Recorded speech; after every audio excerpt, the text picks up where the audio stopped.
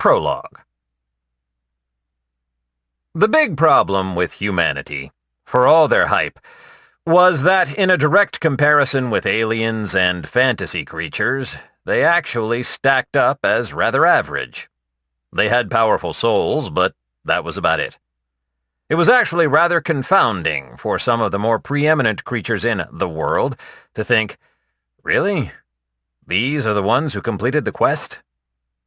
Humans were pretty physically strong, but they weren't exceptionally powerful. They were smart, but not exceptionally intelligent. They had forceful, potent psychic presences, but not the most forceful or the most potent. The only really standout feature of humanity was their exceptionally powerful souls, which, while rare, weren't unique. The thing that set humans apart from all other species, the thing they excelled at more than anything else, was imagination. Unfortunately for humans, imagination was basically useless in the early game of evolution. Did it matter that you could conceive of a glowing flying cloud that ferried you around at high speeds? Not if you were half monkey living in a fucking tree naked and thinking your shitty spear was pretty much the most powerful weapon in the universe. Then there was the problem of the scheduled extinction events. Every fucking time, humanity got close to what we in the modern age call the singularity, which could be triggered by pretty much anything, not just computers, the Earth basically exploded and humans were back to imagining wild shit in trees, hoping the shaman would figure out a potion for that fucking rash everybody had. God, the fucking rashes we've endured as a species. Next time you see a doctor or a pharmacist, just say thanks for their profession inventing rash cream. We didn't used to have that shit. Here's the thing, though. Humans weren't on Earth anymore. Fucking space elves dropped them onto a world with the most wild, advanced magic/technology anywhere ever. A world where finding a fucking wish was merely uncommon rather than impossible. A world where our wildest sci-fi dreams were common, mundane reality. Humans, in a straight comparison to all the other species in the world and the universe, were basically average. This wasn't a fair comparison.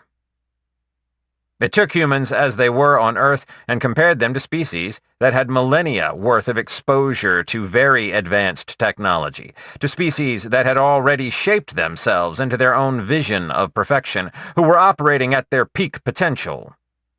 It looked at humans in their most infantile, basic form and compared them to mature adult forms of other species.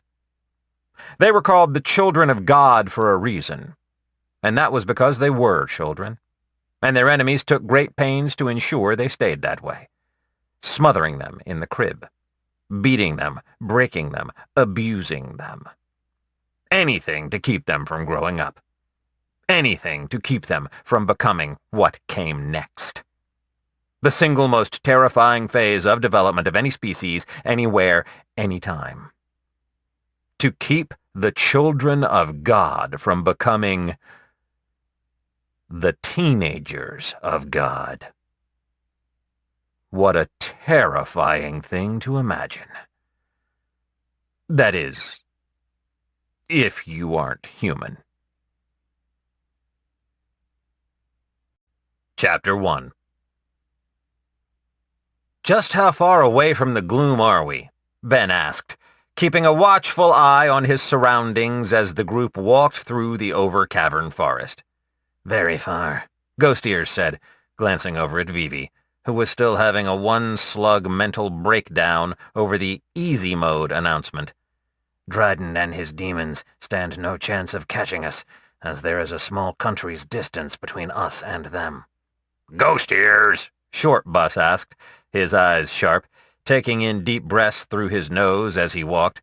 How big is the over-cavern forest? Oh, Ben, grab those eggs, he said as an aside, pointing at what appeared to be a random spot on a random tree. I've only seen a few maps, Ghost Ears said, but it's very large.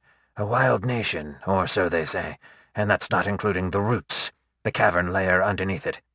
Ben had made it over to the tree and peeled away a large strip of bark that looked like it had been glued on. The bark had been covering a hollow filled with bright orange glowing eggs. Was that common knowledge? Your nose or your special psychic brain? Ben asked, carefully prying the eggs loose with a piece of bark and collecting them in his utility pocket. All three, Shortbus said, sounding proud of himself. But primarily common knowledge. Give me another week here, and I'll know what everything is and what it's good for. By the way, those eggs are apparently valuable, though why I don't know. That's such a great skill, Ben said, glancing over at Vivi, who had broken into yet another fit of hysterics. Red punched him, not for the first time since they broke camp, and it didn't work. I love it, Shortbus agreed, ignoring Vivi. Every morning I wake up, I know more about my area. By the way, did you know this was the territory of something called a metal insect chimera? Shortbus asked. Apparently, this one is something of an apex predator, and thus its territory is the safest route through the forest as long as it isn't home. Which it isn't? Ghost Ears asked, sounding alarmed. Which it isn't, Shortbus agreed, nodding his head and shutting his eyes, then taking a deep sniff. Nope, definitely not home. We should walk for just a little longer, then hit some tar pits, Shortbus said, and Anna just barely managed not to scream in envy. That is the most broken, overpowered, she said, grumbling, then trailing off. Just be happy, we're still alive, and be sure to say thank you, Drist said, sounding irritated. Cheer up, Drist, 31 said, sounding a bit chipper and way too reasonable. We're still alive. Your circle might kill you when you get home, but at least you'll die in solace. Yes, thank you for the reminder, Drist said. Doomed, Vivi said. Doomed, ow! Red kicked him that time, and even though she kicked him pretty hard, it was apparent that the Aeon Slug's body was tough. Very tough. Cease your moaning, Red said, pinching her nose and tilting her head back. I have pain between my eyes, and I cannot breathe properly.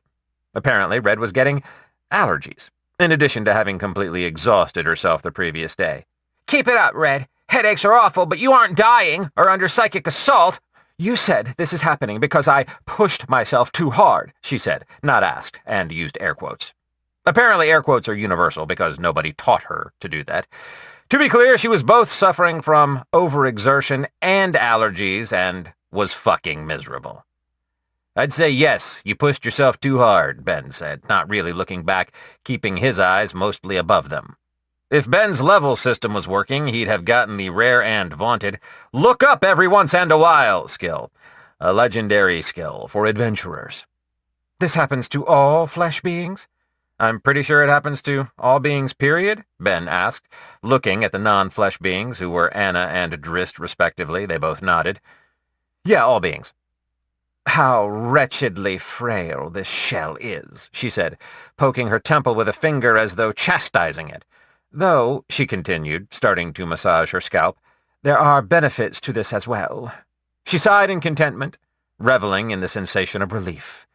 Ben coughed, determined to head her off before another incident where Red began loudly and socially awkwardly exploring her new senses and her new body. Red stopped, but she had a look on her face that suggested she wasn't done. Shortbus rubbed his hands together and wiggled his fingers, then his toes in a really obvious way. Red started copying him. Ben looked away from the two of them as they explored their new hands and feet. Then he felt at his back for about the dozenth time that day, feeling smooth, wingless skin and sighing in relief. Being a leprechaun was like being a very short human, which was a huge step in the right direction as far as Ben was concerned. He was practically human again. Obviously, he was still working towards peak human, the tantalizing hint his last legitimate evolution had given him, but he was much happier than he'd been. Don't any of you care? Vivi said, his eyes drooping as he slugged his way across the ground, not paying attention to anything. A Lord of the Beyond is here, and it's hostile. We have nothing to fear, Red said, sounding irritated.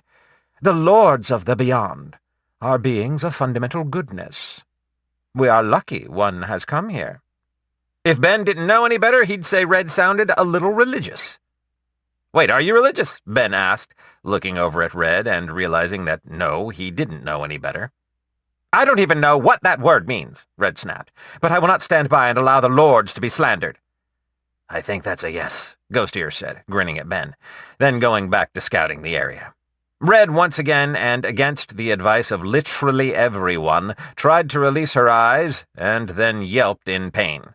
Would you stop? Ben said, getting to the end of his patience. You're clearly injured and you're going to make it worse. I don't understand why my injury, Red said, using air quotes again, hasn't repaired itself yet. It's been hours. Well, injuries take weeks to heal naturally, Ben said, then frowned and put the question forth for the rest of the group. Right? The system changed game modes, Vivi said in a silent shriek, likely avoiding another good punch from Red. Easy mode? What does that mean? There hasn't been a balance update this big since the Primordial War, and I don't have a newsletter to explain it to me. We'll get it all sorted out in Solas, 31 said. His voice still pretty fucking chipper. He was happy to be alive. He'd leveled like crazy from the Citadel excursion, and he had gotten the extremely rare and legitimately great Hero class. His network was going to be so proud of him. Anna had only gotten her cell phone back, and Drist had gotten exactly 0 valuable loot aside from what killing summoned demons had gotten him.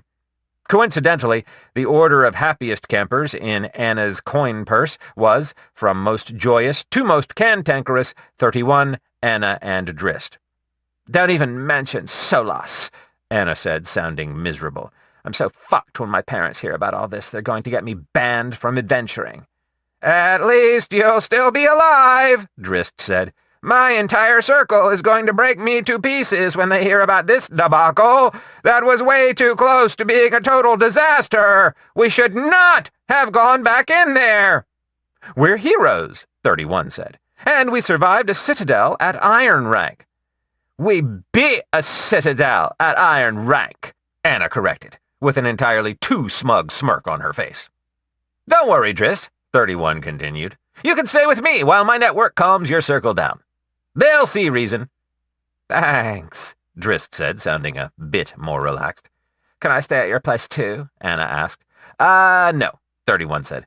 I really don't want to get on your family's bad side. Don't worry, they love you. I'm sure you'll be fine. In response, Anna made a really unhappy sound, which made everyone else laugh, even if they didn't quite know the context of what was going on. The Overcavern Forest normally had a clean, foresty smell, but that was rapidly being replaced by a scent that reminded Ben of a mechanic's shop. Okay, Short Bus said, gently muscling his way through the formation and getting up front. We're about to enter the tar pits. 31, you owe me for this. It wasn't easy navigating here safely. I appreciate this more than you know, and I will repay you, 31 said. Wait, we aren't going directly to Solas? Ghost Ears asked, looking offended that they had deviated off course again after the Citadel. Trust me, Short Bus said. This is worth our time, and it isn't too far off course. 31 and I got to talking last night, and he offered us a pretty good bounty to take this detour. My network will be pleased, the cyborg said. The tar pits of the Overcavern Forest are a rich source of resources, but they are often difficult to get to. You are sure the Metal Chimera is not around? As sure can be, Short Bus said, extremely serious. But we'll want to be quick in here.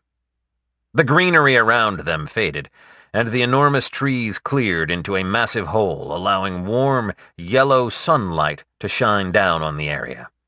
Ben had never seen such an alien yet natural-looking scene. Imagine a great lake filled with a thick molasses-like substance of the deepest black. A haze of heat that shimmers in the air above it as it bubbles up and hisses, coating the dozens and dozens of enormous dead trees sticking out from its surface. Each tree was full of holes, tarred black from top to bottom and seeping the hot fluid in an unceasing stream. Ben started to sweat, and Short Bus shied away from the heat, his body built more for the cold. Around the lake of bubbling liquid tar, creatures carefully stuck their heads in to drink. No way, Ben said, smiling and watching as a metallic, clearly robotic deer dipped its chrome-silver nose into the liquid and began drinking it. It moved and behaved exactly like a regular deer, including a propensity to move quickly and scan the area for predators. It was a doe, no antlers, and marked with matte silver spots that contrasted with its shiny metal body. Some parts of the Overcavern Forest, 31 said, his voice an excited, cheerful whisper, are tarred for miles and miles, great swamps of purely robotic life forms thriving and maintaining it in a wonderful web of nature. That's some nature, Ben said, smiling and forgetting all the stress of his life for a few moments. Anna, get a picture of this with me in the frame, Ben said, and Anna did so without comment, using her phone. The picture was Ben in the foreground, tarred trees in the midground, and the mechanical doe in the background.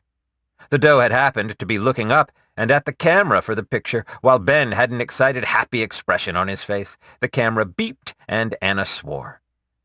"Wait, I just got paid for that one," she said, shocked. "Really?" Ben said, walking over and examining the phone.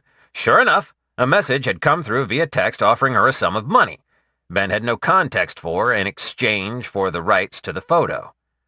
"Shouldn't I get a cut?" "Nah, whatever," Ben said as he continued reading a short but dense block of legal jargon that he interpreted as, "I, the system, am going to be selling this photo on some sort of internet-based store and would like to purchase it from you."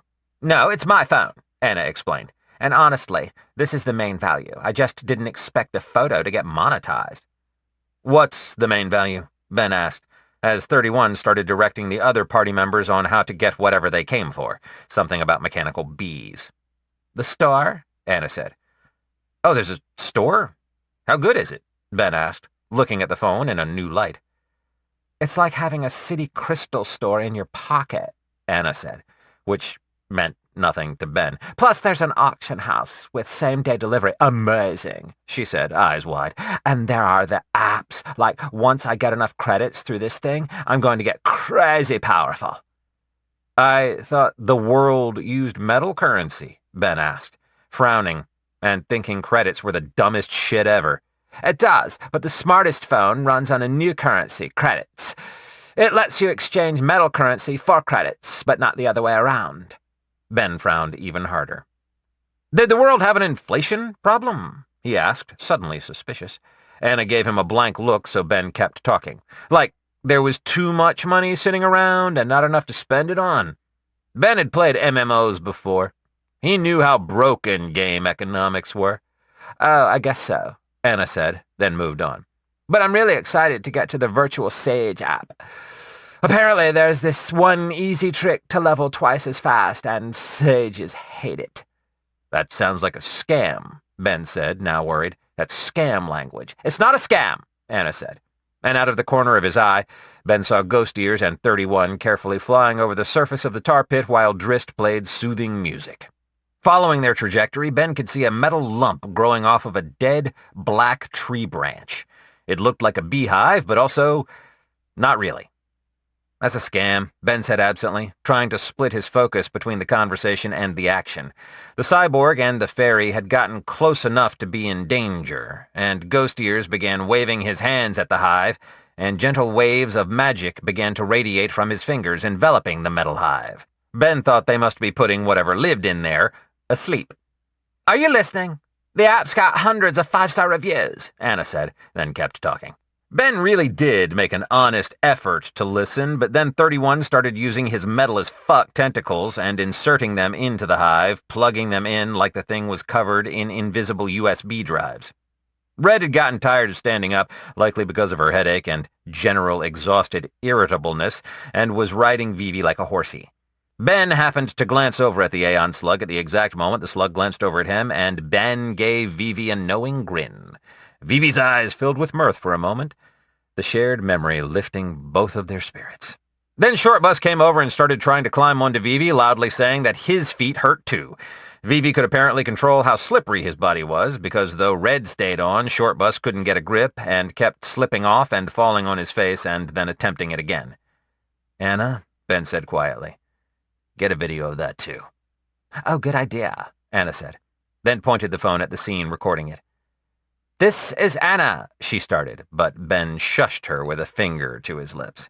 "You can add sound later. I'll show you how. Just get the raw footage." The scene played out for several more seconds, and then the moment ended. Anna's phone dinged, and her face lit up with delight. "Wow," she said quietly, then showed Ben the new text message, which was nearly identical to the first, just with a substantially larger amount of offered money. This time, however, There was a small clause that listed Ben as a partial owner of the footage. "You need better instincts," Ben said, looking around at all the interesting things going on that Anna wasn't recording for money. "Otherwise, you wasted your money on that thing." Ben pointed at the phone. Anna looked at the phone, then looked at Ben, a momentary expression of unguarded emotion on her face. "You're right," she said, then pointed her crystal eyes directly at Ben's magical ones, the moment stretching while she searched for the right words, and failed to find them. "Never mind," she said, then turned away. Ben had been fascinated by the sunlet's eyes, not in a sexual sense, but in the sense of sheer novelty. They were alien in every aspect, yet familiar because they were eyes he could recognize and read. "You had an idea there," Ben said, feeling more open now that he'd seen some degree of self-awareness, of hesitation.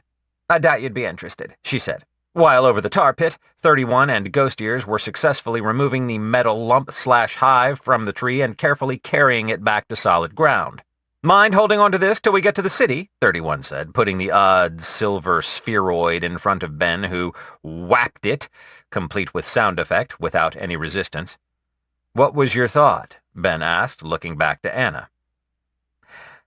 "I need a manager, or a producer, I don't even know," she said, then looked at Ben, somewhat desperate. "I spent a lot on this phone, and if I can't figure out how to make it back..." She started shaking her head in small, rapid motions, more of a quiver than anything. "I don't know. I just don't know." I'm already a prince," Ben said. "I don't think becoming a manager or a producer is really a step up." "I can offer it to you as a job rather than a class," she said quickly, a light of hope igniting in her orange crystal eyes. "I know you're new to the world, and you don't know the difference, but jobs are way more mellow than classes." "A class is what you are," Vivi called out, dodging an insistent short bus as he started leaping at the Aeon slug, no longer trying to ride him so much as tackle him. "And a job is what you do. Classes tend to influence the mind and help you act in line with what the system considers ideal for the class, but jobs just offer skills to assist the work. Classes are obviously much more powerful, but jobs are still extremely worthwhile to get." "Thanks, Vivi," Ben said loudly, then more quietly. "Why am I just now hearing about this?"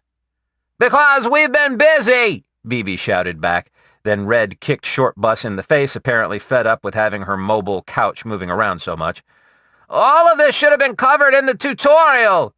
"Did not get the tutorial," Ben said through clenched teeth. "So I offer you a job, you get a bunch of great skills and a paycheck, and I'll owe you big time." "You already owe me big time," Ben pointed out. "You sent us into that citadel, remember? And I'm willingly complying with this bounty hunter bullshit, and then I'll owe you double big time," she said, then paused. "That sounds so stupid." She made a sound of frustration, and in that moment, Ben felt a pang of sympathy for the sunlet. "Sure," Ben said, shaking his head and then shrugging. "I'll help you out. I'll take the job, just for a little while. Actually, I take that back. I'll take the job after I interview you," Ben said. And then Vivi's eyes got really big. "Yes!" the Aeon slug said, zooming over and making Red scream in displeasure and surprise. "I want in! I want to be co-interviewer!" "Okay, I'll take the job after Vivi and I interview you. In Solas, when we're somewhat safe, and when I've eaten some food, and only while I'm in Solas." "Deal! What's an interview?" Anna asked. While 31 and Ghost Ears came back with a much larger metal lump/hive, sounding very excited. "The metal insect chimera from this tar pit must be incredibly fierce," 31 said, his voice conversational and synthesized, "because I cannot imagine any other reason why such high-quality automation hives would be sitting around without having already been harvested. I believe we should count ourselves fortunate and leave now while we still can. This is a truly spectacular bounty," he said, indicating the automation hive on the ground in front of them, which Ben whapped. "What's so great about it? Also, let's get moving," Ben said, and the party got into formation with Short Bus in the lead, guiding them around danger. As he spoke, Ben pulled the second, apparently better automation core from his inventory, holding the shockingly lightweight object in his hands. 31 was about to start talking when something happened. Something that hadn't happened in the world for a very, very long time. Status window. Easy mode activated. One-time tool tip. Welcome to Easy Mode, where once rules, technicalities, and intentional confusion stood in your way, now only a Lord of the Beyond and an infinite army of monsters block you from your goals. Several major systems have been rebalanced. Additionally, several critical balance issues have been addressed in the Easy Mode update. The settlement crystal system has been made more accessible. The hard cap on the number of city, kingdom, and capital crystals has been removed. The quest and the trial systems have been heavily modified. If you want to try and escape, there has never been a better opportunity than this! Monster armies will now form at a vastly increased rate. This is great news for everyone who likes leveling. The human racial trait, Eternal Youth, has been unblocked. 500 years of youth you shall live, and not a day longer. Exceptions to this rule do exist, and they are yours to discover. The human racial trait, Instant Digestion, has been unblocked. Instantly converts all food eaten into pure energy. Food can be eaten to restore health, mana, stamina, and other specialized resource pools. Anything eaten in excess of restoring resource pools will strengthen and heal the body. Anyone who petitions me further about regaining the ability to defecate shall now immediately have their request granted, and the disgusting results broadcasted on my official YouTube channel. The human racial trait, Titanic Physique, has been unblocked. Titanic Physique is a unique and exclusive upgrade on the Ultimate Soldier passive ability. Titanic Physique provides an ever-increasing buff to all attributes the longer a fight rages. This buff wears off at the same speed at which it was gained. Unlike the Ultimate Soldier passive ability, there is no cap on the buff. Out of combat, this ability greatly increases the rate at which all basic physical skills can be mastered. The human racial trait, Reality Distortion Field, has been unblocked. The human aptitude for magic is legendary, because of how bad you are as a species at doing it. However, humans don't need magic because they are constantly warping the fabric of reality around them without even being really aware of it. This ability manifests differently for every individual human. Royal classes have been given several new job appointments, which they can freely invoke upon their followers. All new arrivals to the world will receive a legacy class, in line with whatever they were doing before being inducted into the system. Wand of Create Minor Elemental has been transformed into a legacy item. It will no longer be awarded or produced in any way by the system. Those responsible for this know who they are. Gremlins have once again been officially blocked from directly using summoning magic. I'm quite sure I found all the loopholes now, so you all can sleep easy. The Summoner class and all its variants have been unbanned. Now a simple scan will help you determine who you need to burn at the stake. For full details, please purchase a copy of the system newsletter, only available from members of the signatory races. "What is that?" Anna asked, looking at the blue screen floating in front of Ben with concern on her face. "Oh shit, really?" Vivi said, reading the update. "Ben," Vivi said, eyes shifty as fuck. "I changed my mind about being a royal sage. I just updated my class to summoner. It's permanent. No take-backsies. You can make me your royal summoner now." "Sure thing, buddy," Ben said absently, still reading over the new human abilities, then waved his hands in Vivi's general direction with the intent of hiring him as his royal summoner. What Ben didn't expect was the massive status window stylized with marble pillars and golden leaves that appeared in front of him, along with a sudden fanfare of trumpets and harps. "You have added a royal summoner to your court. Just as a king protects his subjects, the court empowers the king. Your kingdom has a deepened connection to the beyond."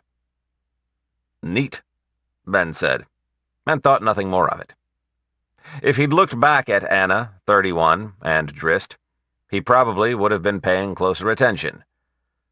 "I'm a level 1 royal summoner!" Vivi started laughing maniacally, his eyes atop his stalks bulging and swelling in time with his laughter. A burning red pentagram appeared around the white Aeon slug for a moment, and a scorched-looking book appeared in front of him in a burst of flames. It was telekinetically snatched, opened, and Vivi literally shoved his eyes against the pages as he started to speed read. "You know, I'm happy for him," Short Bus said, smiling, "and I think this is a better fit for him." "Yeah," Ben said. "He always seemed more like a summoner than a sage to me. It's his passion, you know, what he's good at. Plus, he totally saved our asses back in the Citadel. With summoning! I mean, how useful is that? Now he's specialized for it, and everyone knows it. Like, hey, that guy's a summoner!" "I couldn't agree more," Ben said. "Plus, look at him. Have you ever seen Vivi happier? He ate shit to save the universe. I think he deserves this." "Rise, rise, you fiend of evil! Rise and serve your new master, your new god!" Vivi chanted, and a large quadruped demon with horns and claws rose from a burning pentagram in front of Vivi. It immediately tried to attack and was bound in chains of magic. It looked really painful. "Yeah!" Short Bus boasted. "And we already saw him summon demons and stuff already. This is well within my tolerance level. Man, that red guy looks mean. Good thing he's on our side." The demon gave both Ben and Short Bus a glare which clearly communicated its desire to literally murder them. Yeah, Ben said, trying not to be worried. "Yeah, you summoned those demons, buddy," Ben weakly shouted. And Vivi continued to whip his aggressive hell fiend with telekinetic whips of air. "Souls!" Vivi shouted. "I need souls! Fiend into the forest and fetch me souls! I care not where they come from!" The evil fiend, level 1, which conveniently had the name emblazoned in red letters above its head, dashed off into the woods, presumably to murder things and bring Vivi their souls. "It's only monsters out there, right?" Ben asked, worried, and Short Bus nodded instantly. "See, he knew it was only monsters out there," Ben said, calm as could be. Then, in panic, "No, bad!" Ben shouted, running at Vivi as he started to summon another evil fiend. "Vivi, just start with one! Just one evil fiend! One!" While Ben argued with Vivi about the merits of not summoning more demons than he could safely control, Ghost Ears was doubled over in laughter, pointing at Ben and unable to keep his shit together. Eventually, Ben was able to talk Vivi down from opening wide the infernal maw to spew forth endless legions of devil and fiends to 5 demons. "This is fine," Ben said as he walked away. "I'm okay with the events that are currently unfolding. It's okay. Things are going to be okay." "Say, Anna, sweetheart, I'm tired of this fucking forest. No, actually, I've been tired of it for a while. When are we getting to Solas?" "A few more hours, and that," she said, pointing at Vivi and his demons, "that is not fucking okay." "Uh-huh," Ben said, lips tight, unwilling to speak on the subject further.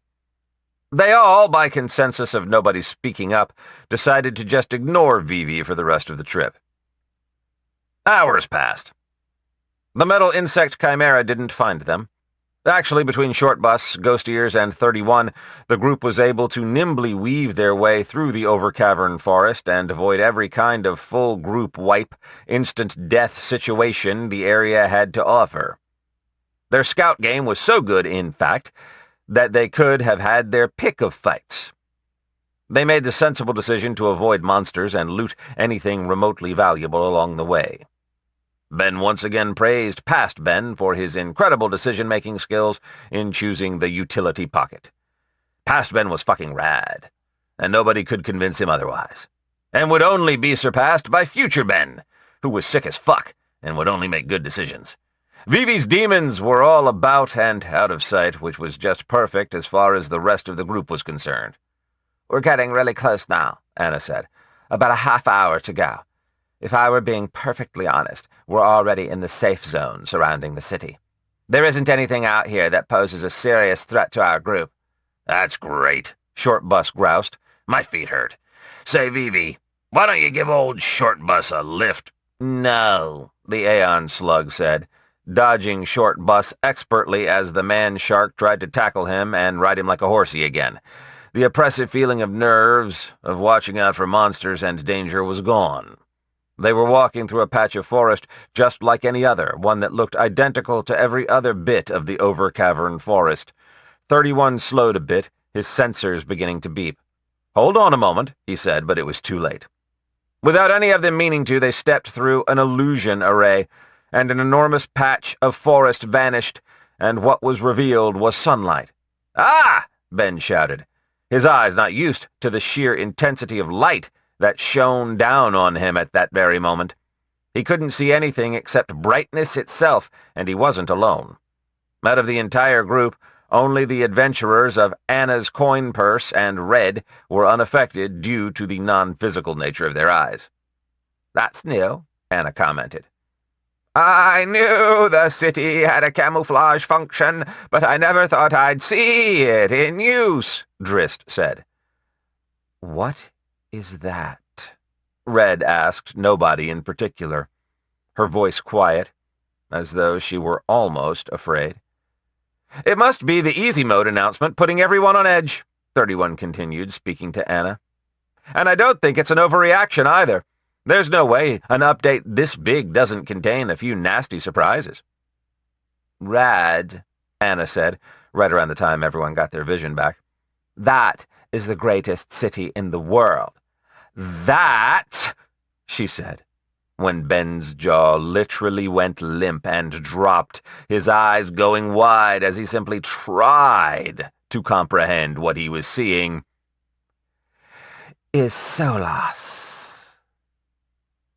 Understanding of the scene came to Ben in layers, one rapid fire after another. The first thing he noticed was how high up he was compared to what was in front of him. The next thing he noticed was how far away he was, feeling there must be at least 100 miles between him and whatever the hell he was looking at. Then he noticed both how tall, how deep, and both how high and low the sight was. It was brown and viridian green, pink, and bright blue. Water fell in great, magnificent cascades from its branches. Ben realized it was a tree, yes, but then he understood he had formed an incorrect categorization of tree because the tree was clearly a cyborg. Large portions of it were cybernetic, robotic, and synthetic. Yet somehow they were working in beautiful, perfect harmony with the living organism, allowing the tree to reach tremendous, improbable heights and depths.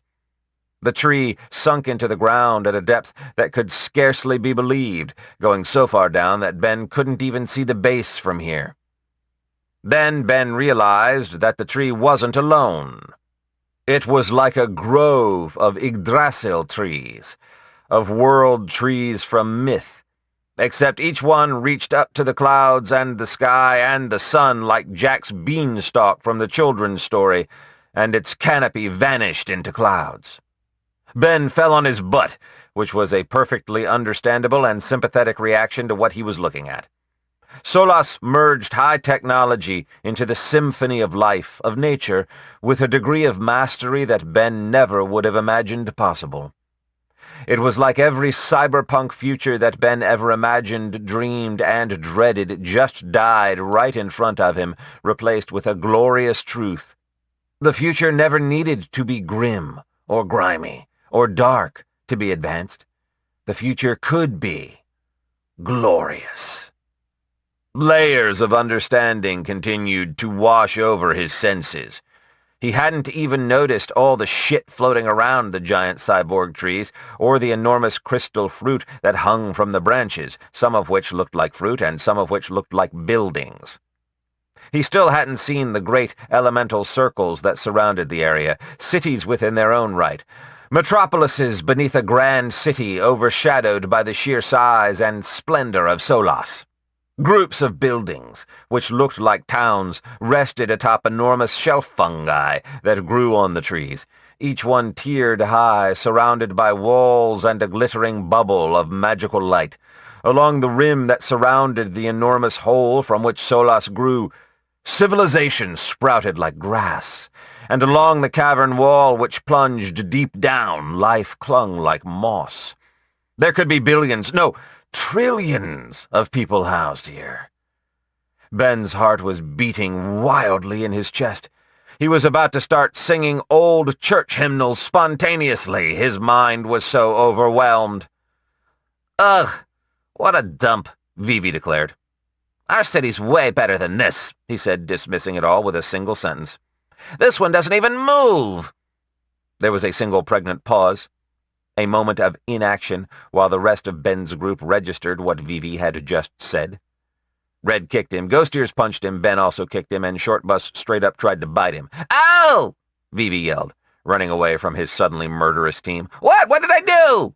"You ruined it!" Short Bus yelled, just the barest hint of awe tears still remaining on his man-shark face. "You bastard! You ruined the moment!" "Aeon slugs," Anna said, practically sniffing haughtily, then turning away. Typical. Side chapter. Solas. Ah, Solas. The undisputed capital city of the first two layers of the world. A strong city, built by a strong, hearty people, the Sunlets. A modern city, neither living in the past the way the Aeon slugs do, nor living in the future the way the Inalim favor. The present, the modern age. The human craze that had swept across the world had, not to downplay how bad it was everywhere else, taken a particularly deep root in Solas. There was something about modern culture that meshed really, really well with the culture of Solas. What could it possibly be? It was one city during the day, when the Sunlets would come out to play, and one city at night, when the Sunlets hoarded the light. It was a city of raw industry, where bits and pieces of monsters and materials from the world over would come to be transformed by legendary craftsmen and shipped out to be turned into miracles of science and magic. It wasn't a place where legendary equipment was forged. It was a place where legendary forges were assembled, where the finest raw mana gems could be processed into their most useful and usable forms. It was where the corpses of legendary monsters were shipped to be transformed into leather, meat, usable bones, and nerve wire, where its blood would be brewed into a liquor or potion, and where every part could be exploited and polished to the highest degree possible. No legendary swords came from Solas, yet no legendary sword could be made without the City of the Sun. It sat in a confluence of tremendous danger. To its west, the vast and horrible over-cavern forest, full of biological bounty and insects of rare and endless variety. To its east, the elemental pit, a vast swath of the surface world the size of a state peeled away, destroyed, a great canyon in reality that spanned down into the second layer of the world. A place where turbulent mana brought everything to life and elemental beings reigned supreme in their circles. It was a land of supreme danger. Yet it held unlimited treasures in the form of rare crystallized mana, of magical ore, and of wild magic that enchanted everything. To the north, far away yet not far enough, the Ultima Tower, which spewed forth hordes of monsters. A dungeon once challenged by grim-faced questors who never succeeded and left bits of themselves behind with every attempt till there was nothing left. Now it sat dormant, waiting, only the terrible monsters at its base any evidence of the strength lurking inside its walls. The signatory races had never allowed another attempt at completing the quest after humanity left the first time. Now, the issue would soon be out of their hands. To the south were wildlands, occupied by ancient citadels, which had progressed beyond fortresses and become dark cities, home to sentient monster races of a pure and refined malevolence. These were cultured beings, content to view existence itself as the ultimate evil and revel in the nightmare. They were a civilization unto themselves, and nobody knew how deep into the world they had dug themselves. Their armies would march north, bringing with them peerless weapons and exotic treasure, which could be peeled from their corpses for the price of blood and war. It was a strange kind of trade, but all parties involved were content with the arrangement by virtue of being unable to annihilate the other side. Swarms of beasts and insects from the forest east, hordes of elements and magic from the wastes west, and armies of monsters and horrors from the darklands south.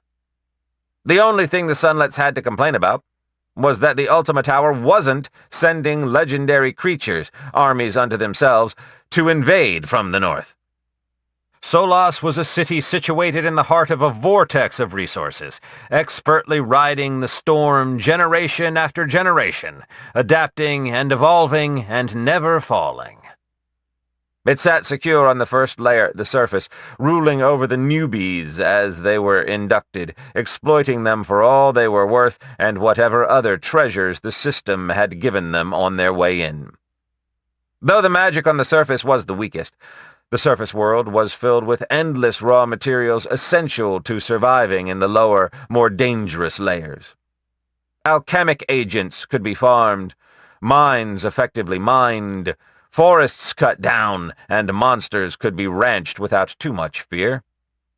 It was the only safe city non-combat classes could effectively level, where crafters could learn their craft and merchants could ply their trade. Everything on the surface was funneled towards Solas, polished, and then sold for a profit in the layers below. It was large. So much larger than New York or Beijing, than Shanghai or Tokyo. The city was so vast that a man could wander the city for years and never see it all. It extended down like a hand plunged into the ground, reaching for the center of the world and holding secure a passage to the next layer of their reality. Down below in those dark places that surrounded the stairwell down, criminals dealt in dark, smoky rooms while smooth music played, and crimes were planned with the high and powerful above. Heists, scams, and schemes against all newcomers were traded like stocks. An idea could make you rich if you were brave enough to sell it and take what they offered. Solas was a city of money, where it talked, walked, and bossed you around. Where it could put your ass on a throne or put it in the fucking ground. Profit was king, deals were cheap, and loyalty was a punchline. Fortunes were made here, and fortunes were lost. And amid it all, the people of the city worked and leveled and reveled in the energy. The gangs had names here, and so did the law. Dryden was a pawn on a chessboard where the pieces picked themselves up and schemed, where they painted themselves black or white, the color of whoever was winning, or whoever was paying the most. Where nobody knew who moved the pieces, not even the system himself. Amid it all, an Aeon slug made waves before he even entered. He came to stand trial and prove his innocence. He'd get an honest judge, a pretty dwarven hammer, but not much else. The law in Solas did not exist to protect the innocent or discover the truth, despite what it claimed. It was a vicious bandit looking to make a bounty in treasure or blood, both whenever it could get it. An heiress being granted the freedom of youth and wealth looked at her home and was, for the first time, nervous about Solas. She and so many other young people had done the unthinkable and spent their system credit. Their ability to ask the system to do anything for them and have it done for a price. They'd traded the protection of that wealth for a phone. Which Ben didn't want to understand, but he would. Because the funny thing was, it wasn't as bad of a trade as it seemed. Anna had been cut off from the wealth of her family, a punishment for poor judgment, and one that had been replicated the world over by horrified parents, family patriarchs, and matriarchs. They were baffled as to why an entire generation of immortals, still in their adolescence, was obsessed with a species who were bound to die, yet blessed with eternal youth. beings that would never be touched by the corrosion of an endless existence. What those elders could not comprehend was that for the first time, these young immortals saw an alternative to eternal life and found it compelling. And amid it all, a prince, a royal summoner, a hunter, and actor, a dreamer, and an unclassed beyonder wandered closer and closer to the entrance, covered head to toe in loot from the beyond, and a conquered citadel, oblivious to the splash they were about to cause. If the brawler, the song mage, and the rogue hero hadn't been so caught up in their own thoughts and worries, they might have said something. But then again, they might not have. After all, Solas was a safe city. Side chapter. Easy Mode has been successfully compiled and uploaded to the Capital Crystal Network. The system, who was not the devil, despite his appearance, was, as usual, speaking to himself. He was, in plurality, seated across the room, occupying dozens of chairs, instances of himself working hard on their own individual tasks. He, as in the singular instance of him he occupied, was standing in the most important part of the room, sipping coffee from a mug that read "World's Greatest Boss," as he managed the other instances. Somebody had to be in charge, after all.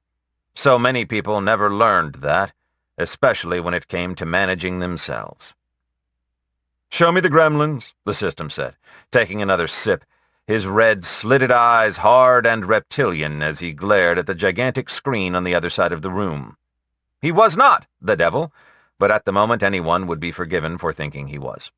The screen, which had been displaying incomprehensible runes and data streams, cut to an image of a group of gremlins in the Overcavern forest. They were in the process of opening yet another chaotic rift into the beyond, which had that distinct, "this will end the universe" look the system was so familiar with.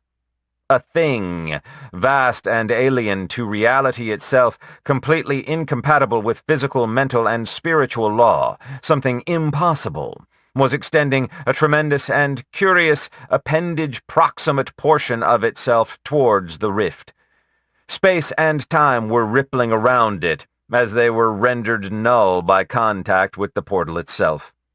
Then, the instant before the impossible touched reality and instantly collapsed, 37% of the universe, both inside and outside the system, the rift froze, and then started emitting a dial tone as it stopped being a window into the infinite never.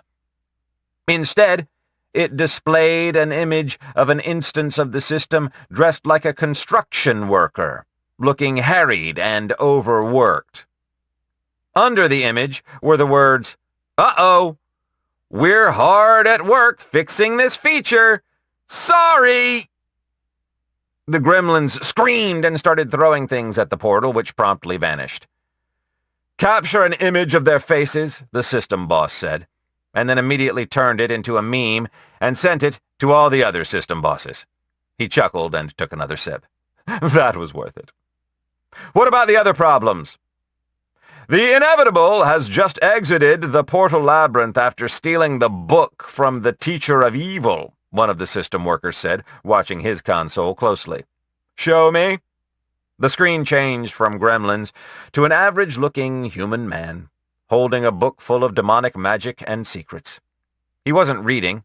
He was following a gremlin who was holding his hand and leading him forward, babbling incomprehensibly at him in a friendly tone.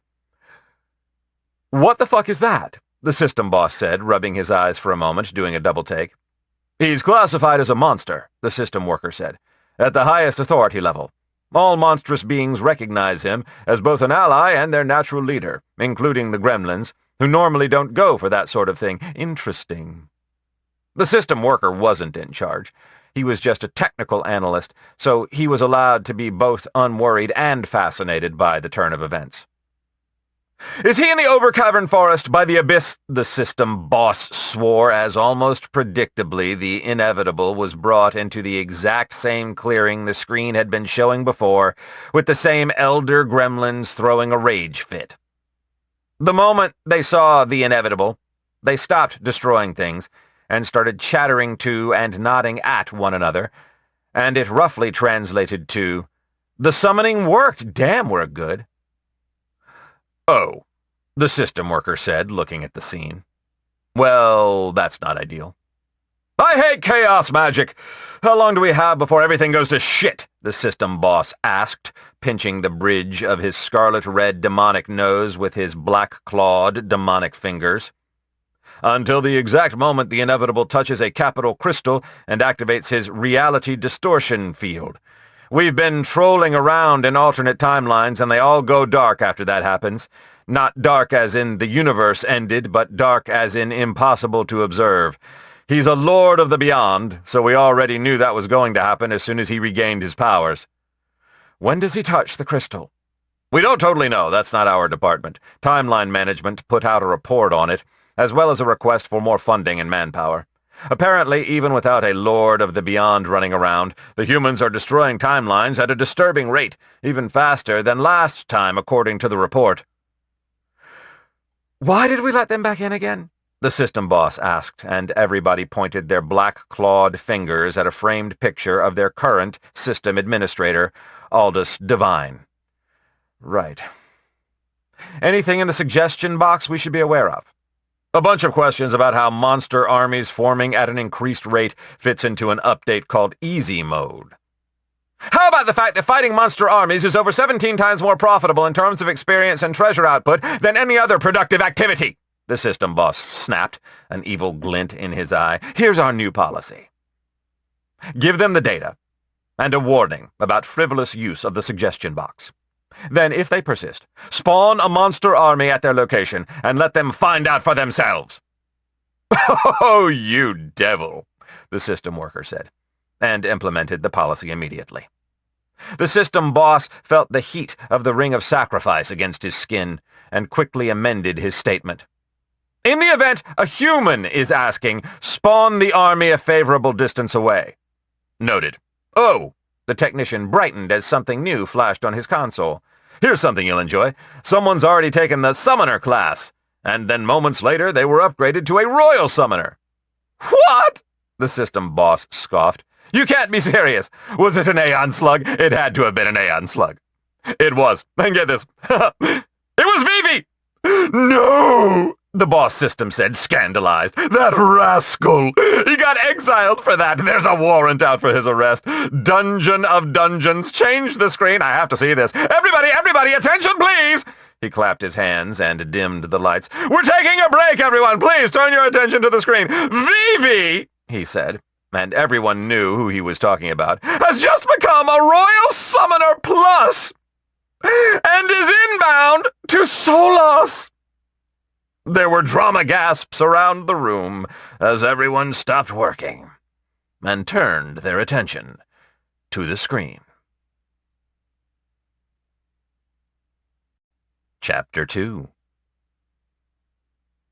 "Prince Ben, you have completely sold me on the concept of a shower," Red said, making air quotes. "And I would like one immediately." "I'm still not totally clear on it," Shortbus said, a frown of real confusion on his face. "Swim that by me one more time. It sounds like just getting wet? Or being underwater but not?" "I'm rather looking forward to a very harsh bristle brush," Vivi said, a snooty expression in his eyes. "And I think I'll head to the adult section of the public bathing area," he said, emphasizing each syllable in adult and looking for every instance and purpose like a teenager in an adult's body. Ben paused and glanced over at Vivi, his mind suddenly torn between thinking of Shazam and being strangely curious about the bathing habits of Aeon Slugs. "What exactly does that mean?" Ben said, but then Anna let out a frustrated groan. "He's not going to get a bath. We're taking him straight to the courthouse for in-processing. Then we're, she said, indicating her team, going to the Adventurers Guild to collect our fat bounty, and then I'm going home and putting myself in the autoclave at the highest temperature, the highest pressure, and having myself a good cry while I cook all this filth off of me. Prince Ben, Ghostier said, flying over. I believe our first stop should be the City Crystal. Touching it will unlock the full extent of our classes and levels, in addition to granting us our quest ability. I imagine with the difficulty of our quest we will receive quite a powerful one. Wait, I thought we were going to the bar with 31, Shortbus said, pointing at the floating cyborg with a thick thumb. I think it would be best if we postponed our trip to the bar until such time as the law is not actively looking for us, 31 said, floating along smoothly. Though I admit some degree of excitement to show off my new carriage, he said, referring to his new metal shell he got from Red and Vivi's unethical looting program. I'd just like to turn around and start slaying the gremlins responsible for my pain, Red muttered, not sounding like she had a lot of energy, rubbing her temples and then scrunching her face up a little in frustration. Ben didn't look for very long, because it was kind of cute, but also kind of frightening. No! Anna practically shouted, nearly stomping a foot out of sheer frustration. No, no, no! Courthouse, all of you! Or what? Both Ben and Shortbus said at the same time, then grinned at each other. Or the guards will come get you, Drist said, floating closer to them and suddenly taking on an air of menace. And I guarantee you, you don't want to meet the guardians of Solas. Ben thought about saying something like, Buddy, I just soloed a citadel, motherfucker. Your guards don't scare me. But then remembered that he wasn't a fucking moron and kept his mouth shut. Solas was a beautiful city. And the closer one got to it, the larger it seemed. As they walked, Ben began to sense the telltale signs of dimensional warping, though on a scale and at a level of sophistication he'd never encountered before. Frankie appeared on his shoulder, having adjusted his size effortlessly to keep up with Ben's leprechaun transformation. The utility pocket elemental was wearing the raiment of power from Betsy, which had also adjusted its size to fit Frankie, and wearing it proudly. Frankie stood on Ben's shoulder like a dog standing on its front legs on a sunny day with a good breeze. Though the elemental being had no face, Ben could practically see Frankie's eyes closed in contentment as the elemental's strange senses took in the masterfully engineered space. Not bad, eh, buddy? Ben said, and then ruffled Frankie a bit with his hand, enjoying the soft, plush texture. In response, Frankie leaned into the attention, nuzzling at Ben a little before going back to enjoying life. Anna watched the interaction with a degree of discomfort that was visible, something like a frown of guilt on her face. Ben looked over at her and then looked away, making an educated guess. You guys really just let them die? Ben asked, willing to listen, even if he wasn't going to like the answer. Anna took a long time to answer, staring at Frankie as she contemplated her response. Yes, Drist said, cutting into the conversation. Because at that level, the level that the wand produces, they cannot be considered anything more than a manifestation, a phenomena of elemental convergence. They barely exist at all, and only through extremely careful and diligent effort could they ever grow into anything worthwhile. Mourning one would be like mourning a breeze. This conversation is pointless, and neither one of you are qualified to be speaking about the elements. At some point, Frankie had warped his form to become a fat version of Drist and was jiggling around and openly mocking the music elemental. Drist ignored him. I don't know, dude, Ben said, looking at Frankie and then looking at Drist. He seems pretty real to me. I can assure you, he is as real as a whirlpool, and if you stop feeding him energy, his manifestation will cease, Drist said. And Ben gave him a strange look. Isn't that like everyone? Drist paused, frozen for a moment, then scoffed. It's different, he said, and then exited the conversation, his coloring a bit darker. Ben looked at Anna, then at Drist. "Yeah, I'm not convinced," he said. And then noticed the weapon, which was inches away from his face. The weapon looked partly like a fantasy staff for casting magic and partly like a futuristic energy rifle. And as Ben's attention followed the weapon to its source, he saw it was held by an enormous, rocky being. "He did a terrible job explaining it, that's for sure," the creature said softly. "Also move, and I blast your magical head right off your shoulders." Frankie on Ben's shoulder startled, and then immediately put his arms up. "My name is Chief Crag, and you are all under arrest." The entire group was surrounded, and overhead, Ben saw several flying platforms which had uniformed sunlets, all of whom were pointing weapons at the group. They looked like cops, but their uniforms were green, and these guys looked less like regular city cops and more like SWAT or FBI. "Get on the ground! Get on the fucking ground!" one of them shouted at Shortbus, who looked like he wanted to resist arrest. Ben thought that was a terrible idea, and thought it at Shortbus as hard as he could. The shark grimaced, and then slowly, defiantly got on his knees, hands behind his head. One of the cops tackled Ben to the ground, while another of his companions was yelling, "Royal! Royal! Get his crown!" And then Ben felt his crown rudely ripped off of his head. His class, which had been so well behaved ever since he'd gotten all the equipment it required, immediately reared its head like a mean dog that just got woke up from a nice nap. "Secure the Beyonder! Containment fields now! Stay the fuck back!" An entire team had surrounded Red, all of whom were wearing black or red robes, and had various summoned creatures assisting them. Several of the creatures, particularly the demonic-looking ones, were visibly afraid of Red. She stood tall and defiant, giving them a glare that indicated that she knew them, and they ought to be afraid. They had caught Ghost Ears with a very large bug net, which Ben imagined was extremely embarrassing, but being extremely tiny had some pretty obvious drawbacks. Anna, 31, and Drist were in formation around Vivi, screaming at the team of giant rockmen. "This is our lawful bounty, and we've determined he ought to stand trial," Anna yelled, wincing away from the weapons pointed at her face. "Get out of the way, Miss Anna! This is a dangerous criminal, and I don't think he needs a trial!" "Come on!" Ben yelled from the ground. "He's not some unhinged evil lunatic." "Fiends! We've got evil fiends incoming!" one of the cops shouted, and they immediately opened fire into the woods. The evil fiends were soaking up damage, slowing down, and bleeding liquid fire, but they stubbornly refused to attack back, instead dying at Vivi's feet, each one holding a bloody sack full of low-quality soul gems. "How the fuck are these level 1? Another one of the cops shouted, his weapon unleashing fully automatic fire.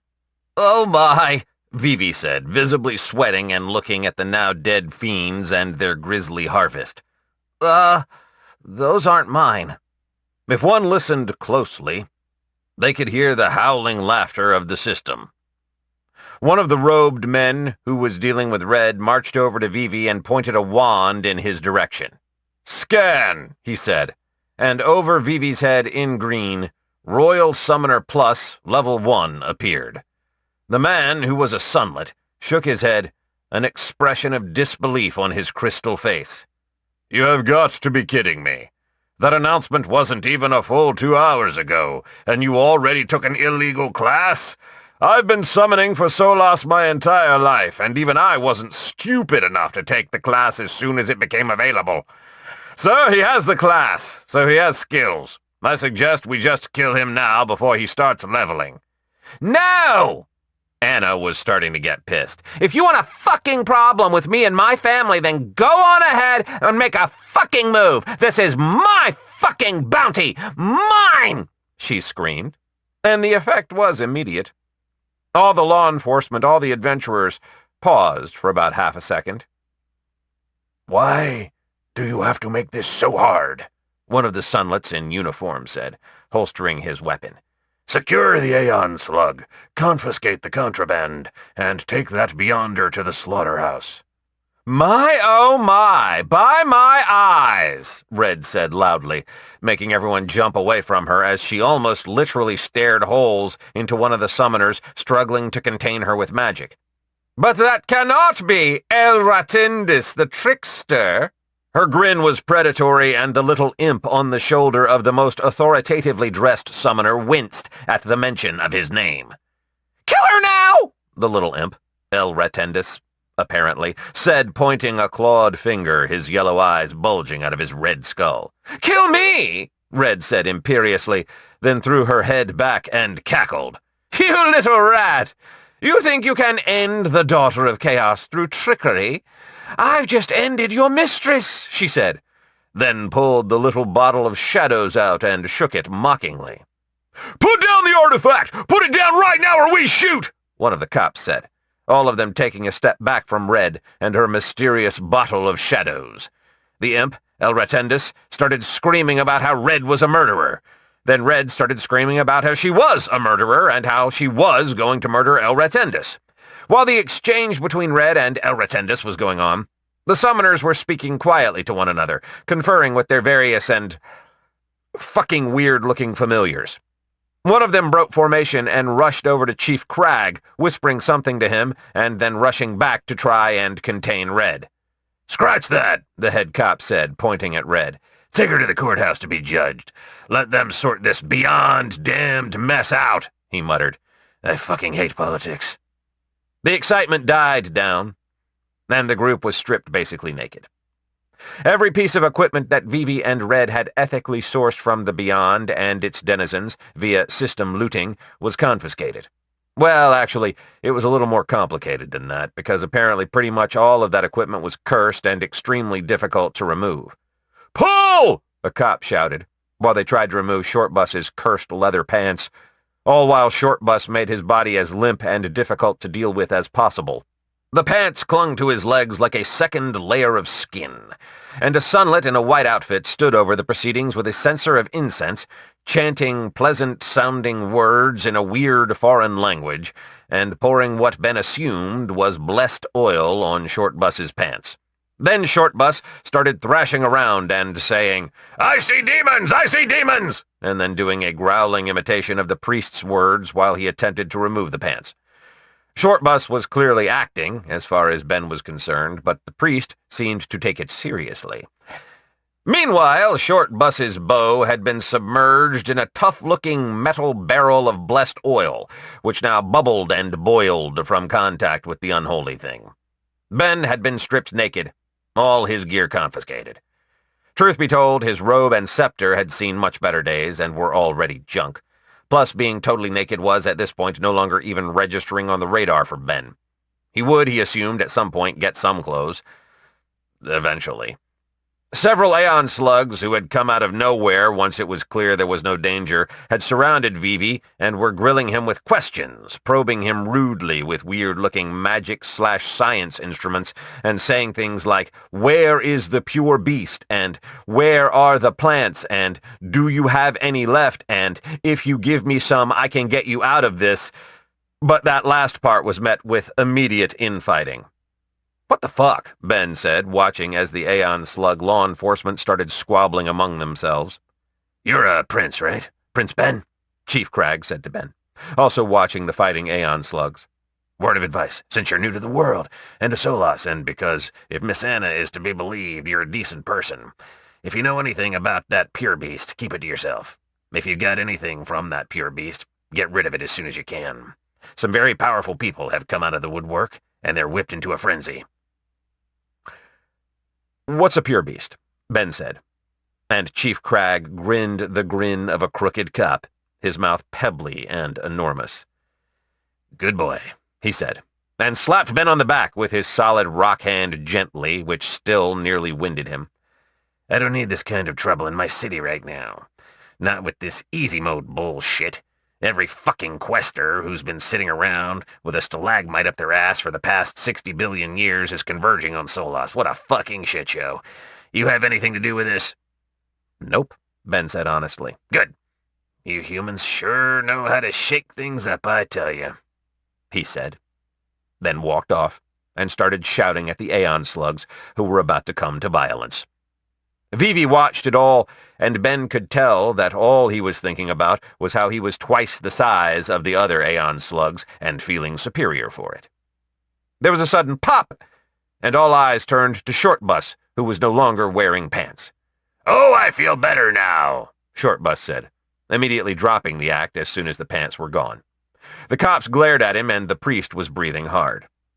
"That was decently cursed," he said, then deposited the pants into another barrel of holy oil, which sizzled and popped upon contact. Red was contained inside of an enormous red pentagram and looked mostly bored.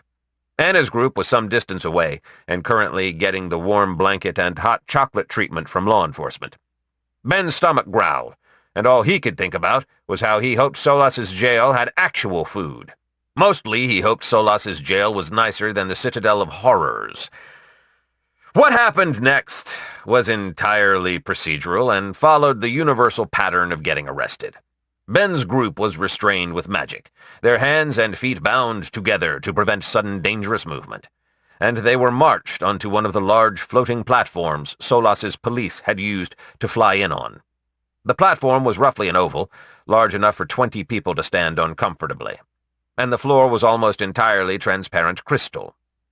Ben's party was in the center, and they were surrounded by no less than 10 cops who stood around the ledge.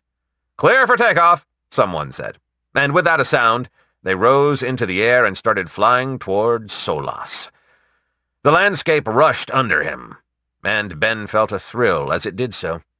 Shortbus was staring straight down and started swaying, looking like he might be sick. "Just shut your eyes," Ben said. Shortbus mumbled, "Okay," but didn't close his eyes, continuing to look down. "Dude, I swear to God, if you puke on me, we're going to have a problem," Ben said. Shortbus responded, "I'm not going to puke," and kept staring at the ground, looking a little green in the face. "No talking!" someone shouted. "Shut your eyes, you're making yourself sick," Ben hissed. "I feel fine," Shortbus said, a hazy, I'm totally about to puke expression on his face. "Can someone get him a blindfold?" Chief Cragg said, looking at Shortbus and shaking his head. "I don't need it," Shortbus said, then gagged a little. "He needs it," Ghost Ear said from his little cage, which Chief Cragg was holding. One of the cops came over and blindfolded Shortbus, who immediately started to look better. Crisis averted. Solas below them was a city so thick and tall that Ben could only see the tops and sides of buildings. The ground and streets were hidden. Everything looked clean, a mixture of sleek composite materials and living wood that blended together seamlessly, a happy marriage of biology and technology. The color palette of the city seemed to be whites, blues, greens, and purples, with occasional splattering of oranges, yellows, and reds. At their height and speed, Ben had a hard time making out individual details, but what he saw made him feel satisfied. Even if he died here, he felt like at least he'd seen something truly amazing before he went. They landed in front of a single-story building that occupied what looked like 4 city blocks, sitting right in the middle of them, surrounded by well-manicured grass. Statues of dwarves with their hammers raised to the sky lined the walkway to the building. Past the saluting dwarves was a statue of a blindfolded woman sitting cross-legged, holding a set of empty scales high and forward in front of her, while her blindfolded eyes were pointed at the ground. "Huh. Imagine that," Ben said, looking at the familiar image. "Imagine what, prisoner?" one of the guards said aggressively. "That's your majesty to you," Ben snapped back, "and we've got a statue just like this one on my home planet. Although," he said, looking more closely at the tired, resigned statue of a woman, "ours usually don't look so—" Ben couldn't find the word, and he was suddenly shoved forward away from the unfinished thought. They were unloaded from the platform, and the party was split, each one of them being led in a different direction. Ben watched them go, feeling not uneasy, but, at a minimum, sad. He was led down a set of stairs and into a room filled with jail cells. "Don't cause trouble," the cop said, as he unlocked a cell and indicated Ben should go into it. "And don't rile your cellmate up. We've had enough problems with him. And don't make any damn wishes either," he said, grumbling and pushing Ben inside. "Sure thing," Ben said. Then he stopped dead when he saw who his cellmate was. Please don't be... Brian! It's me! Namie! Your oldest and most trusted friend! Namie said, springing up from his lounging position and rushing over to give Ben a big hug, which he dodged. Oh, buddy! Say, mind wishing us out of here free of charge, I promise! Ben groaned and put his face into his hands. I wish, he started to say, going to say something sarcastic and bitter, but then caught himself with a start. Never mind. I wish, never mind, Namie said, springing to action and snapping his fingers. Nothing happened, so Namie snapped his fingers again and again, several times in a row, before he saw the exhausted look of anger Ben was directing at him. I'm kidding, Namie said, laughing and pretending it was a joke. He did, however, snap his fingers one final time when he thought Ben wasn't looking. Fucking void souls, Ben said, then sat down somewhere and shut his eyes. The silence lasted exactly 3 seconds before Namie started talking. Chapter 3. Wish you had some food? Namie said, and Ben continued, ignoring him. Wish you were out of here? Wish you had some water? Namie was baiting Ben, attempting to get him to say, I wish pretty much anything. He'd been ignoring the voided bastard by making another shitty crown out of twigs and moss. The moment he'd put it on his head, he knew he had a problem, because the shitty crown was not cutting it anymore. Worse, it wasn't his class kicking up a fit, it was him. He felt ridiculous with that thing on his head, especially in front of Namie. Have you even gotten a single person to fall for this scam yet? Ben asked irritably. Yeah, lots! That was a lie, Namie immediately said, knowing Ben didn't believe him. Wish I had? No, Ben said. Not even a single person? Wait, why am I even asking you? Of course you'll lie. Obviously, Namie said, nodding his head and immediately changing gears. Obviously, Ben said, knowing he'd just been baited and falling for it. Obviously! You, me, we, he said, immediately making a gesture with his hand to encompass both of them, are in a hostile, dangerous world filled with hostile, dangerous aliens who don't think much of humans like you and me, Namie said. And Ben immediately hit back with, please don't group us together. We aren't the same. Oh, but we are, at least to them, Namie said, standing up and pacing around the surprisingly large jail cell. They can't tell the difference between us two, but that's besides the point. Ben, we should obviously be lying, he said, pausing briefly. About everything. Another pause. All the time. We should be lying, telling them exactly what they want to hear and getting as much information and material assistance as possible out of every exchange.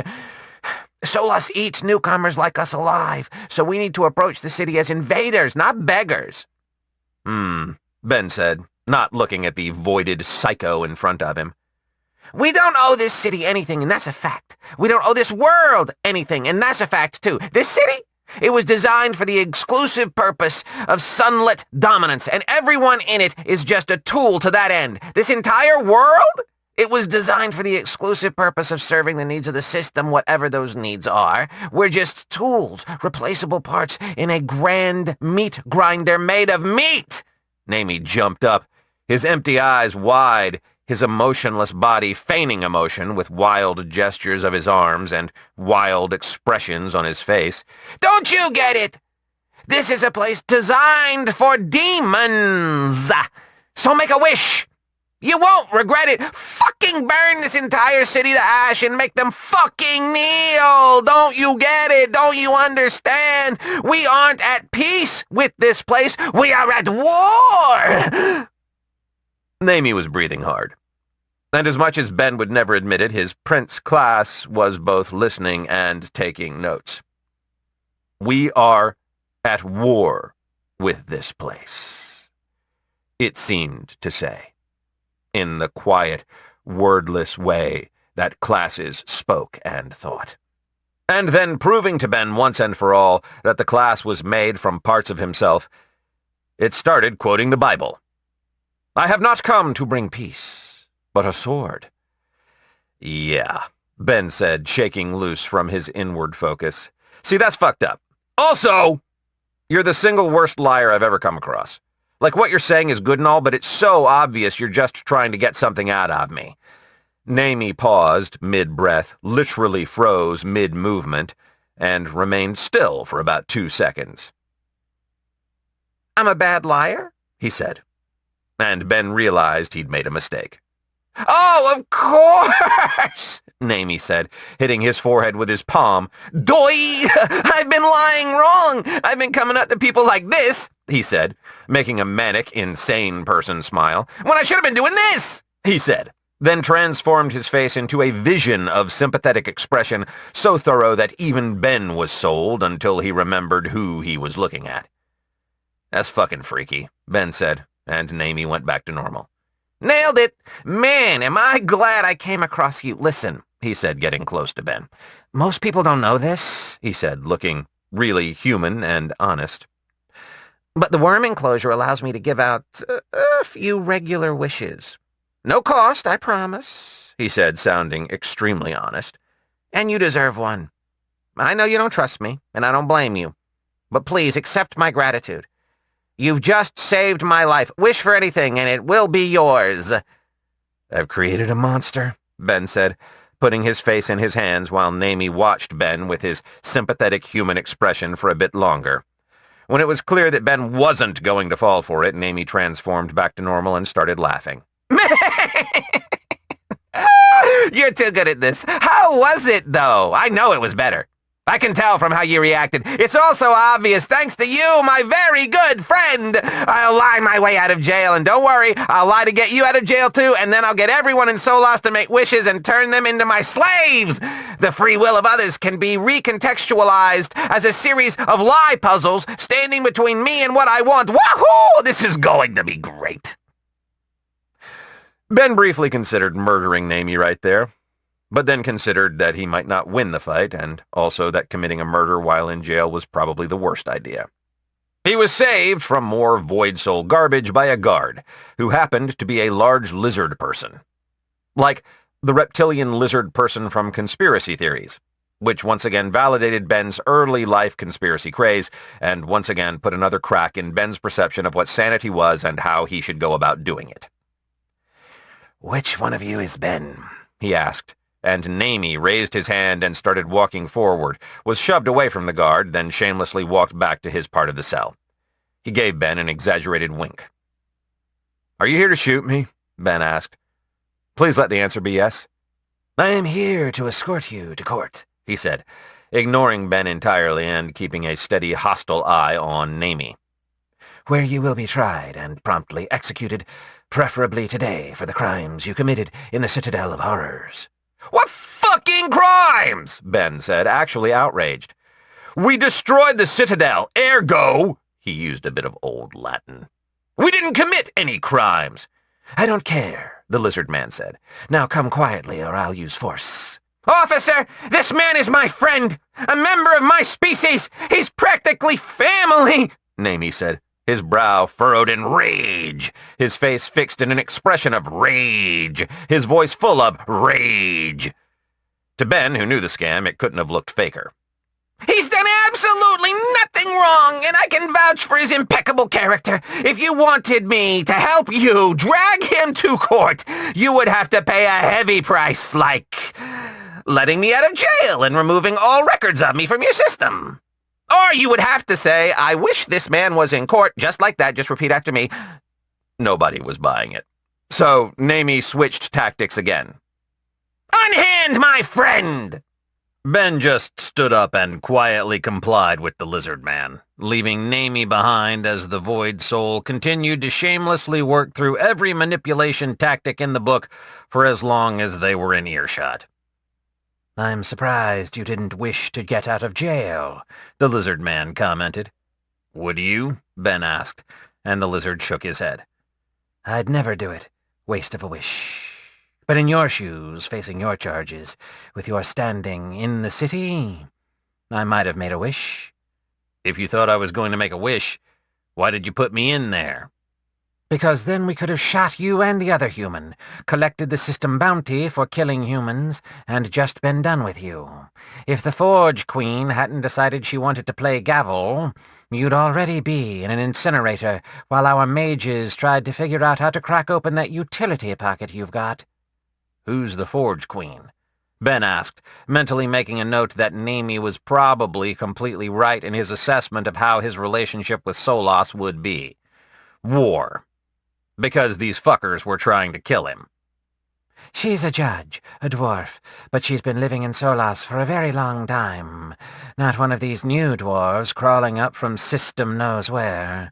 I cannot understand the dwarven obsession with humans. It borders on insanity." "Why's that?" Ben was just fishing for information now as they walked. "Because the Dwarven Kingdom has been asleep for billions of years, and all attempts to wake them up were met with total hostility. You humans show up and the dwarves just wake up and start re-establishing their forge roots all up and down the 8 layers. The lizard glanced back at Ben, his golden reptile eyes hard with hostility. "You have brought chaos to our way of life, and I hate you for it. Worse, my own young have caught this same obsession that is sweeping through the children of the honored signatory races. I wish your kind had never come here." Ben checked that Naomi wasn't anywhere in earshot, then shook his head. "That makes 2 of us." Ben wasn't sure something was wrong when he was escorted onto a lift and taken away from the building he'd assumed was the courthouse.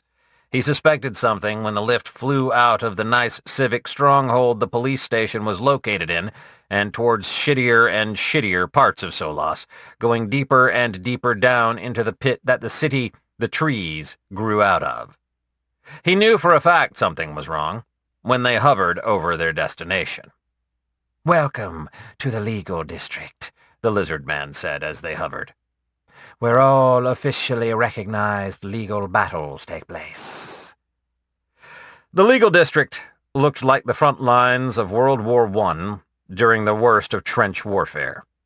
There was very little light to see by this far down in Solas, so the entire thing was shrouded in darkness, but even with bad visibility it was clear that everyone fighting were lawyers. Whether they were using a briefcase like a battle axe or carrying their clients over their shoulders as they dodged spells and bullets, they were all dressed in black suits with black pants and black sunglasses. Many of them looked like demons, which checked out.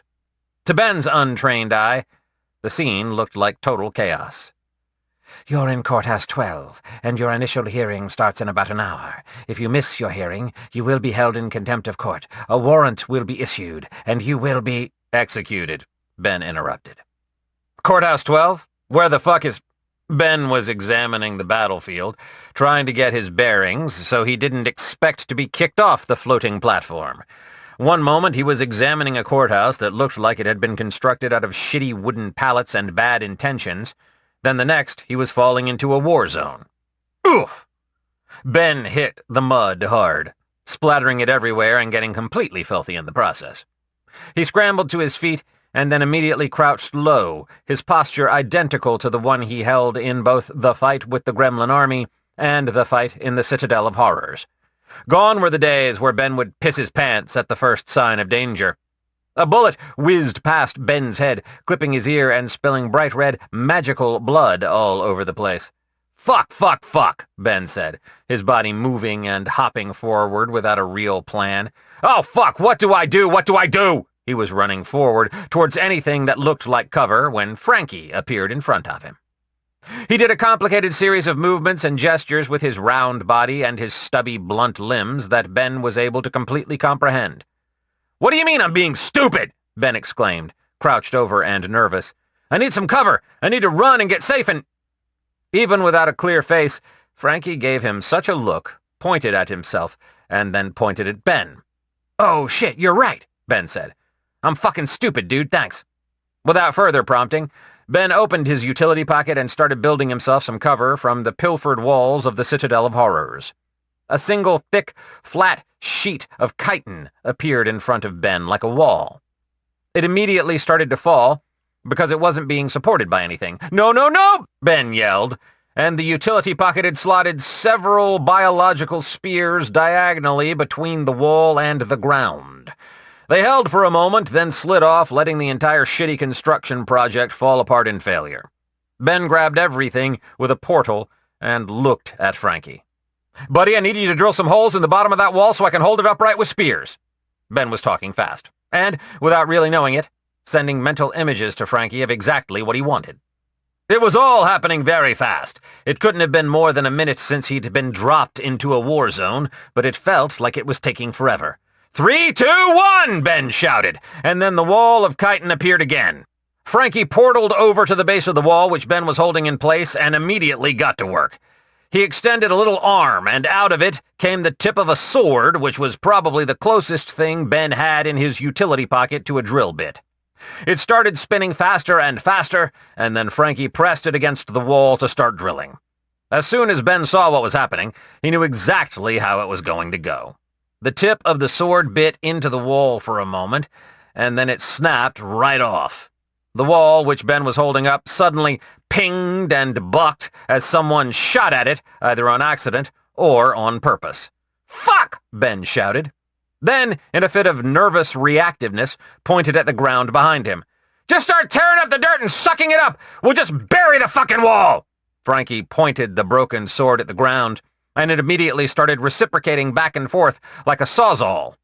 It stabbed into the ground and retracted, and as it did so, Frankie skillfully caught all the dislodged dirt with the utility pocket. What was shocking was how fast it was going. "Oh shit, this is working," Ben said. Then, No, dig under the wall, that's way more efficient. Then it'll be burying itself as we're piling up dirt." Unbeknownst to Ben, upon the success of their experiment, Frankie set his small army of utility pocket elementals loose to start digging up the battlefield and collecting dirt. It didn't take long for Ben and Frankie to build themselves a sturdy, mostly underground shelter from the war-torn hellscape that Solas called the Legal District. It had been pitch black until one of them had pulled out one of the glowing lights they'd looted from the Citadel. Ben was breathing hard and trying not to think about how close he'd just come to dying. "Dude," he said, looking at Frankie, who was pretending to breathe hard out of solidarity with Ben. "Solas fucking sucks." Frankie nodded. "You have gained the utility pocket skill &@ $, exclamation point, hashtag, asterisk, exclamation point. Your level and class system are completely broken. You are under the influence of the capital crystal of Solas. The capital crystal of Solas has prevented you from exploding. A notification has been sent to the nearest sage." Ben groaned. "And then there's that bullshit. Exploding? Fuck! We've got to figure something out here, man. We've got less than an hour to get to court, otherwise we're going to be branded as fugitives and then fucking killed. God, Solas sucks. I don't even know where fucking Courthouse 12 is!"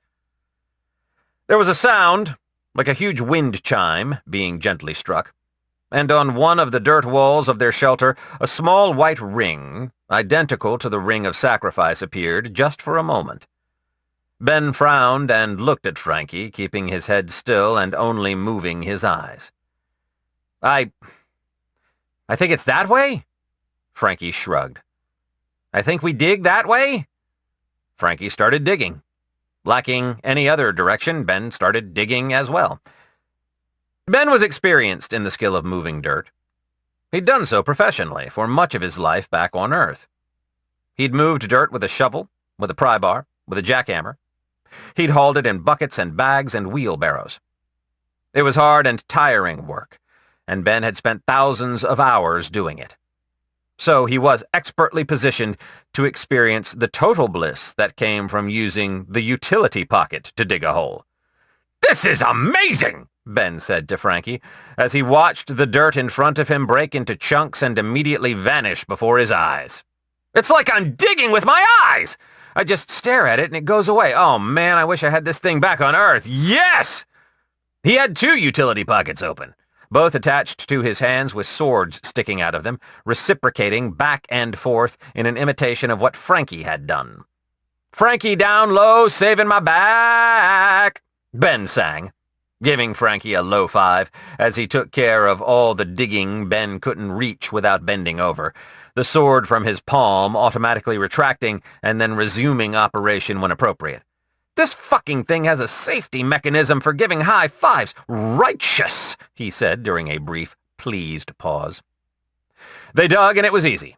And in retrospect, that should have been a massive red flag. Indeed, when Ben and Frankie accidentally broke through a dirt wall into a trench full of combatants, it suddenly became clear to Ben that he could be a complete fucking dumbass.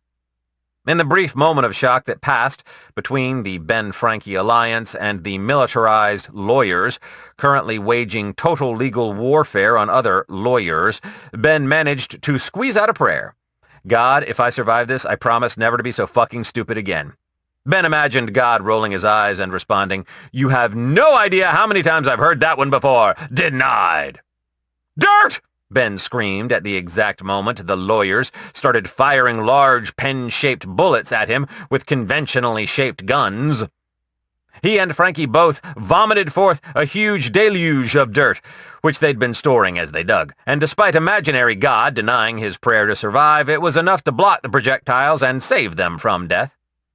Well, looks like I get to keep being fucking stupid, Ben thought. The dirt, which wasn't exactly compressed or solid, started to move as the lawyers on the other side started digging through to give chase. "Oh, Frankie, here's how we do this," Ben said. "You dig us a new tunnel away from these fuckers, and I'll fill in the dirt behind us. Sound good?" Frankie was already digging. Several utility pockets were open and floating in the air around him, all using loot and various bits of junk to dig. Ben kept pace with Frankie by dumping dirt behind them, but it was too loose and didn't fill the space very well. That was great news for the lawyers looking to murder them, and terrible news for Ben and Frankie. Ben racked his brain for any relevant information about underground combat in a dirt corridor, and unfortunately the only experience he had was Minecraft. "That's not fucking useful!" Ben shouted at himself, smacking his skull a few times like it was a malfunctioning computer. "I don't have fucking compressed blocks of dirt!" Then, without pausing, Ben mentally turned his attention to the very large mass of earth he had in his utility pocket. He grabbed a portion of it, and then, powered by the purest of motives, not wanting to be fucking murdered, he squeezed it down into a cube. Ben had a new god now, and he sent out a silent prayer. "Thank you, Notch, for all your training." Ben dislodged the cube into the tunnel behind him, and found that it fit perfectly. "I fucking love my utility pocket," Ben said, knowing for a fact that it had anticipated what he was trying to do, and compensated for any errors he'd made in the attempt. "Okay, let's do this," he said, and then opened a utility pocket that clung to the walls. As Ben and Frankie moved, the utility pocket followed, flawlessly filling the space behind them with compressed natural dirt. The sounds of their pursuers faded to nothing, leaving Ben and Frankie to bask in their accomplishment. "You, open paren, ampersand, @ asterisk, $, underscore, exclamation point, open paren, asterisk, $, ampersand, gained the, ampersand, asterisk, @ up, $, open paren, asterisk. Your level and class system are completely broken! You are under the influence of the capital crystal of Solas. The capital crystal of Solas has prevented you from exploding. Again. The capital crystal of Solas has prevented you from becoming a vessel for interdimensional horrors. An urgent notification has been sent to the nearest sage." "Hey, Frankie, if I become a vessel for interdimensional horrors, you'll stick with me, right?" Frankie made an adorable gesture where he ran his blunt foreleg across his pseudo-neck. "You'd kill me?" "Thanks, man. I appreciate it." Frankie nodded, then continued digging in the same general direction they'd been moving before. After a little while, Ben stopped filling in the tunnel behind them and started helping Frankie dig again. After a seemingly random amount of time, Ben said, "Frankie, could you check the surface all stealth-like and see if we're about to stumble into another trench?" In defiance of gravity, Frankie climbed onto the ceiling and dug straight up. Ben knew he'd breached the surface when the sound of war filled their previously peaceful underground passage. He plopped down moments later, urgent and excited. Frankie started wriggling around and pantomiming so quickly that even Ben was having trouble following it. "Slow down, man! Cool it with the jiggling! Are we going the right way, and what's going on up there?" Frankie ignored the first question and started doing weird gestures with his arms, then extended his purple tentacles on his face, which wiggled and made spaghetti noodle-style chomping gestures. "Oh, shit, it's Short Bus?" Ben asked, his expression hopeful. Frankie nodded. "Let's get him. What's he doing?" Frankie paused, then shrugged. The two of them dug straight up and broke through to the surface. "I will eat you!" Short Bus screamed as he wrestled a lawyer to the ground, snapping with his serrated teeth.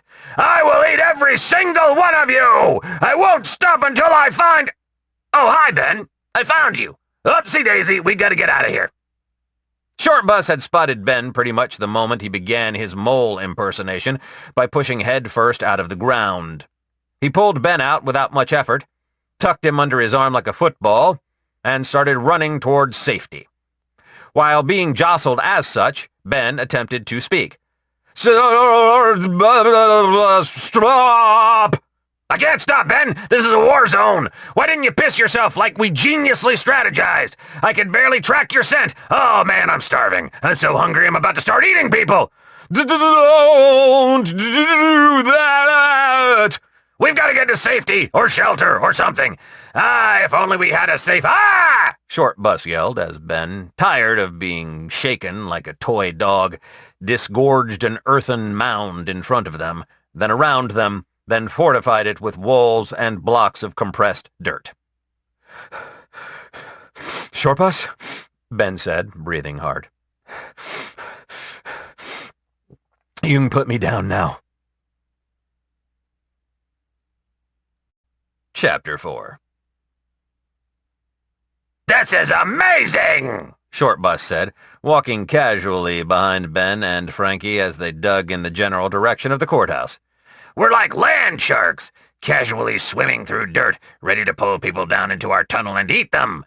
Say, that's a great idea. I can smell someone right above us." "No," Ben said, drawing out the denial with emphasis. "1, it's too risky. 2, eating sentient living creatures is gross. 3, no.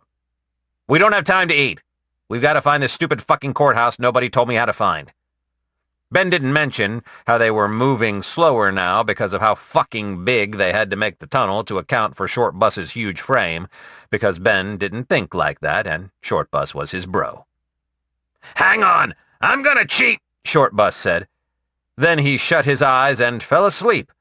Before Ben had a chance to shout, "What the fuck?" Short Bus woke up and grinned. "Adjust your course slightly to the left, and then keep steady for about 500 feet. "Sure, but how?" Ben asked, immediately trusting that Short Bus's directions were good. "The bright spark, Ben!" Short Bus boasted. "I'm a psychic shark with a special brain. I can astral project right out of my body when I'm asleep, and I can read minds, too. The lawyers up there know this battlefield well, and I ripped the information right out of their bleeding brains." "Are they okay?" "None survived," Short Bus crowed. "Oh," Ben said, then shrugged. "That's fucking OP, man. Good job." "Nah, it's nothing compared to what humans with the bright spark can do. Those guys are overpowered for sure. Utility Pocket seems awesome and all, but I just don't see how it compares to food!" Short Bus roared, suddenly distracted by Frankie, who had somehow acquired a large haunch of meat and was playing keep-away with it. Short Bus lunged mouth first, faster than anyone should be comfortable seeing, towards the meat. He didn't catch it and yelled profanity as Frankie reappeared behind him, his enormous body already cramped in the underground, struggling to maneuver properly to keep up. "He wants you to tell him how awesome the utility pocket is," Ben commented, staying well clear of the death zone around Short Bus, "and how the bright spark totally sucks because it can't store large amounts of food in a pocket dimension." Short Bus froze as Frankie appeared at the tip of his nose, dangling the meat right in front of him. His eyes crossed as he laser-focused on the utility pocket elemental. "The utility pocket is the best plus perk," Shortbus intoned, hypnotized. "It is the great white shark of plus perks. It is the caudal to the bright spark's underwhelming mammalian ass. It is nom." Shortbus lunged forward and caught the meat, likely because Frankie had dropped it and was rolling around in silent laughter on Shortbus's face. "Yeah," Ben said, looking away from the scene. "This is probably the best way to navigate the legal district. Shortbus, you think you can do your special psychic brain thing and find the rest of the group?" "They're fine," Shortbus said with his mouth full. "Ghost Ears is in stealth mode waiting inside the courthouse. Vivi's with him. Red is, well, she seems pretty at home here in the war zone. I don't think she understands what she's supposed to be doing right now aside from killing everyone she meets." "Body count?" High. She's got a bunch of weak-willed followers doing her bidding, and I'm pretty sure she's only in close proximity to the courthouse on accident. We'll be able to snap her out of it once she sees you." "Me specifically, or us in general?" "Yes," Shortbus said, deflecting.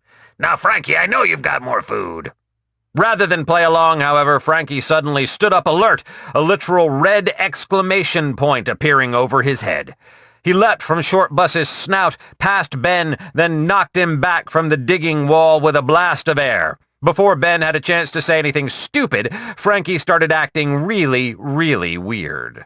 His form didn't exactly change so much as snap into place, and he took on the vague form of a jumping spider. The kind with the butt and the little wavy arm things. "Abdomen and pedipalps," Shortbus coughed his interruption, clearly reading Ben's thoughts and correcting the taxonomy error. The colorful butt and wavy arm things were moving in what looked like a dance. Frankie was carefully dancing in front of the wall, looking entirely focused. Tiny utility pockets were opening and closing in front of him, carefully carving away dirt, revealing, "That's a fucking landmine," Ben said, eyes wide, wanting to take a step back but not wanting to abandon Frankie. "Dude, holy shit, Frankie, good senses." Frankie didn't respond. He just kept up his concentration dance, waving his long arms and keeping his now flattened butt up in the air, looking a bit like a radar dish. The landmine was shaped like an everlasting gobstopper from Willy Wonka, the old version with Gene Wilder, but was colored a gunmetal gray with bright red tips. It was also larger than Ben's current leprechaun form, and looked like the kind of thing that would have instantly killed him. Ben had no idea how the landmine was supposed to be triggered, but Frankie was taking no chances, carefully extracting the bomb without jostling or vibrating it at all. Ben felt the tension ratchet up as more and more of the landmine was exposed, everyone in the tiny tunnel critically aware that they were in a confined space with an alien explosive device in a war zone and that it was likely designed to kill people exactly like them. Shortbus hadn't moved an inch, which was hell on the restless shark who was visibly sweating. Ben was trying not to even breathe, his mind spinning wild fantasies involving the word vibration detection and highly sensitive and C4 is the result of primitive Earth chemistry. Alien explosives are likely to be much more powerful. Ben was trying to figure out how to use his body to save Shortbus and Frankie. Shortbus was trying to figure out the exact same thing, and Frankie was lost in his own little world of pure focus. Someone was going to die down here, and they all knew it, and they were all willing to take the bullet so the rest of the group could live. Then, at the moment of peak tension, Frankie engulfed the landmine in a utility pocket and made it vanish, leaving a gobstopper-shaped void in the soil. Shortbus relaxed like a marionette with its strings cut, his body snapping into a fall as he crumpled to the ground, breathing hard, wiping the sweat from his exhausted-looking face. Ben didn't even move, still frozen in place, but now breathing hard and staring with wide eyes at the place death had been lurking. Frankie was the only one still acting, now using his long pedipalps, the wavy arm things, and gathering a mass of light purple energy above him. It looked like a mass of the writhing tentacles that surrounded the opening of every utility pocket, but compressed into a ball guided and shaped by his flat butt and arms. It grew in brightness, then flashed like a camera bulb, discharging and illuminating the world like an X-ray. "We've got a lot of redundant vision and scouting abilities in our party," Ben's logical gamer brain said, and the rest of him just numbly nodded in agreement. Frankie turned around and his body shifted back into a smooshy plushie, and he waddled over to Ben and began waving his now stubby arms frantically. "What's that, boy? Landmines everywhere up ahead! Damn! Any way around them?" Frankie kept pantomiming, which consisted of him pretending to dig and then dramatically dying. "That's not ideal," Ben said, running a hand through his hair in response to the stress. He started rubbing and massaging his face for the same reason. "Short Bus, how close are we to the courthouse?" Ben looked over and saw that the shark man was already asleep, or astral projecting to the surface above them and scouting. Christ almighty, we've got a lot of redundant vision and scouting abilities. Note to self, think about that later. "We're close, but it's going to be a fight to get there," he said, opening his eyes and looking as stressed as Ben had ever seen him. "Like I said, Vivi and Ghost Ears are up there, but they're already in the courthouse, and I don't think they're going to be able to come out and help us. Red's close, so we can count on backup there. But it's a pretty fortified position. They've got a machine gunner nest manned by lawyers, sandbags, barbed wire, and a line of guys with guns trying to keep us out. Even if we charge it, I'm not seeing any of us surviving to make it inside." "All right, let me think," Ben said quickly, feeling the stress pounding in his head and starting a headache. He did a quick inventory of what he had in his utility pocket. A bunch of dirt, a bunch of random unidentified loot from the Citadel, lots of spears and a landmine. Also corpses. Tons of corpses. One of which was his own. Ben shuddered with existential dread, then suppressed all thoughts about his own corpse until such time he was ready to deal with it. It could be a while. "I can see you putting a plan together in your brain, Ben," Short Bus said, a shark's smile on his face. "I'm watching your thoughts right now." "That's an invasion of privacy," Ben said, not particularly caring. Then changing the subject abruptly. "Is all the danger concentrated around the courthouse, or is there anyone behind us?" "Red and her minions are distracting everyone behind us." "Good enough. Here's what we're going to do."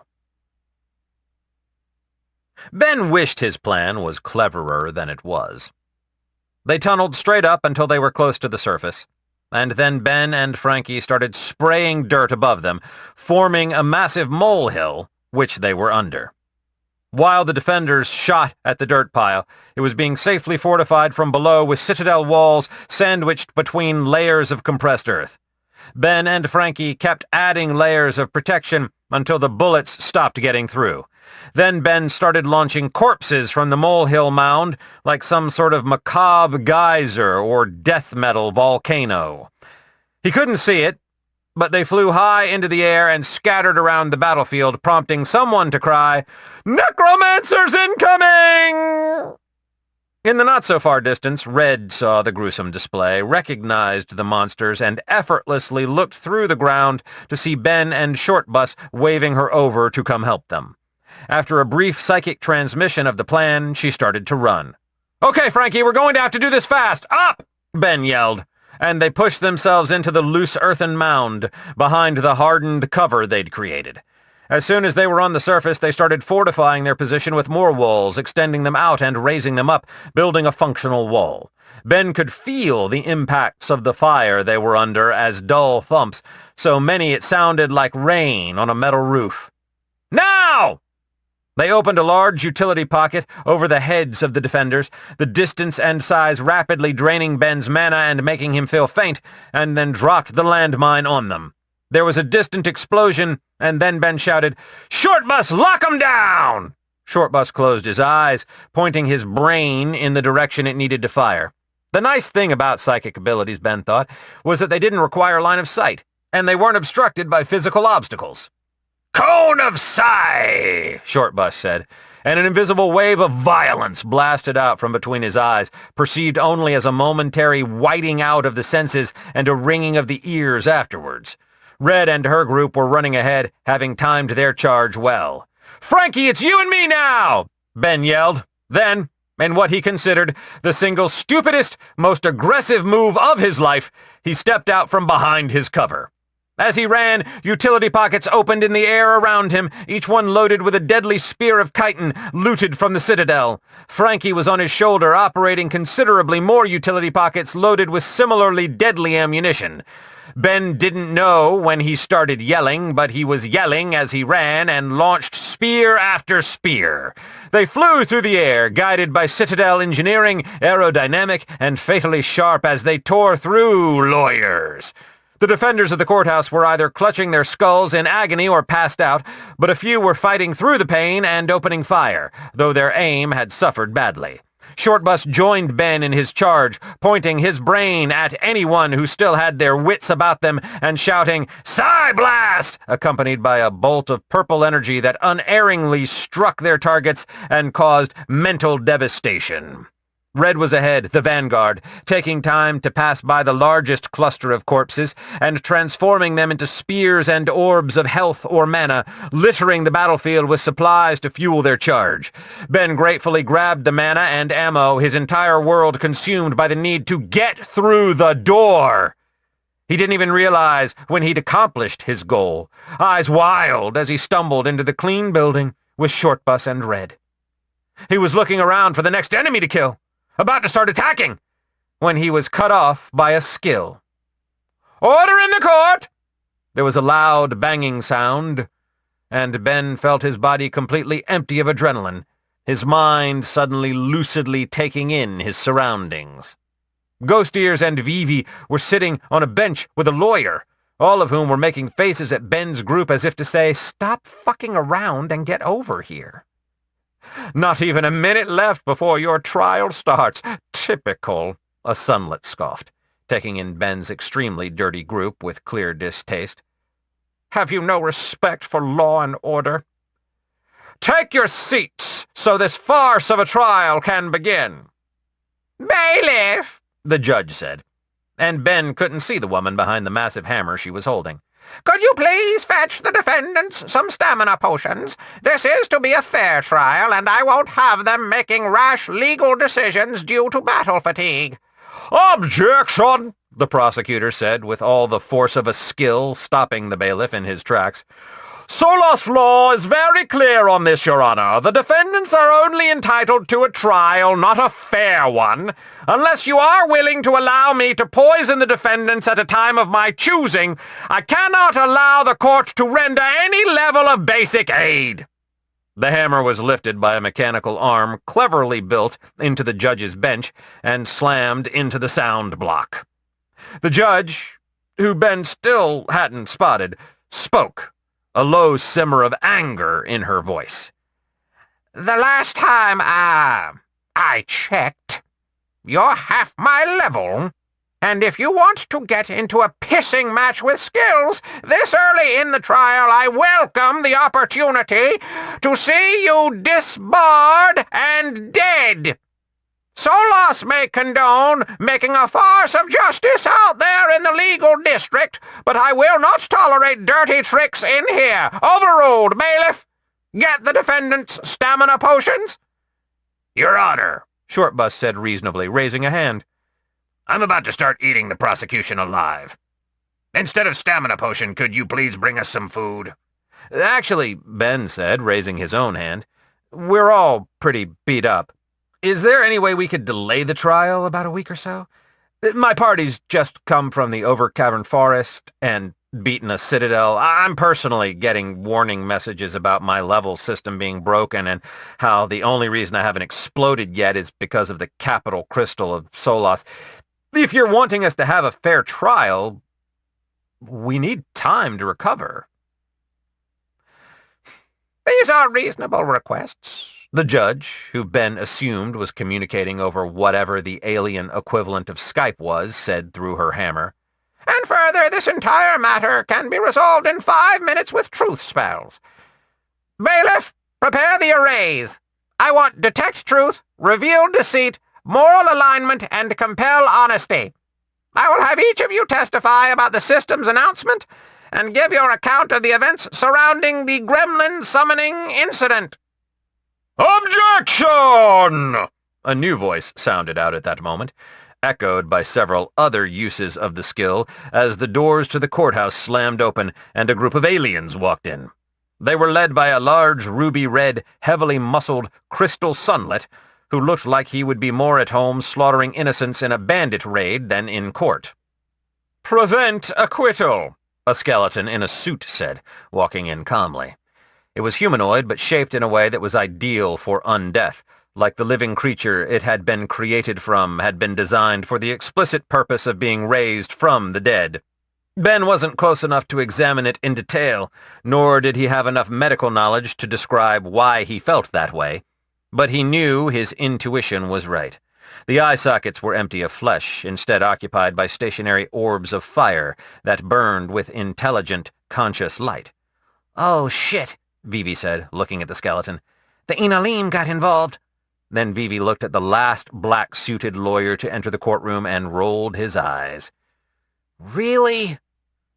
"Subvert justice," an Aeon slug roughly Vivi's size said as he slugged his way into the room, a look of perverted glee in his eye stalks.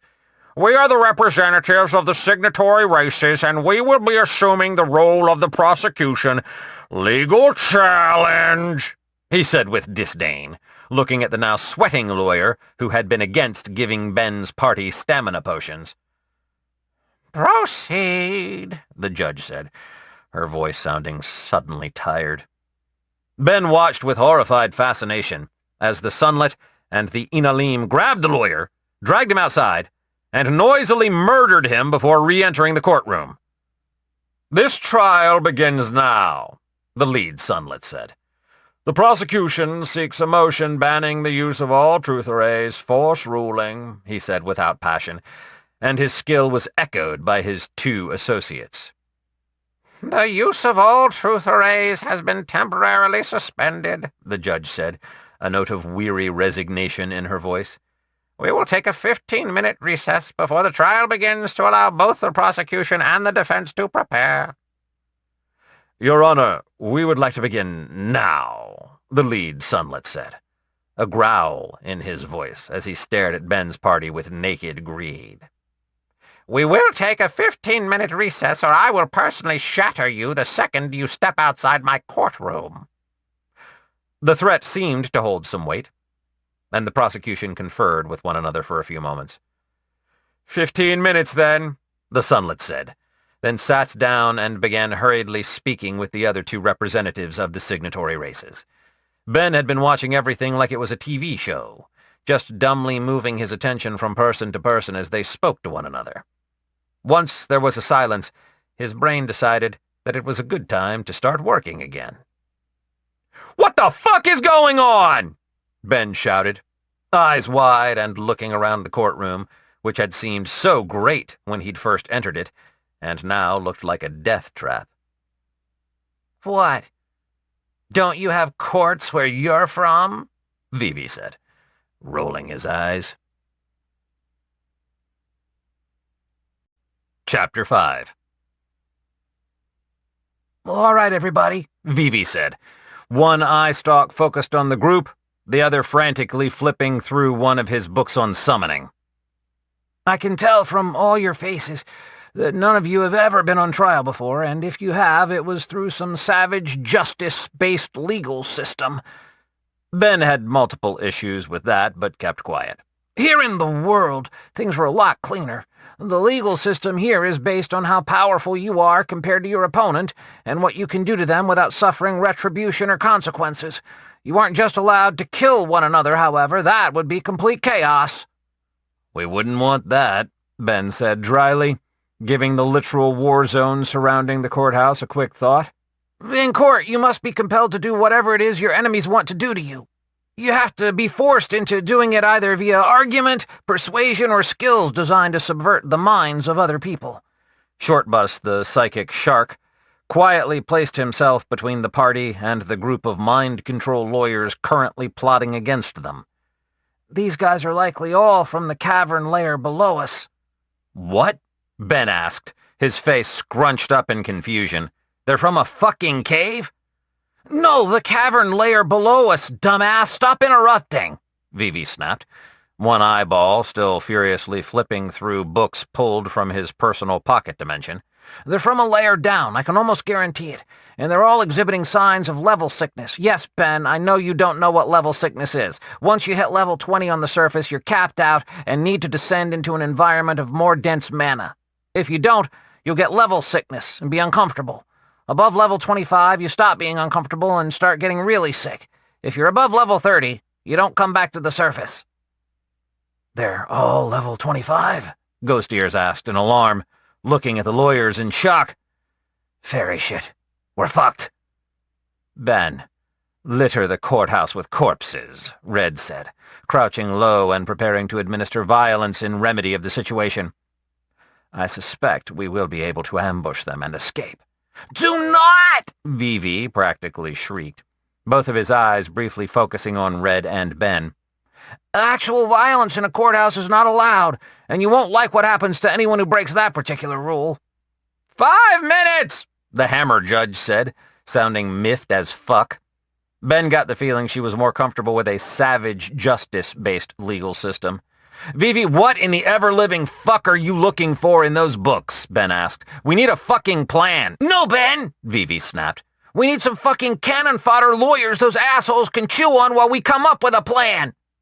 Why are all the lawyers in these books fucking celestial? Oh, by the abyss, finally, a legal fiend," Vivi said, then gave Ben a knowing look. "Wouldn't want anyone to think we were unhinged lunatics now, would we?" Vivi, not knowing his statement had provoked profound confusion in Ben, turned to face the judge. "Your Honor, permission to summon legal counsel." "Sustained," the judge said, far faster than the sunlit prosecutor could object. "I advise you to summon quickly. Your prosecutors are over-leveled for this case and don't seem to be looking for a fair fight."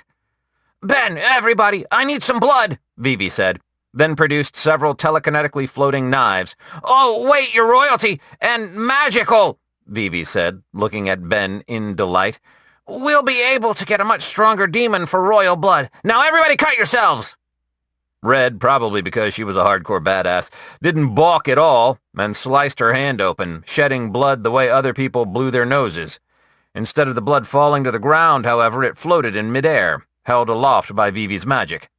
Next, Shortbus gave Vivi a deeply suspicious glare, his black eyes boring deep into Vivi's eye stalks, and then blew out a frustrated hiss of a sigh and sliced his hand. The blood moved through the air and joined with Red's, forming a larger blob of crimson. Ghost Ears was only third because the knife was about as tall as him, and it was really awkward to find a way to shed blood without also slicing his entire hand off. He succeeded, swore loudly, and a few raindrop-sized sprinkles joined with the rest. Ben looked at the other 4 members of the party, then over at the prosecution. "Fuck these guys and fuck your legal system," Ben muttered, then sliced his hand open. But before Vivi could collect the offering, Ben drew a circlet of blood on his forehead, a crimson crown. Much to the shock of everyone watching, the blood on his forehead immediately began to glow with vitality and seemed to reflect the same light as the Citadel of Horrors. It continued burning as Ben's royal magic blood joined the red orb. "Here goes nothing," Vivi muttered, then carefully sliced an extremely thin patch of sensitive slug flesh just at the base of his eye stalks. A single drop of brilliantly shining blood beaded up and then fell through the air to complete the sacrifice. Vivi started chanting, and the prosecution started shouting objections, which were overruled by the judge. The large blob flattened out to form a disc hovering parallel to the ground. It was starting to smoke and blacken. "Fragment of injustice, embodiment of lawful evil, I call you forth from the beyond. I pull your essence from the great pattern, now never to be repeated again. Be embodied here, a servant to my will, and a protector of those whose blood now binds you to this world." The blood began to bubble, and light began to fade around them. "Know that I have called you into a body which matches your nature, a form for which you shall be greatly pleased. Formless evil be clothed in flesh, be summoned, noble legal fiend!" The blood turned black with dirty smoke, and the disc rose high. It flexed, then bulged downward like a water balloon being filled up, before bursting like an apartment ceiling from water damage, spilling filthy liquid all over the floor. From the disgusting deluge, a slimy, acid green demon rose. His eyes were the color of vivid rose petals, and he was clothed like an old English courtier, all red fabric and large golden buttons. The demon was, surprisingly, only about 4 feet tall, taller than Ben's current leprechaun form, to be sure, but it was no hulking monstrosity. It shuddered and sniffed the air, looking at each party member, but not at their faces. No, at the wounds where they had shed blood to summon it. "Kin," he hissed, his voice unbelievably pleasant to listen to. "I thank thee for thy summons." "Attention! Order in the courtroom!" the hammered judge said. "Our 15-minute recess is now over. The prosecution may begin." "Defend us," Vivi loudly whispered to the noble legal fiend. And Ben was surprised to see it immediately spring into action, intercepting the signatory race prosecutors as they started shouting at Ben's party. It was immediately clear that though the summoned demon was strong, it was no match for 3 lawyers, all of whom were at least level 25. Vivi, Ben noted, wasn't even looking at the demon he summoned, but was instead looking at all the slime and gunk that was all over the floor around them. "Oh, that's not good," Vivi said, flipping through his books again. "That was way messier than it should have been." He glanced at the fiend, who was starting to be visibly pushed back by the force of the prosecution's arguments and shouting. "No real good options here. Okay, everyone, cut yourselves again. He needs backup." Ben felt a sense of distinct unreality settle over his mind as he cut his hand for the second time to help summon another noble legal fiend. It was mostly identical to the first, except it was obnoxiously yellow instead of green. He cut his hand for a third time. Then Ben switched hands and repeated the process until 6 demons were screaming and yelling and casting spells at the 3 alien lawyers, who were also screaming and yelling and returning magical fire, trying to get past them to start mentally attacking Ben's group directly. All the while, the slime and goo began to accumulate. "If that necroplasm starts twitching, everybody run," Vivi said, always keeping one eye on the pile of yuck. A strange lethargy began to settle over the group once they summoned the 7th demon. It wasn't blood loss. They truly hadn't shed that much. No, it was like every summoning took a bit of them, a bit of their energy, of their essence, and it was starting to take a toll. Vivi was breathing heavily, a sluggy wheeze. His actual eyes were bloodshot, while eye stalks were sagging and crusted with blood. Red, who already hadn't been in the best of shape, was sagged over her chair, just holding her arm out for the next cut. Shortbus was still standing, but it was obvious even his impressive vitality couldn't take much more. Ghost Ears was drifting in and out of consciousness, resting on Vivi's back. Ben noticed that he wasn't as badly affected as the rest of the group. More than that, he didn't feel affected by the toll of the summoning at all. "I think," Vivi wheezed, 10 or 20 more fiends should," wheeze, "be able to fight these guys off. All right, everyone," wheeze, "cut." As everyone struggled to lift their arms and slice themselves open for the 8th time in a row, Ben had an epiphany. He stared at Vivi and asked an important question. "Vivi, what level are you?" "I'm a level 1 royal summoner," he responded, his voice starting to verge into loopy. "It doesn't matter how many fiends you summon. We aren't going to win this fight." Ben's mind shifted gears from searching for good solutions to reaching for desperate ones. His eyes turned from Vivi to his ring, with 2 honest wishes sitting inside of it, ready for use. "Ben, don't even think about wasting a wish here," Vivi said, alarm animating him with a second wind. The prosecution, who had been watching Ben's party warily before, suddenly stiffened in alarm and began fighting with an as-of-yet unseen desperation. "He's got a wish! Use all your best skills now!" "Ben, you might not ever see another wish in your life," Vivi warned. "We can just keep summoning fiends. We can get out of this. There's no way you'll be able to use the full potential of a wish in this situation. You'll waste it all." "What do you mean, waste it all?" Ben asked with a scowl on his face. "We're going to die in here, man. It's not wasted if we survive." "Ben, it's a fucking wish, and an honest one to boot. There's no tricks or sly deceptions. That thing will actually give you what you want in the way that you want it. It'll go above and beyond your expectations and seek to grant your desire to the best of its ability. It's worth more than our lives." Fine, Ben said, then looked at the party. Guys, do you trust me? Yes, Short Bus rumbled. Yes, my prince, Red mumbled. Of course not, you fucking idiot, Ghost Ears grumbled. 3 out of 5, good enough for me, Ben said, and then held his ring high above his head and spoke with every gram of authority he could muster up. His crown flared red, burning blood upon his head, and this is what he said. I am in possession of 2 honest wishes, and if you do not cease your prosecution at once, I am going to wish for the system to wreak eternal vengeance upon all parties responsible with the full power of both of them. The prosecution, at first, didn't seem to hear him all that well. They kept attacking the demons until the hammer judge began screaming at them. Shut your fucking mouth, she yelled, with all the force of a skill. He's got wishes, you bloody fucking idiots! Ben could swear that he heard a distinctly familiar accent bleed through the stress, but he couldn't quite place it outside of fantasy games. The lawyers blinked several times, as if in a daze, cut off instantly by both the skill and the statement following it. They looked at Ben, and he raised his wishing hand a bit higher. I am Prince Ben, royalty, and I will be feared as such. End this farce of a trial, or I swear by my crown that I will use both of these wishes to make you and whoever you work for bitterly regret it. Ben felt that the only thing he was missing was a nuclear bomb strapped to his back, but supposed that 2 wishes might be a superior threat. He made a mental note to acquire nuclear weaponry as soon as possible. The sunlit prosecutor seemed both lost for words and suddenly extremely nervous. Ben was starting to feel more and more confident that the mad bomber approach to diplomacy might be superior even to Short Bus's technique of eating your enemies until they give in to your demands.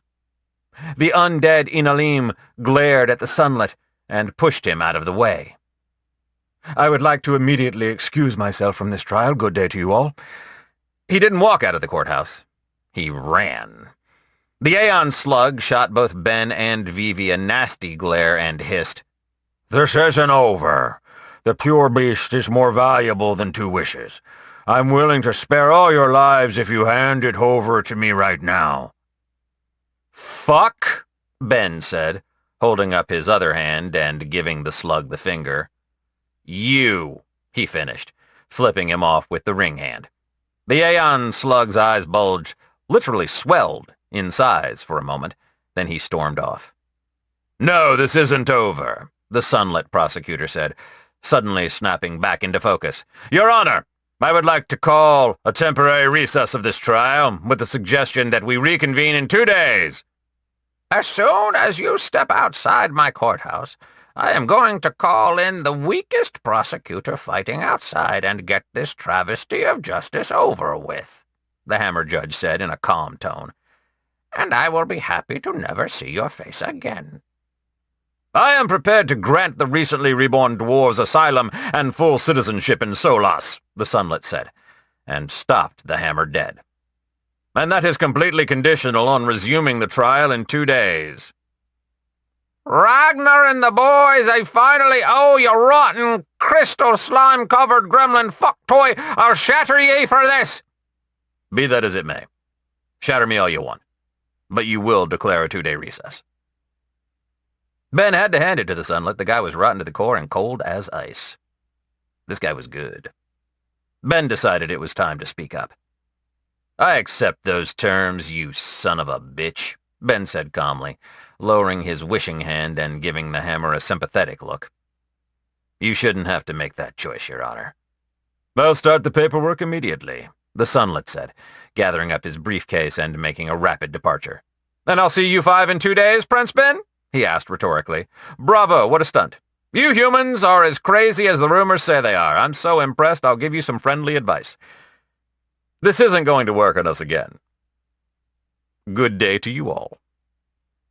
You didn't have to do that for me, the hammer judge said, all traces of formality and position washed away.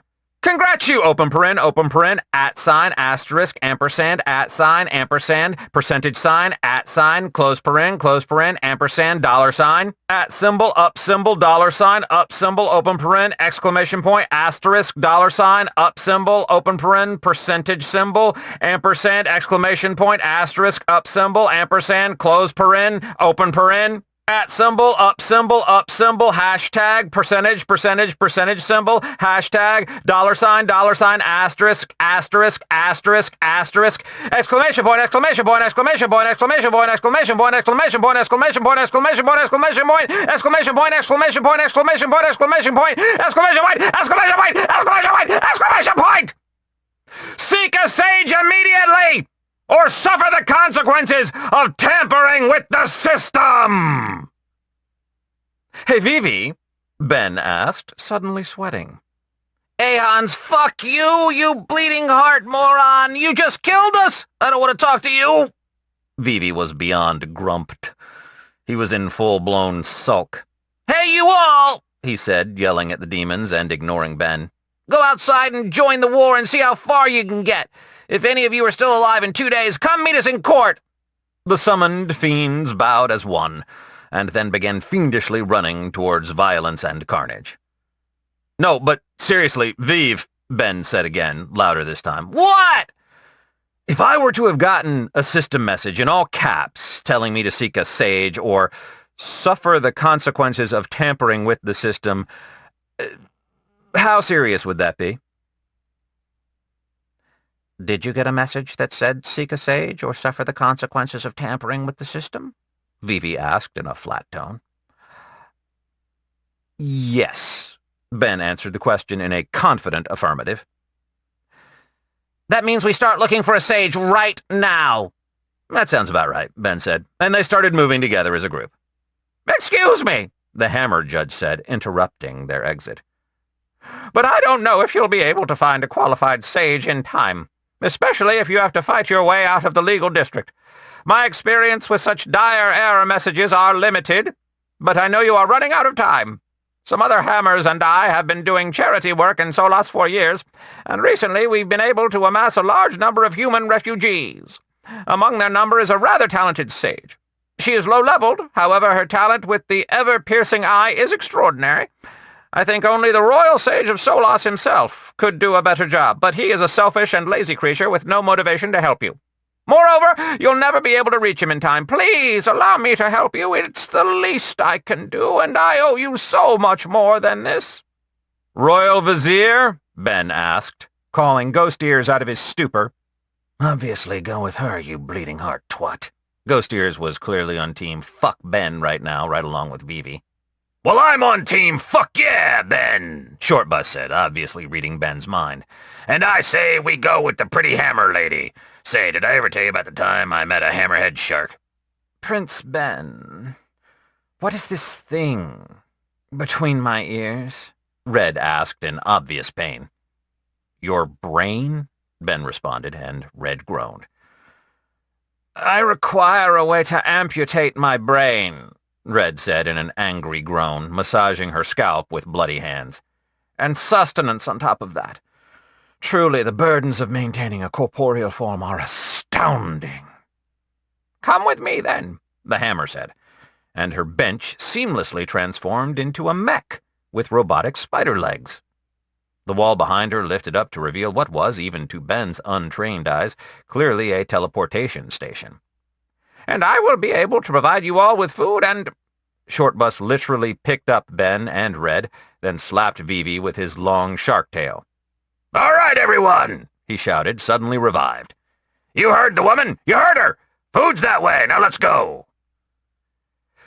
Then, compelled by both the threat of Ben exploding and Shortbus wilding out and literally eating them, they followed the hammer into the magic circle.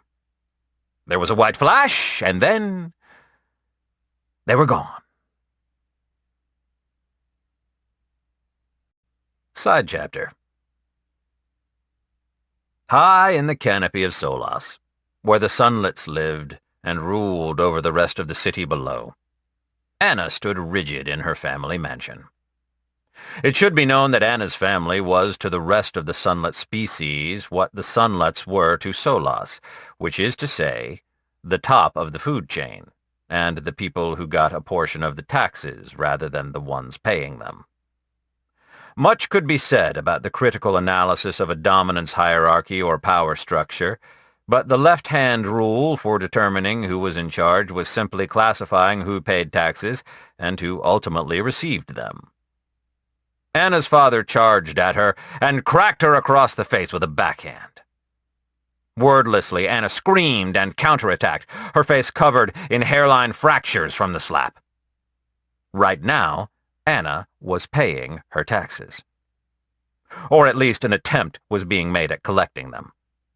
They were in the discipline room, sequestered away in the isolation wing of their mansion home, which, like all other true sunlit domiciles, was firmly located in the vacuum of space.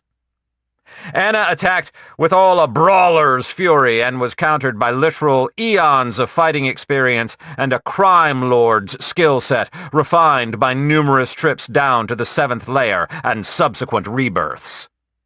Behind their savage fight, and it was a truly terrible beatdown, a mural of the Sunlet's past seemed to watch, depicting a glorious city on the surface of a star, fat with plunder and loot. An old city, made of stellar materials that could withstand the conditions of the surface of a star. The sight of it enraged Anna's father, who began savagely beating his child, not pulling his punches in the slightest. It must be said that among all the signatory races, the Sunlets felt bitterest about the deal they received. From feared marauders who roamed the wild living space of the plane of infinite wild magic and lived comfortably and secure on the unapproachable surfaces of suns, to this. A single city in the cold vacuum of space, staring at false stars of mana, an eternal reminder of what they lost. The oldest of the Sunlets remembered the time before the system and longed for it, and taught the subsequent generations to long for it as well. A vicious cycle of inherited nostalgia and bitterness perpetuated across eternity. An infinite grudge. Humans generally would have forgotten all about that shit by now. He punched and she dodged, then beamed a solid jab right at his nose, hoping to break it off his face. That didn't happen. He simply moved out of the way. After that, seemingly as if he were through toying with her, the beatdown really began. Punches and kicks, each one cracking her body and sending chips of crystal flesh flying. They were both silent, except for sounds of anger and the uncomfortably sharp sound of living crystal breaking. Anna fought like her father was trying to kill her, and neither of them was sure if he would actually go through with it. He'd certainly killed his own children before over his endless life, but they'd been useless, not like Anna. Barely a few centuries old, and she'd already made an impression on him. Finally, as if he'd had enough, he activated a skill, his crystal fist glowing with an inner angry red fire, a fist-shaped light bulb, and pointed it at her vulnerable face. A kill shot if there ever had been one. "Give me a reason to keep you alive," he said simply, with the knowledge that if he didn't like the answer, he would need to raise a new heir. Anna pulled out her phone, and only random chance kept her father from shattering her on the spot. "Listen up, you stupid bitch," Anna said through a ruined, cracked-up face. "See this? This is the fucking future, bitch. The fucking future, and you're too old to get it. I just bagged a citadel, Dad!" She spat the word with sarcasm.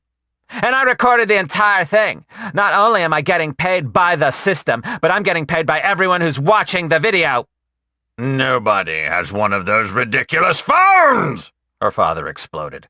"Only broke humans and idiot children like you. Nobody could afford them. Our family couldn't afford that fucking thing." "We can afford it, and it's going to pay for itself. Shut up and listen to me for half a fucking second, Dad." "I bagged the Citadel, and that unlocked new features in the phone, aside from giving me a bomb-ass avatar frame." Her father nearly had the sunlit equivalent of an aneurysm at that. It also gave me the option to choose one heroic phone upgrade, okay? Do you know what one of them is? Do you? Do you, bitch? The insults didn't faze him, and he lazily dodged a vicious jab. It means people can pay me to license new phones subordinate to my own. New phones? It caught his attention, as he'd thought, like everyone else, that the only way to get a smartest phone was through the system. Explain that to me. He had calmed down, smelling money, the only topic which would allow him to forgive his wayward daughter. Yeah, dumbass, the smartest phone is all about money, okay? The more money you put into it, the more money you get out of it. The more money you have, the more powerful you become. It's all about money, currency, wealth, all of that shit. Get to the point, he said coolly. I traded my accomplishment in the Citadel for the Internet Service Provider upgrade. I'm an ISP now. And people can buy smartphones from me. Not smartest phones, but smartphones. The whole thing is set up like an elemental circle, with smartest phones on the top and various weaker versions of the phone subordinate to it. So people can buy phones from me. They have to pay me a daily subscription fee, and I get a portion of whatever they make on their phones. Dad, you don't even know about the auction house, do you? Solas already has an auction house. Bye-bye! Anna waved at him and held up her phone, which was displaying an MMORPG auction house interface. And say hello to the new auction house, which serves the entire surface layer, and has 1 hour delivery to your mailbox. The fees are nearly non-existent, and they're distributed to all holders of smartest phones. Oh, and bitch, watch this.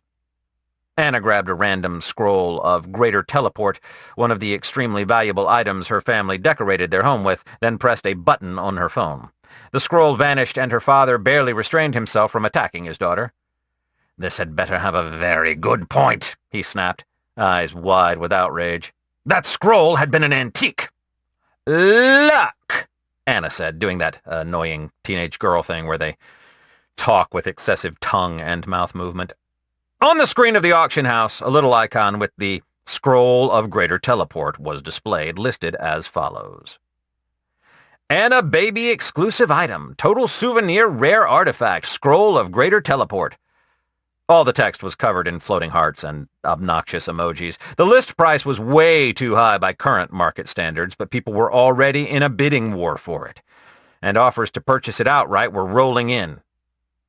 There's no way, her father began, and Anna cut him off. Use your fucking brain, Dad. This is being bid on across the entire surface, okay? Instant delivery to your location if you pay extra. Do you know how valuable a scroll of Greater Teleport is to a party of adventurers stranded in the middle of a high-level zone with no way out? Infinitely valuable. They'll trade everything they've got for their lives. Having a smartest phone is like having a high-tier system shop at your disposal at all times, but it's so much more than that. When you start to upgrade these things, and nobody's gotten this far yet, but this is like having a kingdom crystal in your pocket.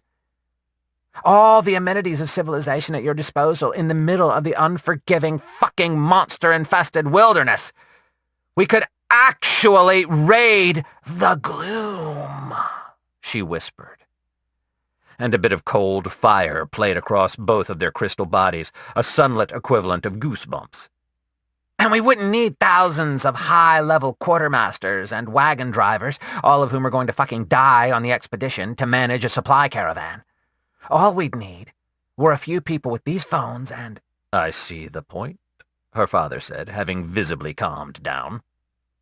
There was no warmth from him. Only a cold elegance now, which was as close to love as Anna had ever received from her family. It used to be enough for her. I'm not totally convinced, but I get the point. You're still cut off, and don't fucking interrupt me, but you're still cut off. However, I'm willing to give you a chance. Go to the bank, talk to our representative, and let him know you've been authorized for a line of credit. Take what you need from our funds. But know you will have to pay them back, or suffer the consequences. Oh my God, are you serious? Anna's demeanor changed from bad bitch to bubbly girl fast enough to give anyone younger than 1 billion years old emotional whiplash. Daddy, you're the best, OMG! I can't wait to tell Ben and Short Bus and— them. His tone cut Anna's celebration short. Don't factor that group into your plans, and in fact forget you ever met them. They're doomed.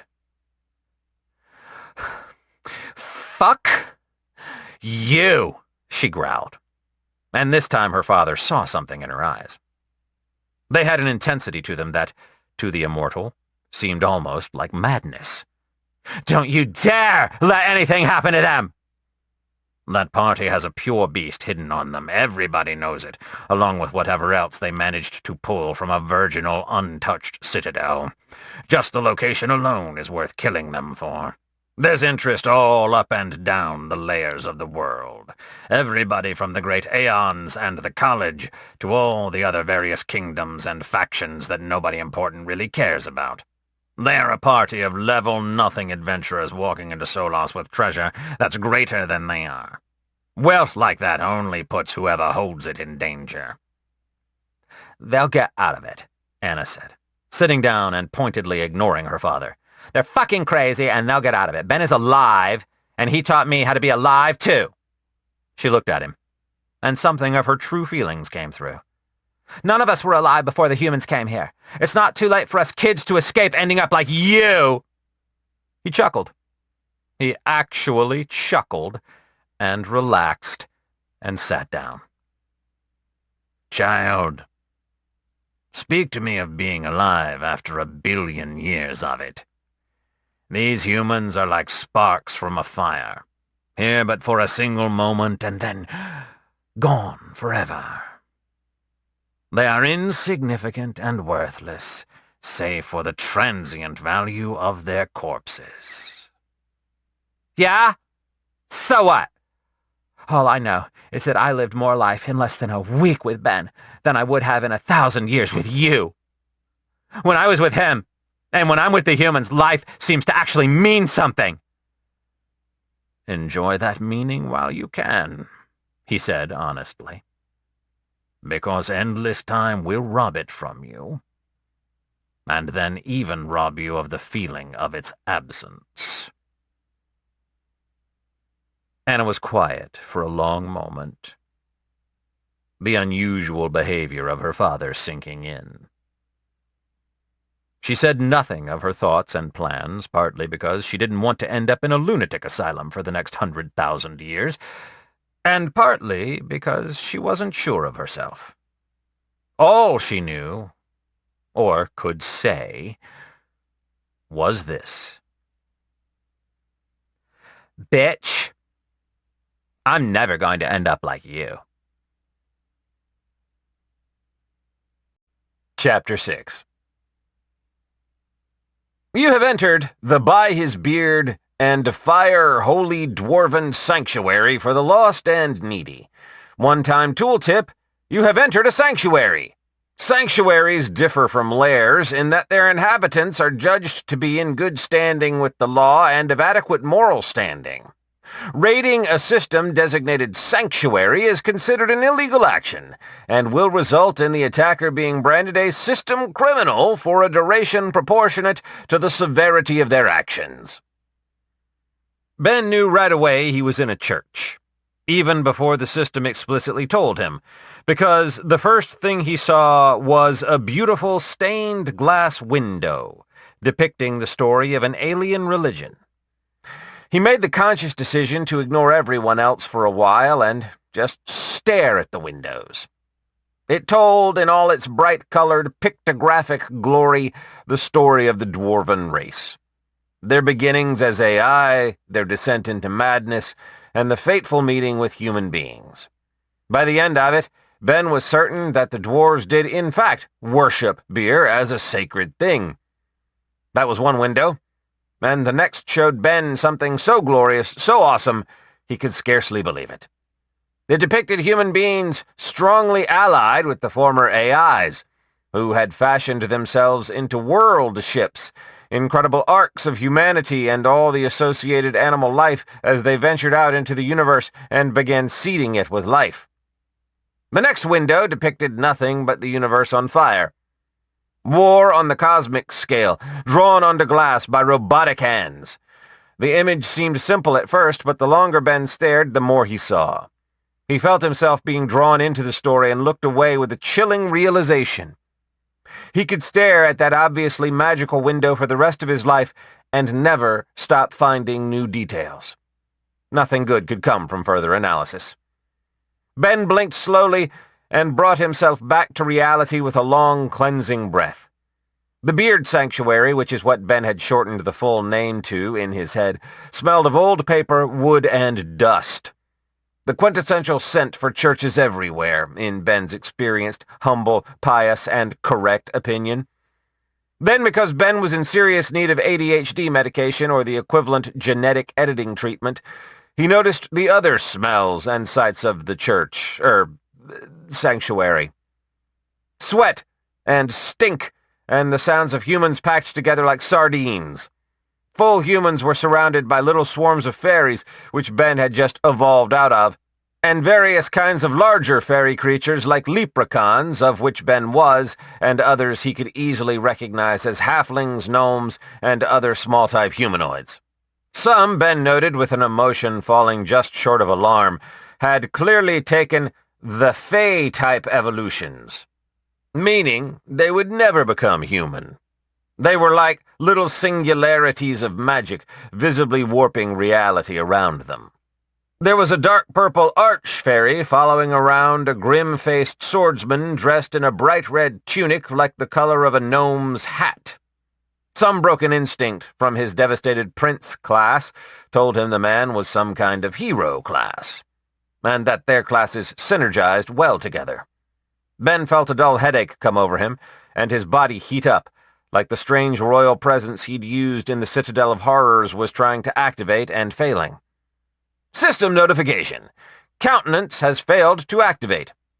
A group of other leprechauns congregated together, clearly more than Ben was, arch-leprechauns, or whatever came after his current evolution, and they all seemed to have some kind of rainbow glowing over their heads. They were currently entertaining a group of happy-faced children still stuck in the fairy phase by jumping about and doing somersaults.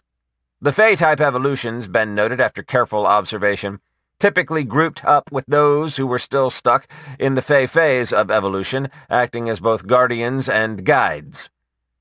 Ben realized with a jolt that some might have forsaken their humanity specifically for that purpose. Many of the Fae, at the exact moment of the thought, glanced at him.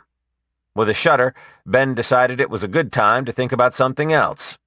Scattered among the humans in lesser but near equal numbers were animals from Earth. It was a cacophony of birds and large animals like bears and jaguar, and of smaller creatures such as badgers and bunnies. None of the animals were in their base evolution, not a single one of them. There was a terrifying pigeon, with metal legs and a cloak of flowing down feather, with sharp, intelligent eyes that took everything in. Elsewhere, a white rabbit, with golden, magical markings on its body, conversed with a jaguar that had black storm clouds roiling around its feet, which were several inches off the ground. A group of 6 80-pound bullfrogs in pointed occult hats surrounded a man who clearly had the warlock class, judging by the skull helmet and general edgy attire. Then, as if some great cosmic light switch had been flipped, Ben noticed just how many princes and princesses were in the room together with him. They were all over the place in terms of their general evolution.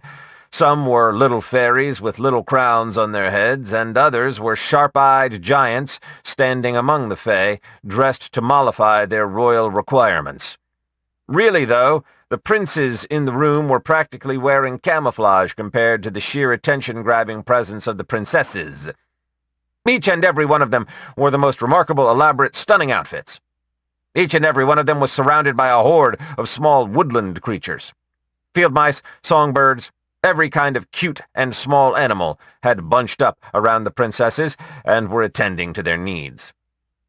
Ben saw with some degree of classic animation-induced nostalgia a woman having her hairstyle redone by a flock of sparrows and happily chatting amongst themselves, making the princes hold up a hand to cover a giggle. Another was patiently suffering the expert ministrations of a swarm of field mice, who were taking her measurements and tailoring a new complete outfit out of bolts of fabrics and complete nonsense pulled straight from her purse-shaped utility pocket. Ben hadn't known he could alter the style of his utility pocket and felt no desire to do so. He looked around further and further at this army of spirit animals. They were like the animal companions in a movie, intelligent and capable, powerful and mysterious. He thought he was imagining it, but the animals seemed to be giving Shortbus sympathetic looks. "Ah, shove off," Shortbus said quietly enough for everyone to hear him, and then walked off in a sulk. Ben didn't understand, until he noticed not a single animal in the room had taken a humanoid evolution. "Oh," Ben said, realizing the sacrifice. "My understanding is that the humanoid evolutions are considered something of a loss," the Hammer Judge commented, resting on her mobile platform. "Could we get your name?" Ben said, somewhat abruptly. "I keep calling you Hammer Judge in my mind, and it seems disrespectful now that you're going out of your way to help us and give us sanctuary." "Queen Earth, or Judge Earth, will suffice," she said, as her platform soundlessly walked, carrying her farther into the sanctuary. "And the rest of you are free to walk around. There is no danger in here. Ben, please come with me to meet the sage." Ben started to follow, and soon they had a veneer of privacy. "She should be able to fix your level system, or at a minimum, keep you from exploding and taking a chunk of the city with you. Clearing a citadel is a major experience event, one of the key ingredients to reach all higher-class evolutions. Most don't even consider doing it. I'm by no means an expert in system repairs, but even I know doing that with a broken level system is one of the worst ideas I've ever heard." "Yeah," Ben said, not arguing or defending himself.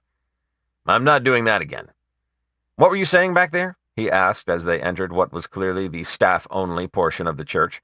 "About Shortbus and humanoid forms?" "My recommendation is to ask the animals about it," she said.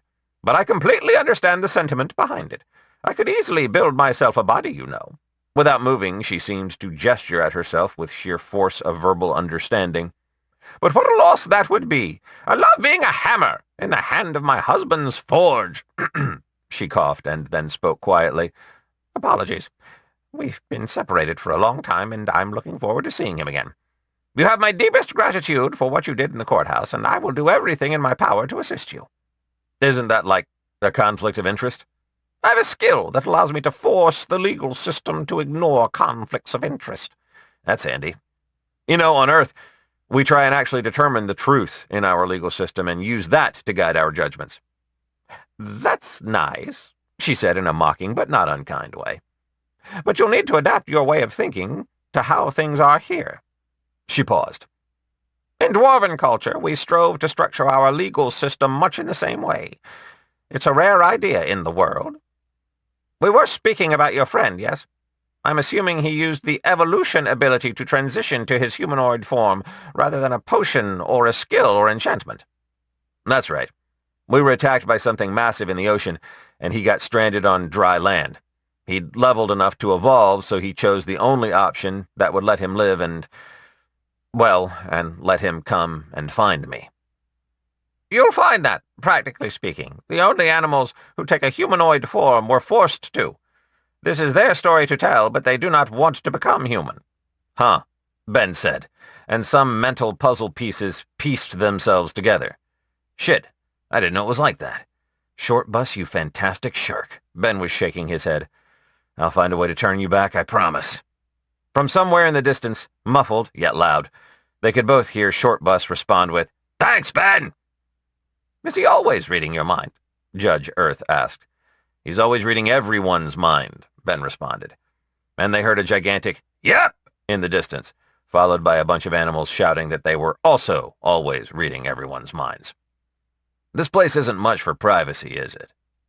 No. Despite the dangers of Solas, many of the human refugees here still prefer to test their luck in the city." They stopped outside a closed office, and one of the mechanical legs of Judge Earth's platform gently knocked. "Brea, are you busy?" "No." The woman who responded had a deeper voice, but still distinctly female. To Ben, it had an immediately familiar quality, but he couldn't put his finger on it, except that it sounded like his natural enemy for some reason. I've got someone here who really needs your services as a sage. His name is Prince Ben, and he's very important to the sanctuary. Plus, I owe him a great debt. Please use all available resources to help him, and anything we don't have, I'll have brought to you immediately. Don't worry about the cost. I'll cover it." "Oh." Bria, the woman behind the door, sounded pleasantly surprised. "I should level then. That's good. Prince Ben, come in, please." "Bria is a very talented sage, regardless of her level. You're in good hands." "Thank you," Ben said, and Judge Earth gave him a friendly tap with one of her platform's mechanical legs, then left. Ben opened the door and entered the office using a small degree of self-control not to be taken aback by what he immediately saw. Bria, Ben realized, had that real HR department vibe to her look, and that she was rather large, had brightly colored hair, and a pair of problem glasses. Ben's sense of stereotyping immediately activated, and was subsequently suppressed as he looked around the office. It was extremely clean and stark. Ben blinked several times as he took in the sheer sense of utilitarian desolation that radiated from everything. "It's nice to meet you, Prince Ben," Bria said, getting up from her desk and giving Ben a standard handshake. "Before we begin, have you claimed your royal class?" "Yeah," Ben said. "What a headache, right? There's a closet over there with second-stage Fey evolution-sized monarch gear, standard crown, cloak, and scepter, plus some regular clothing to wear under it." She was gigantic, and no, that wasn't a fat joke. She was fully human, evolved back to normal, and thus much larger than Ben. She noticed him hesitating. "Please, you don't even know how uncomfortable you are right now. Royal classes are absolutely brutal on their users." "Sorry," Ben said, realizing he was staring. "And thank you, yeah." Ben quickly went into the indicated closet and saw that it was full of fantasy adventuring outfits. Green leather armor, complete with bow and arrows. Hardened black material with sneaky-looking boots and stealthy knives. Blue robes with comically large pointy hats covered in stars and magical-looking staves. Chainmail and plate, swords and shields, clubs and maces and helmets. Hey! There was a full closet full of edgy warlock gear. Neat! Ben didn't steal any of it, but he was sorely tempted. By far the biggest section was dedicated to ostentatiously displayed outfits fit for royals. In glass cases, lit up by magical lights. Each individual outfit was different, but also exactly the same as all the others. A golden crown set with some kind of jewels, a brightly colored cape with some kind of fancy trim, and a scepter of precious metal, also set with jewels. "I've got to give it to her," Ben said, rubbing his chin and staring at the royal gear with more interest than he felt was normal. "Bria knows her shit." Then, without further thought or comment, Ben selected a royal outfit themed with red and rubies. Red cloak with white trim, rubies in the crown, and rubies in the scepter. Only those three things were strictly necessary, but the gear came with a nice matching outfit, and it was with great surprise that Ben found himself staring at the clothes rather than actually wearing it. "Are you okay in there?" Bria asked, after what must have been several minutes of silence. I'm good, Ben shouted, his volume socially appropriate for the distance. He then heard a knock, not on his door, but on the door he'd originally gone through to get into Bria's office. "He's not good," Short Bus said, his voice muffled by two doors, and yet still completely understandable. "He's freaked out by wearing clothes again." "No, I'm not," Ben yelled, his volume no longer socially appropriate for the distance. "And go away!" "I'm reading your mind, Ben. You're freaking out now. You know," Short Bus said, clearly talking to Bria, "for as long as I've known him, Ben has had a vendetta against pants. He destroys every pair he comes across within a day." "I'm not sure I'm supposed to be hearing all this," Bria began, but Ben started shouting again. "I'm going to put on the fucking pants! Go away!" "Attaboy, Ben!" Short Bus crowed. There was silence for a while as Ben continued to stare at the pants. Then, surprising himself, Ben started punching the wall and silently shouting fuck over and over again. It wasn't the pants. It was everything else that had happened to him. He'd nearly died multiple times a day, every single day since he'd gotten to the world, and now he was safe. His emotions, which had been so well-behaved and repressed, let their outrage rampage.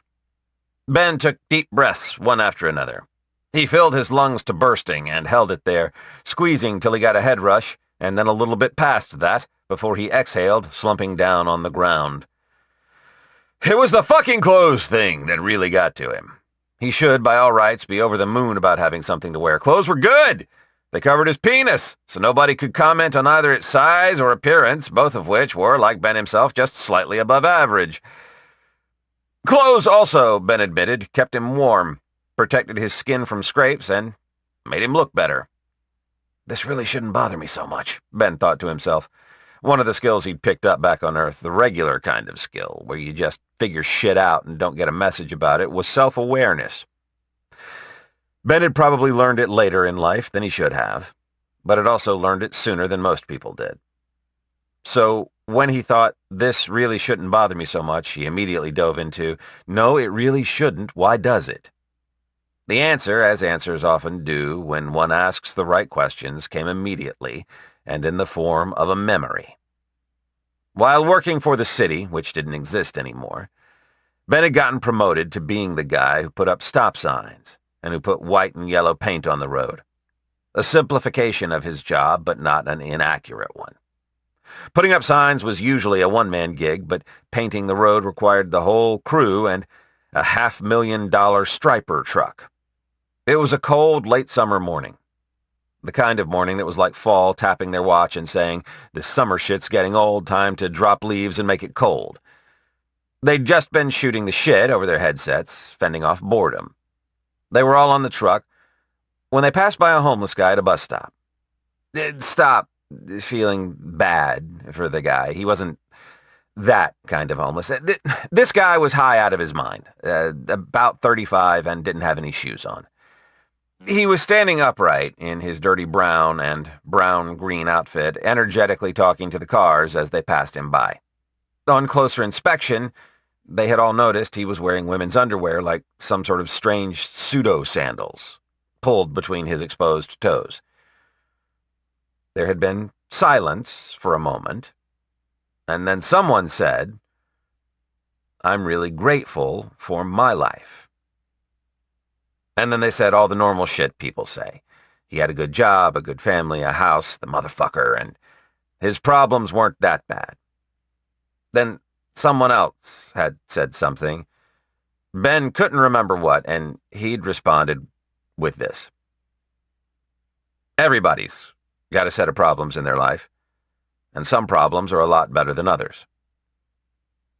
His coworker, who had admittedly been a bit of a negative person, paused and then said, You know, that's an extremely optimistic way of looking at the world. The conversation had stuck in Ben's mind and nagged at him the entire day. It was later when he was talking on the phone with his dad, which was basically him bragging about his successes and minimizing his failures, when he really started to untangle the idea. In Jungian psychology, there's an idea that the mind needs a religious structure of some kind, a moral cosmology, an answer to all the why questions. The idea follows that if the mind does not have a moral cosmology/religion, or if its moral cosmology/religion is destroyed, the mind will find something to put in its place.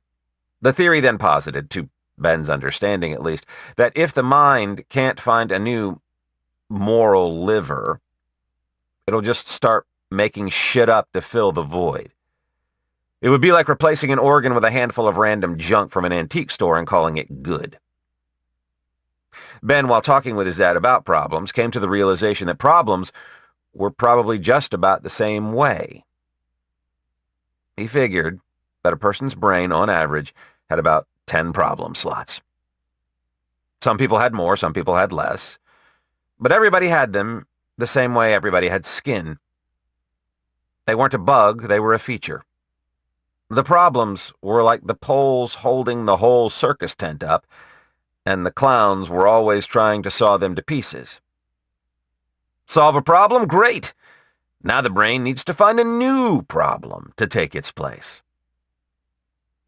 No matter how many problems a person solved, they would never be done, because the brain needed to have problems in order to function.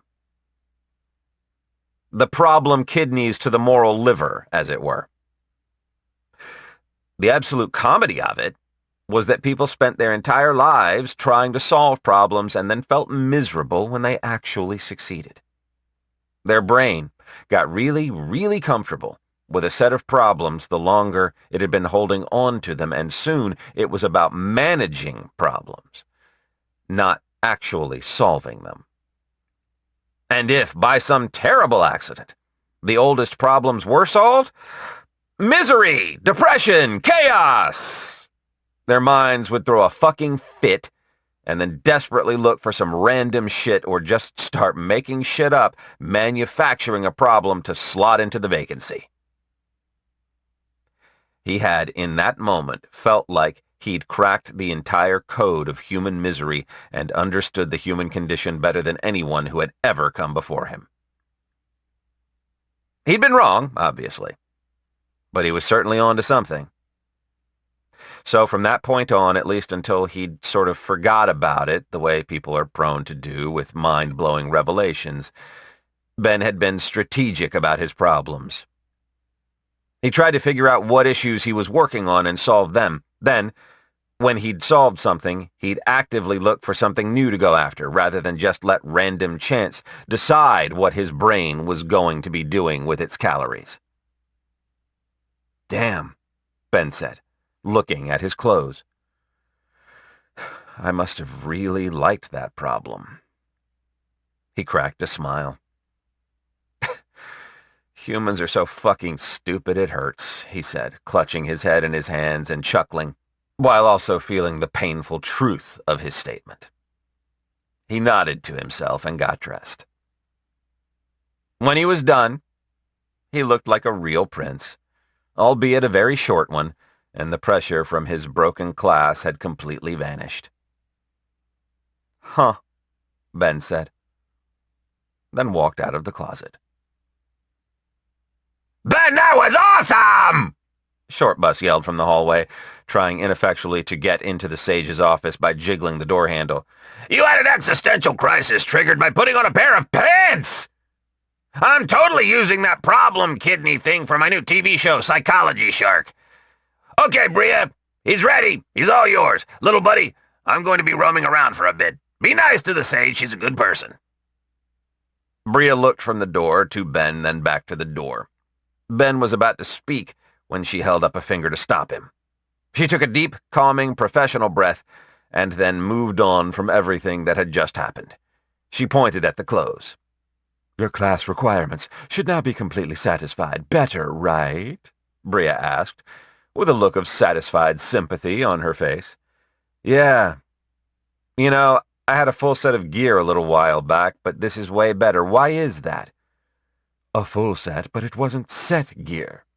The world is really a weird mishmash of a bunch of different game mechanics from a bunch of different genres. It's weird that so much of what we find here had an echo in our world." "For real? You were a gamer?" "No." "Were you?" "No, but you know about games?" "I was familiar with games, yes, but it was more of an academic study rather than actual enjoyment. The world treats equipment sets the same way as the Diablo franchise." "Oh, yeah, that makes sense." Ben had played all the Diablo games. "So it's like there are 5 pieces of equipment in this set, and for each additional piece you get bonus stats or something like that, right?" "Right. Lucky for you and all the other royals out there, sets are only slightly less common than regular gear and can be easily crafted. Most classes can mix and match equipment freely, as long as it's in their class, but royals need to coordinate their outfits, as in, they need to be wearing actual equipment sets in order to fully satisfy royal requirements. Do you have a kingdom?" "I own a single tree in the over-caverned forest," Ben said. "Huh. Sucks about only being able to wear set gear, though. That seems like a pain in the ass. I'd want to move on from this topic, but what set am I wearing right now?" Ben asked, and her eyes immediately came into sharp focus in a visible and obviously supernatural way. "You are in the humble Street King set. Pretty low level, all things considered, but it does grant a bonus to HP when the system classifies you as homeless." Before Ben could ask if the system considered him homeless, Bria spoke. It looks like the bonus is active now. Yes, your one tree in the wilderness doesn't count against you, so good for you. Bad news, you're about to explode. That was an attention-grabber of a statement, and it stilled Ben's mind completely. So let's focus on that. Did you, by any chance, make any manual adjustments to your skills or racial passive abilities? Yeah, Ben said. Is it obvious? About as obvious as an axe wound with the axe still inside it. She refrained from asking how he was still standing. The good news is that I'm going to be able to keep you from blowing up, but the bad news is that if I actually want to fix you, it's going to be really expensive. Right now, your level system is completely broken. It's totaled, she said, and her eyes flashed again. See, you manually activated your evolution ability, but the way you did it was like using the jaws of life to change the spark plugs of your vehicle. Bria didn't say, let me guess, your brain went all weird and you saw pretty system symbols everywhere and decided to start touching them, right? Because she wasn't that kind of person anymore, nor did she want to be. The worst part of the ever-piercing eye, it let you see yourself like you were someone else. Pretty much all the machinery is mangled to bits, she continued, after a slight mental pause for thought. And worse, you have a bunch of volatile experience just floating around raw in the wreck. Your level system can't process the experience, and the unprocessed experience is causing more damage to the level system in a really simple but destructive cycle. Then you're surviving, which is giving you more experience, which is... She made a cyclical motion with a hand. Plus, it looks like you cleared a citadel, absorbed a citadel core, defeated several boss monsters, toppled a monster kingdom, busted up an illegal gremlin summoning cabal, all with a completely broken system. What the fuck, dude? She looked away from the invisible list of Ben's amazing accomplishments and stared at him. It's been a really long week, Ben said, slumping into his chair. So what do we need to do? First thing, she said, Ben pulled out a gigantic sci-fi syringe covered in scary-looking spikes. We've got to extract all that experience out of you so you don't explode. You might want to close your eyes for this one. It's going to hurt. Ben was then willingly strapped down to his chair and consented to have his experience drained by the licensed and skilled sage Bria. She had not lied. It hurt. Side chapter. While Ben was inside Sage Bria's office receiving his extremely uncomfortable treatment, something a little funny was happening in the by his beard and fire holy dwarven sanctuary for the lost and needy. The very same sanctuary Ben was in. The room was packed full of fae, animals, and royal humans. To be sure and to be clear, regardless of if they took the class of prince or princess, they were royalty. A fact that the system itself acknowledged and upheld as actionable fact. But that wasn't the funny thing. On one side of the room, a beautiful young princess was having lunch with her animal companions. She was attended to by field mice and songbirds, dozens and dozens of them, each of which was wearing a colorful outfit the princess had sewed by hand for them, like how a girl might sew clothing for her dolls, in that every outfit had been made with love. The deep magic. The princess, who on Earth would have been called nobody special, who had truly infinite value like every other human being, hummed happily with her new family as they ate. She'd had the good fortune to enter the world somewhere sensibly close to Solas, allowing her to follow a well-established leveling circuit and speed-run her way through the various Fae evolutions. She was chatting with her animal companions about how she might help some of the people still stuck as fairies or leprechauns or gnomes or brownies or all the other mid-range Fae creatures when the doors to the church were thrown wide open. Her face and the faces of every other person in the building turned. There in the doorway stood, to her, the most magnificent prince she'd ever laid eyes on. As she stared, his head turned, guided by deep forces beyond all understanding until he was looking straight at her.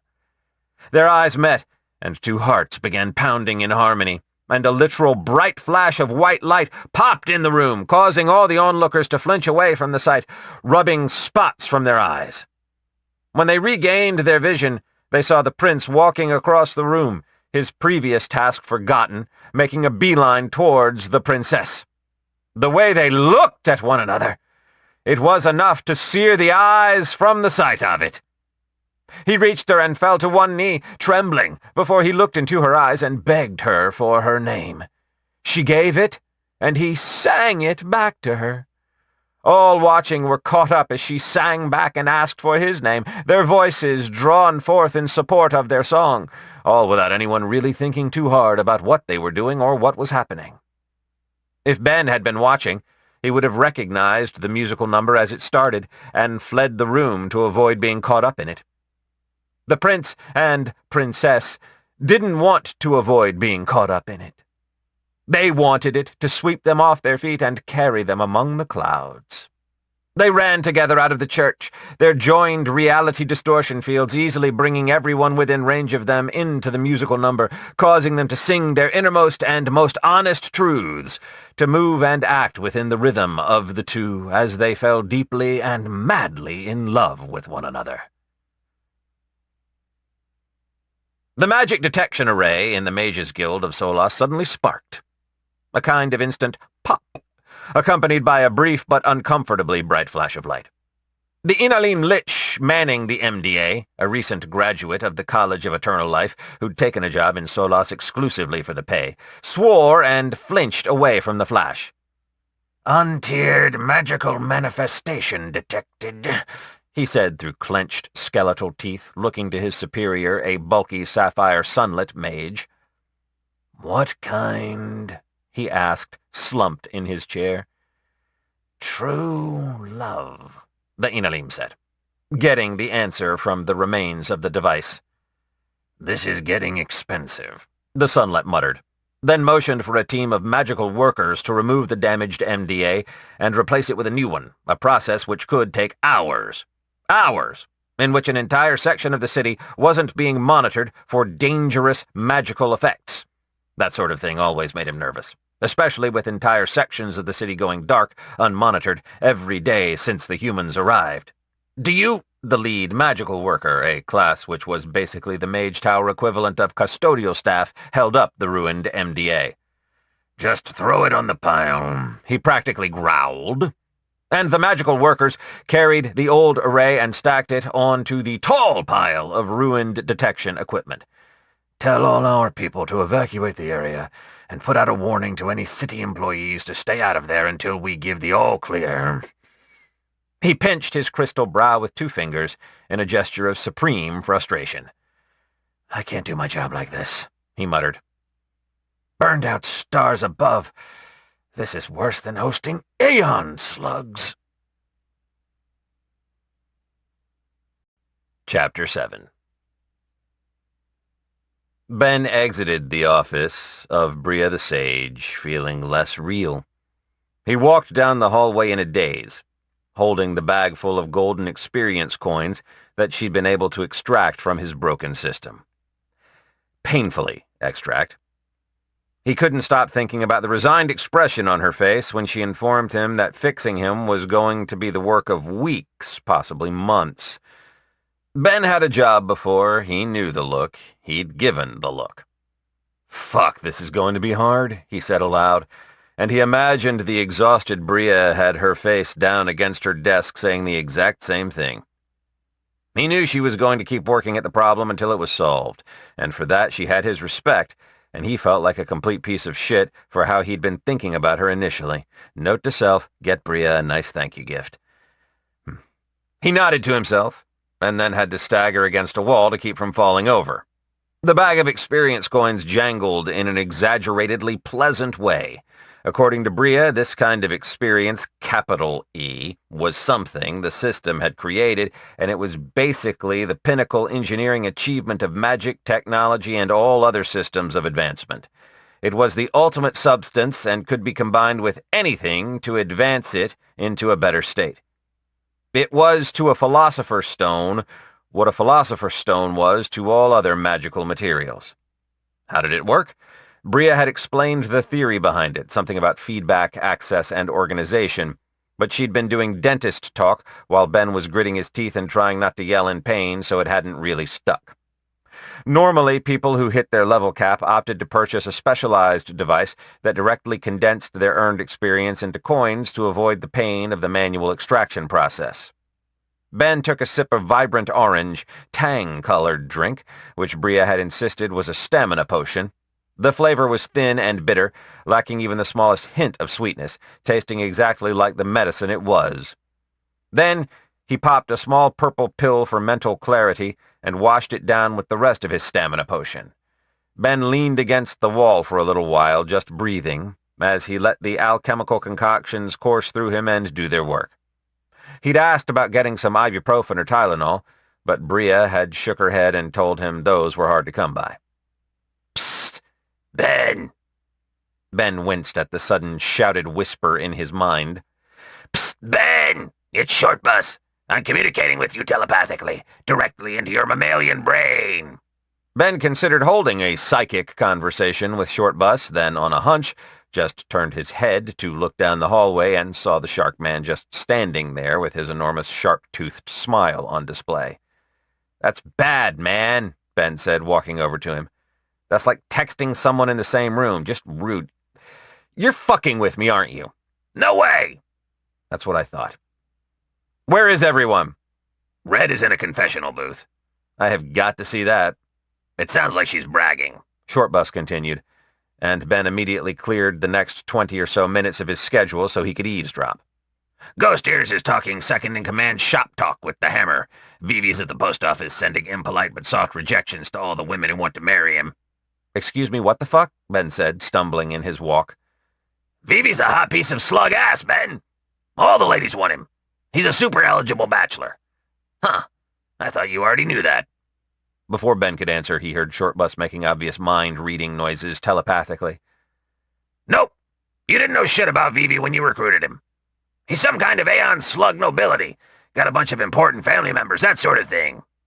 "Well, that's fucking stupid," Ben responded. "What about you? Are you secret royalty of some kind?" "I am the king of the ocean," Short Bus said seriously. "Tell that to the orcas," Ben snapped back. "Okay, so Vivi's out. Ugh. What about the teen squad? Anna and 31 and, "Drist?" Yeah, that guy. What about them?" "They all went home to report back to their families. What's the plan, Ben? What are we doing to get ready for the trial in a few days?" "I don't fucking know," Ben said, without venom. "Build a nuke? Apparently that's how the legal system works here. It's all like, this man murdered my entire family. And then the judge says, what is your defense? And he's all like, I have a bomb and I will kill everyone in this courtroom. And the judge is like, well, can't argue with that. Innocent. Court adjourned. Kill each other outside if you please. So I've got no idea how to prepare. We need Vivi, so let's get him." "Okay, but he's in the middle of taking lewd and lascivious pictures of himself to remind the people he's rejecting of what they're missing out on," Short Bus said, then opened his mouth to elaborate further. Ben stopped him. "Never mind. We'll wait for him to come back on his own. I don't need to know where he is or accidentally see what he's doing." "He's demonstrating his amazing flexibility." "No." "Did you know Aeon slugs?" "Stop." "He's got all this tiny furniture." "We're done," Ben said, and then performed a kinetic leap to escape from the oversharing shark. Ben landed against the far wall of the hallway, then kicked off of that to the next corner, then once more to make it back to the main church area. Someone shouted at him not to jump around like that, then groaned as a bunch of other leprechauns started performing dizzying and rapid kinetic leaps all throughout the building. "Great," the unnamed stranger shouted. "Now they're going to be doing that for hours. Thanks, asshole." Ben would have complained, but he had already been overcome by the strong desire to leap around in a gigantic leprechaun swarm, feeling his mind blank out from the sheer dizzying joy of it. He couldn't have said how long that lasted, only that it ended when someone caught him with a gigantic net and splashed him with a bucket of cold water. He came to and saw a bunch of other leprechaun humans, all sopping wet with the same blissed-out expression he no doubt had on his face. Short Bus was watching him from a conspicuous and highly visible corner of the room, leaning against the wall and attempting to, and completely failing at, smoking a gigantic neon orange cigar. He nonetheless had a very serious vibe about him, and Ben felt his swarm-based elation fade as he approached the somber man-shark. "We're in a bit of trouble, aren't we, Ben?" Shortbus asked, still attempting to find a way to get a cigar-shaped object to work with his gigantic angular mouth without instantly shredding it into pieces. Ben took a breath, something between a sigh and stress, shaking his head a little. "Yeah, that's one way to put it." "What do you want to do about it?" he asked, finally giving up on the cigar-sized smoke and then offering it to Ben. "It's a stamina potion. Apparently adventurers prefer smoke-based options. Someone offered it to me for a laugh." Ben took it, shrugged, and let Shortbus reach down to light it. "This tastes like orange sherbet and burnt tire," Ben commented, but continued to smoke it, feeling the alchemic concoction rushing through his body and washing all sense of physical and mental fatigue away. "I always thought actual cigarettes should feel like this," Ben said, making a disgusted face, and then putting the partially burned stogie in his utility pocket. "Buddy, you're in my head right now. You know I've got jack shit for a plan here." "Right now, you've got jack shit," Shortbus commented, a little bit of his goofy mask falling away. "But you'll think of something. You're better prepared for this world than I ever was, and that's a fact." "No way," Ben said, making a face and shoving Shortbus. "You're a killer. You were born for a place like this. I'm just a guy who read way too many sci-fi books. Like, fuck, that turned out to be a total waste of time. This is reality, not some..." Ben shook his head, feeling like his brain was trying to do a backflip. "All I can think of are impossible solutions, stuff that isn't even real. I always had this problem back on Earth. I was always coming up with fantasy solutions to real-world problems." "Oh, yeah," Shortbus said, eyeing Ben critically. "Oh, yeah," Ben said. "Like right now, this whole situation, 3 days to prepare for a trial? That's impossible. And all my brain can think to offer up is that everything would be easier if I were in a time loop, right?" Ben said, gesticulating wildly with his wishing hand. "Like who can figure this sort of thing out in one go?" "Oh," Shortbus said, his black eyes as wide as they would go, watching Ben's wishing hand as he casually waved it around like it was worthless. "Exactly. What a useless solution to my problem," Ben sulked. "If I were a responsible adult, I'd be able to be like, let's make allies with that dwarven hammer lady and form a legal coalition against the corrupt forces of Solas. But I don't know how to do that. All I know how to do is be like, fuck, it would be great if I could just loop this situation a few times and figure out what was going on." "Ben, that would be great," Shortbus said, completely mesmerized by Ben's wishing hand and the ring. "Right? Like, what are you staring at?" Ben said, suddenly catching on, and then looking at his own hand. His eyes went round, and then he looked at Shortbus, who had the same expression on his face. "Oh," Ben said, pointing at his hand. "Oh," Shortbus said, pointing at the hand as well, the two of them managing to scrape up enough brain cells to pass the intelligence check. "Oh, okay, right," Ben said, suddenly hyperventilating, his brain flooded with dopamine. "I've got a wish, and I can wish for anything, and it's a legit wish, so it's all good." "Ben!" Shortbus shouted. "Don't just shout your wish," he continued in a softer voice. "I'm reading your mind, and there's a part of you that's really good at making wishes because you watched Aladdin about 1,000 times as a kid. Listen to that part of your brain." "Right. Don't want to Jafar myself here," Ben said. "What a waste. Just wishing to be a sultan. Like, who was going to listen to him anyways? Fucker should have started with most powerful sorcerer in the world. Saved a wish, man." "Okay," he said, taking a deep breath. "Just let me think for a second." Ben stopped talking, and Shortbus stared at him with an eager expression on his face. "Oh, yeah," Shortbus said. "That's it. Yeah, that's it." "Okay, I'm ready." Ben held out his wishing hand dramatically, then whispered, "I wish I had the ability to form time loops that was best suited to me." There was a distant rumble, and a light went out on Ben's ring. At the same time, a tiny, pure white halo appeared over his hand. System Wish Assistant activated via Ring of Sacrifice. Optimizing wish... Ben's pocket watch of time loop. This item can only be utilized by Prince Ben. This item is fueled by holy energy and experience. This item is soul-bound to Prince Ben. Upon the true death of Prince Ben, this item will be destroyed. When this item is used, the user is placed in a localized time loop of limited scope, the duration and size of which are determined at time of use.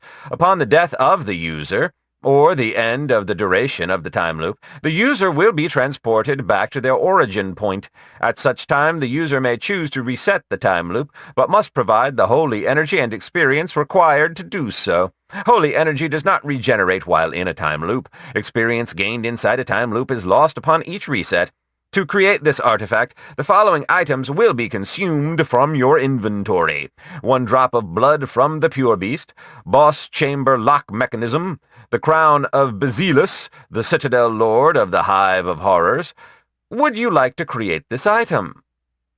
Yes, Ben breathed. And then nothing happened. Ben blinked several times before realizing he needed to pull the items out of his utility pocket. God, the security on this thing is good. Can't even wish shit out of here, Ben said. Then carefully pulled a single drop of blood out of Betsy, feeling sad as he did so, along with the golden skull lock he'd gotten from Vivi's dungeon and the crown he'd looted from the Citadel of Horrors. The wish, which had vanished off of Ben's ring, appeared in the air in front of him, where the 3 items orbited around it. Silently and without ceremony, they merged together, melting into pure essence. Then, much to Ben's chagrin, most of his experience coins he'd received from Bria were lifted from the sack on his belt and merged into the formless mass of light. It flashed softly, then solidified into a golden pocket watch with a very long chain. It floated to Ben and attached itself to him, tucking itself away into his pocket.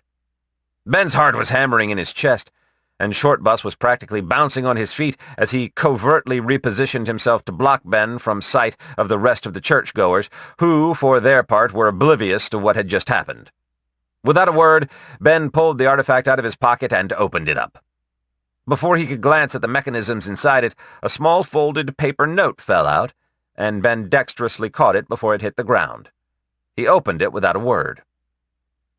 Don't waste your life in a loop. Ben. Message from the future? Or an alternate dimension? Ben softly asked himself, his brain having finally shifted away from pure Earth logic and into the realm where time loops were a perfectly valid solution to his problems. I'll keep it in mind, Other Ben, he said, then looked at his watch. The interior belied a simplicity of design that Ben could appreciate. There were several dials which controlled the duration of his loop, anywhere from hours to weeks. Additionally, there was a dial which controlled the size of his loop, which Ben took to mean how much geographic area his loop would encompass. Then, at the very bottom, was a readout that told him how many loops the watch could support with the current settings and power. Right now it read 0, but Ben saw the obvious coin slot in the center of the watch face and put one of his few remaining experience coins in, like an old arcade machine. He adjusted the duration to 4 days, set the loop size to medium, and was pleased to see the readout change to 3, as in, it could support 3 loops. Without ceremony or regret, Ben put the rest of his coins into the watch, which brought his number of attempts up to a comfortable 20. Ready? Ben asked, and Shortbus nodded his head vigorously. Okay, we've got a few shots at this, so let's, he said, then pressed the button at the top. You have entered a time loop of limited scope and duration. The capital crystal of Solas has detected your time loop. The mage tower of Solas has not detected your time loop. Capital crystal is now assessing threat to city, threat not significant. The capital crystal of Solas has amplified the size of your time loop to extremely large, which will now encompass the entire city. The capital crystal of Solas would like to inform you that your previous loop size of medium would not have even reached the legal district, and thus been a colossal waste of your precious time and resources. Please enjoy your time loop, and note that all critical infrastructure has the ability to detect chronomancy and responds to time magic with lethal force. Go. Ben finished. the notifications flashing before his eyes in an instant.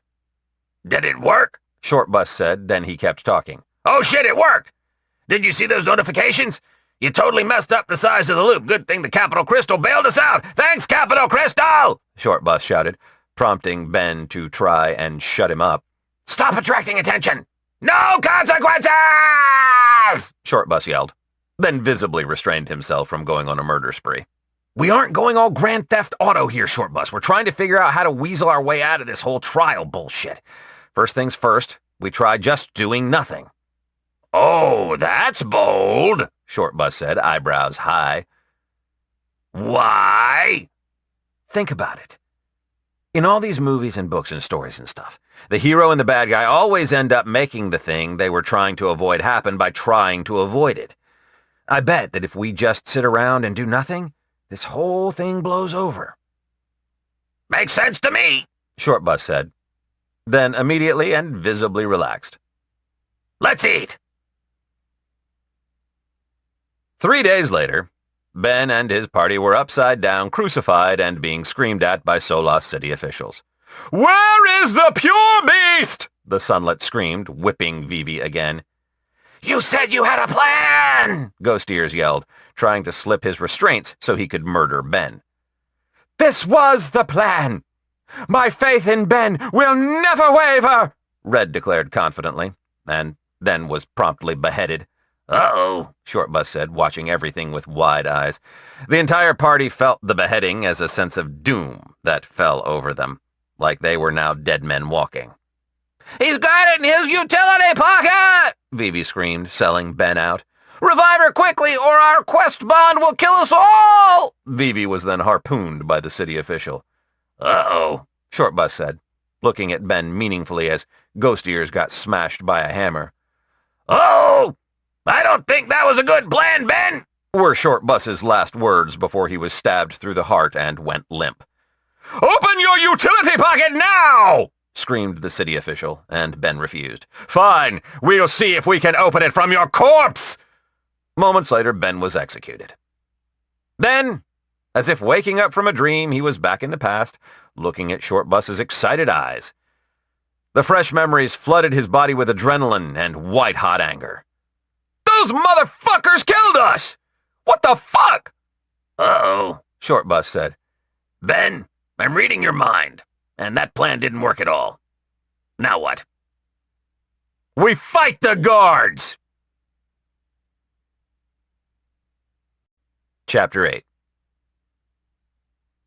Ben rushed forward from the Beard Sanctuary, followed by his party. He was positively fuming, allowing Shortbus to give his party the essential details as they rode public transportation, which thankfully made it simple to find the site of his planned domestic terrorism. City Hall, which was just above the jail Ben and party had been executed in during the previous time loop. It was a stunning example of architecture, which was completely lost to Ben's rage-filled sight. All he saw was a statue of a Sunlet that stood proudly in front of the large doors, which were guarded by 2 Sunlet police officers. Each was armed with both a magical staff rifle and a club made out of some advanced magical wood. He only guessed at the magical advanced aspect of the wood, but he was right. Ben raised his wishing hand high, preparing to use a wish to completely level the building. "I wish! System warning! Wishes exist outside of time. Mandatory Ring of Sacrifice addendum. Wishes are not restored when resetting a time loop. You have been officially warned." Nope. Ben carefully lowered his wishing hand, nodding his head fast in time to the murderous beat of his heart. He picked his target, the guard on the left, and without warning or preamble, Ben launched himself forward with a kinetic leap, swinging a heavy club in his utility pocket intelligently equipped to his hands. His speed was so great, and the sneak attack so effective, that the critical hit shattered the head from the body of the Sunlet. The other police officer executed a practiced gesture, activating an extremely loud alarm attached to his staff rifle and attacking with his club.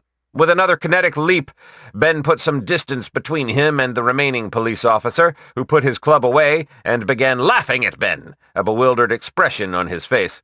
Ben frowned in amazement as the police officer picked up the largest shattered-off chunk of his partner's head, looked it in the eye, and laughed at it, then threw it in Ben's direction, still overcome by mirth.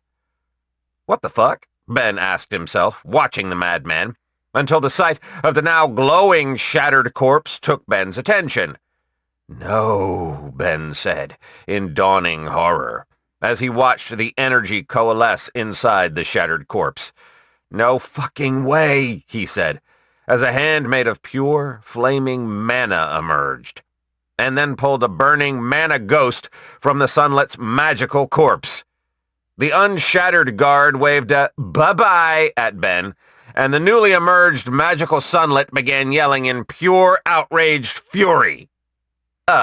Ben said, thinking he might have a moment to run, but he didn't.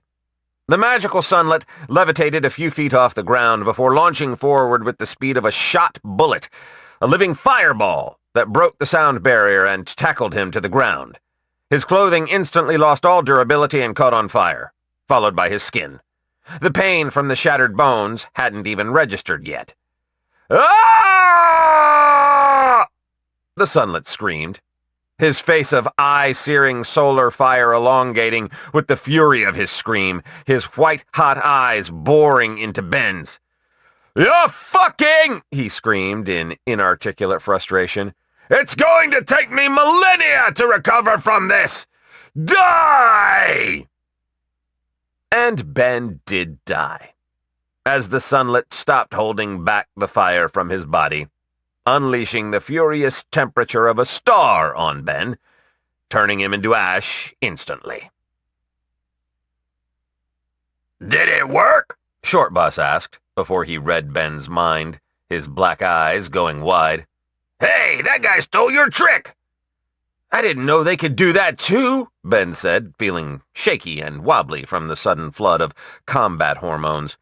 From his perspective, he'd just died twice in less than a few hours, and moments ago an utterly terrifying monster was screaming murder in his face. The second death had been like a bucket of cold water splashed over his head, clearing it of stupid ideas like trying to solo the entire city of Solas.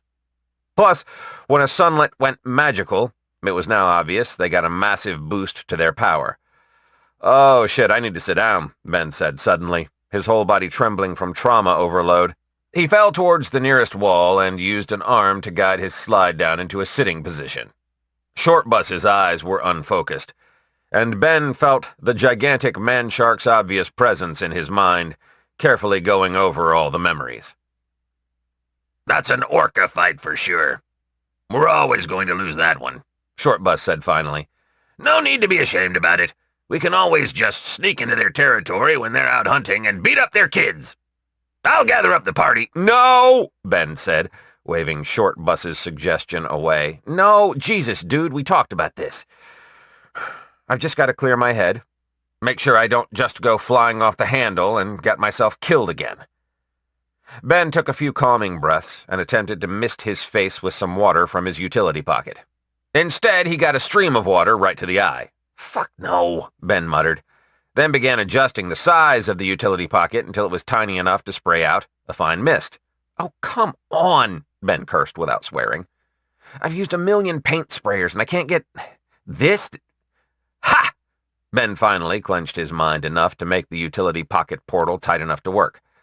"Ah," Ben said, blowing a breeze with one utility pocket and spraying some pleasing mist with another. While the luxurious treatment did help him, the act of working with the utility pocket and solving a problem was the main help to his stress. Ben made a note to get himself a garage to work in as soon as humanly possible. Shortbus, an aquatic creature with little respect of personal bubbles, muscled his way into Ben's space to also luxuriate in the spray of moisture. "This is marvelous," he said. "Get out of here," Ben laughed, futilely pushing at the heavy shark man who had a soft-eyed expression of bliss on his face, a gigantic face which was currently pushing against Ben's face to hog the spray. He didn't say anything or even pretend he was going to move, instead just making loud and exaggerated noises of relief and enjoyment. "Shortbus!" Ben yelled, then used a kinetic leap to escape into the air, taking his mist with him. "No!" Shortbus yelled, and jumped a shocking, yet still insufficient height to catch Ben. "Bring it back! I need it!" "I'll make you one!" Ben yelled from the random piece of architecture he'd landed on, which was a stone sculpture of a keg of beer. Ben began making Shortbus his own Mr. Utility Pocket, focusing entirely on the project. Like he had in the Overcavern Forest, when they went to assault the extremely tiny army of gremlins, he made a mini-pocket that would operate from Shortbus's mana supply, then filled it with water, then set it to have a fixed opening. All the while, Ben kept up a steady stream of complaining nonsense, the kind of verbal white noise that accompanied all men when they were tinkering with something difficult. "Hey now," Ben said, realizing he could dramatically reduce the amount of mana the contraption would drain from Shortbus just by sacrificing functionality. He pared the mini-pocket down to only function as a humidifier, then threw it at Shortbus, who had been persistently and doggedly jumping at him the entire time. "Shortbus!" Ben yelled, holding the mini-pocket in a hand and throwing it like a football. "Catch!" "Yes!" Shortbus crowed, barreling through the crowded church, knocking people over so he could catch the thrown mini-pocket. "No consequences!" Shortbus shouted at anyone who complained at him. Ben began exaggeratedly misting his body. "This is heaven," he moaned, his body now wet enough to start dripping everywhere and making a mess. Now safe, and in a considerably better mood, Ben hopped down from the keg statue and began pacing, testing his options. "What to do?" Ben said quietly. "What I need is information. Or friends." Ben glanced in the direction he'd last seen Judge Earth. "Like the judge who owes me big time." "Yeah," Shortbus said, now completely soaked and shiny. "She was really grateful for you making sure her husband and all the other dwarves could make it to Solas without any problems." "So, just so we're clear," Ben said, "female dwarves are hammers? Like literally hammers?" "Yes," Shortbus said confidently. "They are hammer ladies." "Okay. That's fucking rad. Let's go talk to the hammer lady." "Oi!" Ben shouted. "Royal Vizier! I need you!" Ben felt a generalized dull ache across his entire body, a clear signal that he was suffering damage from using his broken system. Despite the damage, Ghost Ears did join up with them as they ascended a staircase to head back into the staff-only area of the Beard Sanctuary. "Calling me like that is a load of fairy shit," Ghost Ears said conversationally. "What do you need, my prince?" "Shortbus, catch him up," Ben said without breaking his stride. Shortbus nodded his head and unnecessarily put his fingers to his temples and began vocalizing fake-sounding psychic noises. Ghost Ears did break his stride, nearly falling from the air from shock. His eyes went from Shortbus to Ben, then to the pocket watch of time loop attached to Ben's pants. "Not the worst use of a wish," he said, nearly breathless, eyes wide. "You might have just saved all our lives with this outstanding work, my prince." He bowed in midair, and Ben felt like he'd earned the praise. "You've chosen a promising path forward by seeking an alliance with Queen Earth," he continued, speaking earnestly. "And from my brief interaction, I know she will be amenable. However, do not tell her about the time loop." He paused, then pointed a finger at Ben. "Seal royal secret," he said, and Ben felt a friendly skill settle over his mind. "That is a basic skill of the Vizier class, and will protect you from both unintentionally revealing the sealed information and from having it forcefully pulled from you by skills." "Very good," Ben said, now fully congratulating himself for calling Ghost Ears over. "And just for curiosity's sake, why shouldn't we reveal the time loop?" "Because friend or foe, we must always retain an advantage of information," Ghost Ears said, nodding his head, then grinning. "I must say, I find this new class suits me," he sighed. "I can only feel that if I'd had a vizier of my own, Strangetown wouldn't have collapsed the way it did. We were far too naive, too optimistic. This class seems to possess endless antidote and remedy to those particular sicknesses." "Edgy," Ben said, then grinned at the scowl his comment put on Ghost Ears' face. What exactly are we trying to accomplish here? Ghost Ears asked, then clarified at the stupid expression on Ben's face. What do we want from Queen Earth? To not die? Ben tried, pretty sure his answer was insufficient. Oh, very good. Ghost Ears slowly clapped, the sound so tiny to his ears and cutting so deep into his ego. Try again.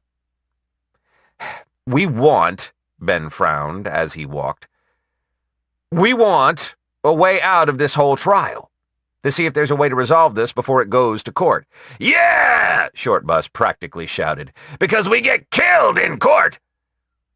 You left that part out of your psychic transmission, Ghost Ears said with a frown, then looked at Ben in alarm.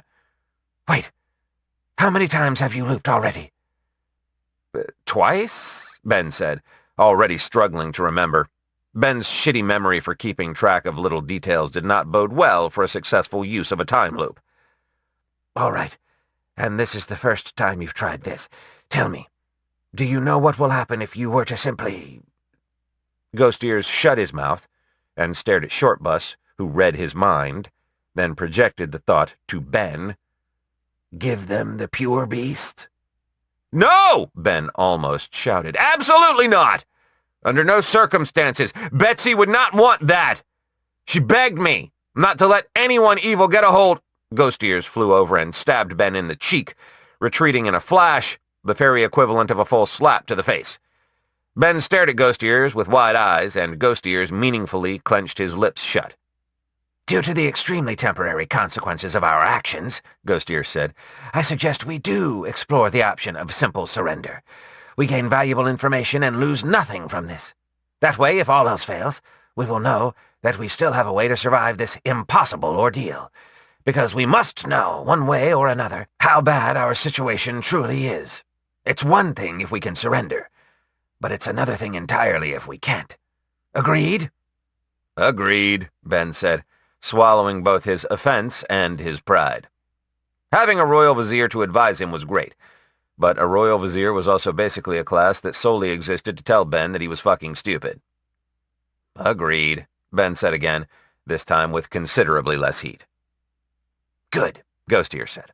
And Ben, I would have advised you against using your wish to create a time loop, and I would have been wrong about that. Never forget that my ambitions in life have already failed, and that all I have to offer you are the lessons I've taken from that failure. They arrived in front of Queen Earth's office door, which had her name above it in a little placard, just like it would have been in a church office back on Earth. You, Ghost Ears said suddenly, looking at a flinching Shortbus, go for a walk. But Shortbus weakly protested, then withered under Ghost Ears' glare. Ben, baffled, watched Shortbus mope off, then looked at Ghost Ears. He was going to immediately tell Queen Earth we were in a time loop, Ghost Ears said simply and somewhat smugly. You don't have to be a mind reader to see that one coming. From down the hallway, Shortbus shouted, "No consequences!" and his cry was immediately followed by the sounds of a fight breaking out. "Ah," Ben said with tightly pursed, flat lips. "I can see your point." He knocked on the door, and from inside the office, Queen Earth's feminine voice called out, "Come in, Prince Ben. I've been wondering when you would come to me. Please, come in, and take a seat." Ben struggled to keep a straight face. The office was normal enough, a functional place set up to have meetings with knickknacks that Ben wasn't able to give any attention to because Judge Earth, or Queen, depending on who was talking, was a literal hammer. A large hammer, at least 4 feet long, in a style close to that of a blacksmith's sledgehammer back on Earth. She was by far the most ornate hammer Ben had ever laid eyes on, an utterly stunning tool inlaid with jewels, the pinnacle of what a hammer could be. She was just laid across the surface of her desk, which was only slightly less absurd than if she'd been leaned upright in the chair behind her desk. Sizable mechanical arms installed on the surface of the desk gesticulated as she spoke while countless other arms in the room rolled along the walls and tidied the place up or worked on little half-finished crafting projects. He didn't know why, but his attention had drifted to a corner of the room where an old-looking box had been unlocked and a heart-achingly happy portrait of Queen Earth being held by a grinning dwarf had clearly been pulled out and set against the wall. The portrait, made from paint, was done in a selfie style, but what really drew his attention, however, was the broad smile of the human standing behind them, giving rabbit ears to the dwarf. Without having to be told, Ben knew the human was one of the ones from the first time humanity had been inducted into the system. A primordial human. "Doubtless you could repeat all that back to me, Prince Ben," Queen Earth said, her voice completely without hostility. Chagrined, Ben turned away from the portrait, bringing his attention back to the matter at hand. "As I was saying, I do not recommend you turn over any property you may or may not be in possession of to Solas officials. I can facilitate it. I do not recommend it." "I appreciate you looking out for us," Ben said, now fully focused. "But I'm going to have to insist that we go through with this." He'd been about to say something like, "We just need to see what happens," but Seal Royal Secret, Ghost Ear's skill, helped guide him away from the revealing comment. "Queen Earth," Ghost Ear said, "I simply ask that you trust us and our judgment. Please." All the hands in the room, and there were several dozen of them, paused for a moment. "I will make the appropriate arrangements," she said, her voice sounding resigned. "Please wait here." "This is a trap," Red said casually, standing at ease and eating some kind of glowing magical fruit she'd looted from a spare corpse Ben had in his utility pocket. Ben couldn't eat the magical fruit because eating magical food as a mana ghost was bad, and Ben was a mana ghost. "This is obviously a trap," Vivi, of all people, agreed with her, an unamused expression on his face. "And for the record, this will never work, and I am against this idea. Totally." "Noted," Ben said.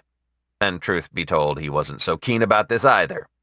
They were standing inside City Hall, in a room that reminded Ben of a gas chamber, just waiting for someone to show up and talk to them. Red was bored, waiting for the trap to spring like someone waiting for a haircut in a barber shop. Vivi kept shooting sullen, resentful glances at Ben, unaware he was in a time loop.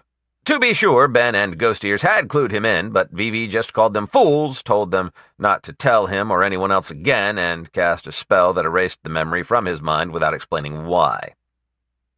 Shortbus was practically vibrating with excitement, totally at ease with the idea of his impending death.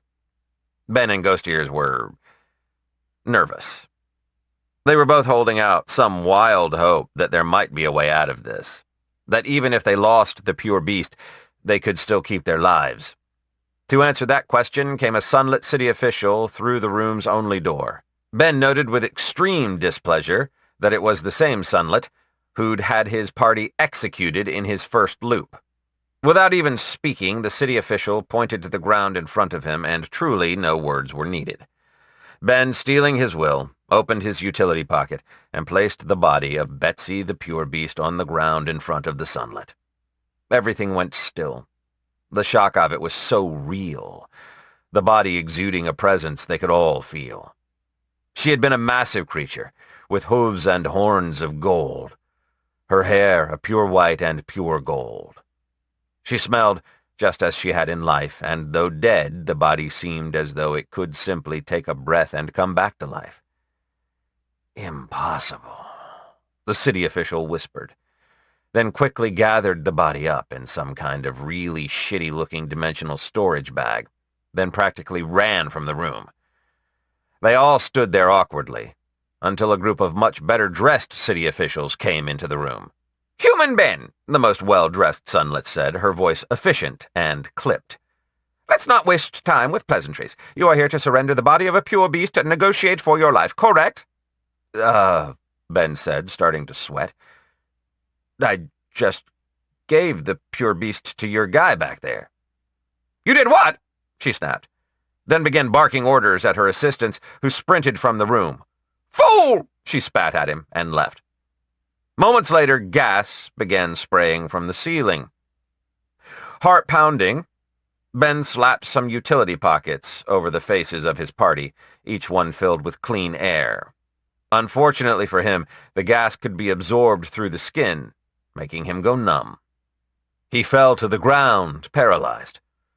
Some part of him was screaming, terrified to die. All faded to black.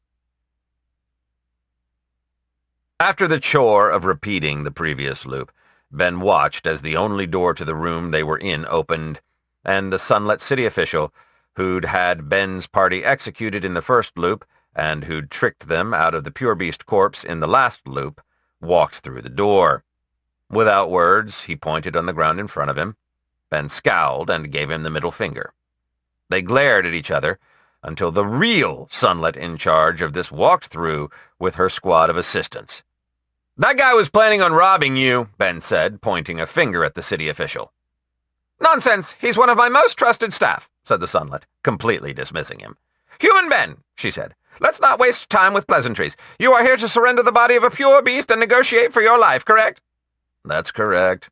"Place the pure beast on the ground," she said, indicating the ground in front of her. "No, not until the charges against me are dropped, and I know that we're all going to walk out of here alive," Ben insisted. And the Sunlit nodded, as if she'd expected that. "Of course," she said, then snapped her fingers with the sharp clack of crystal hitting crystal, and an assistant brought forth a clearly magical contract. Vivi slugged his way forward, bodily pushed Ben aside, and began reading. His eye stalks extended out and pressed into the contract as he read it, literally touching every word with his eyes. He was a fast reader, and looked up from the contract. "This is a good deal," Vivi said simply. "It binds City Hall to drop the charges against us and protect our lives in exchange for the pure beast." His voice was flat and unamused. "If the contract is broken, everyone who works in City Hall will die. Obviously, if we sign this and don't turn over the pure beast, we will also die." "That sums it up," the Sunlit woman said crisply, then signed the document. With a deep sigh, Ben also signed, and felt powerful legal magic bind him. Without being asked to, Ben took Betsy out of his utility pocket. There were gasps of amazement, followed by an assistant quickly placing Betsy into some kind of crate of holding and removing it from the room. The Sunlit woman beamed at him, clearly imagining the promotion she was about to get. The doors locked, and gas began spraying from the ceiling. Ben's eyes widened in outrage, and he turned to Vivi, who still had a flat expression on his face. "Vivi! What the fuck, man? You told me the contract was good!" "It was good," Vivi said, barely looking at Ben. "Look." Ben looked over at the trapped Sunlits still in the room, who were screaming as their crystal bodies cracked and then exploded. "Oh," Ben said, watching as they all rose again as mana ghosts. "Okay, so that's a stupid exploit." Then the mana ghosts all exploded into light, leaving the room in silence. It was right about that moment that the gas contacted Ben's skin. "Why?" Ben managed to ask, feeling the life drain from his body. "Because," Vivi said, also dying, "that's a pure beast. It was worth more than all their lives." Then he died. The screaming voice in Ben's head gibbered with terror, feeling once again the touch of death. All went dark, and moments later, Ben was once again standing in the Beard Sanctuary. "Did it work?" Short Bus asked, and Ben scowled. A dozen failed loops later, the truth sunk in for Ben. No matter how high up on the chain he went, no matter who he talked to, no matter what deal he struck, Solas would always kill him and his party the moment they surrendered Betsy. Peace was not an option. "We've got to get the fuck out of here," Ben said, and gathered up his party to flee the city. Public transportation took them to the edge of Solas, and they stood before an endless green grassland. No army of police was waiting for them. Nobody was going to stop them. Ben started walking, and his party followed. He'd told them they were running away, and nobody had argued with his decision. Right about the time he started to think this might actually work, he found he was no longer on an endless grassland, but alone inside a jail cell. A quiet alarm was going off, some simple beeping, and a sunlit police officer startled awake. He walked over to the cell and looked inside, shaking his head. "What happened?" Ben asked, obviously fishing for information. "You've got a trial coming up, right?" the police officer asked, and Ben nodded. "You tried to skip town?" Ben nodded again. The cop laughed and walked away. Idiot. Side chapter. Frankie did not know he was in a time loop. He did, however, see the gigantic donut-like torus-shaped space loop and knew something was up. He wasn't very old, but Frankie was confident that space didn't normally bend like that. He'd have gone to investigate, but as soon as space had folded around them, it was like a curtain had been removed, and a strange beacon of light shone somewhere in the dark and twisted distance of space. He'd been captivated by it immediately, drawn irresistibly towards it, somehow even eclipsing Betsy in sheer radiance. He was like a scent dog at work, nose to the ground in total focus, trying to find a path to whatever that was. All Frankie knew was it was big, golden, shiny, and locked up somewhere. So he searched, sniffing this way and that, through the infinite expanse of subspace, moving through all the subtle layers above and below the physical dimension, trying to find a way to get to the thing. After several weeks of searching, Frankie was forced to admit, in his own way, that he couldn't get at it.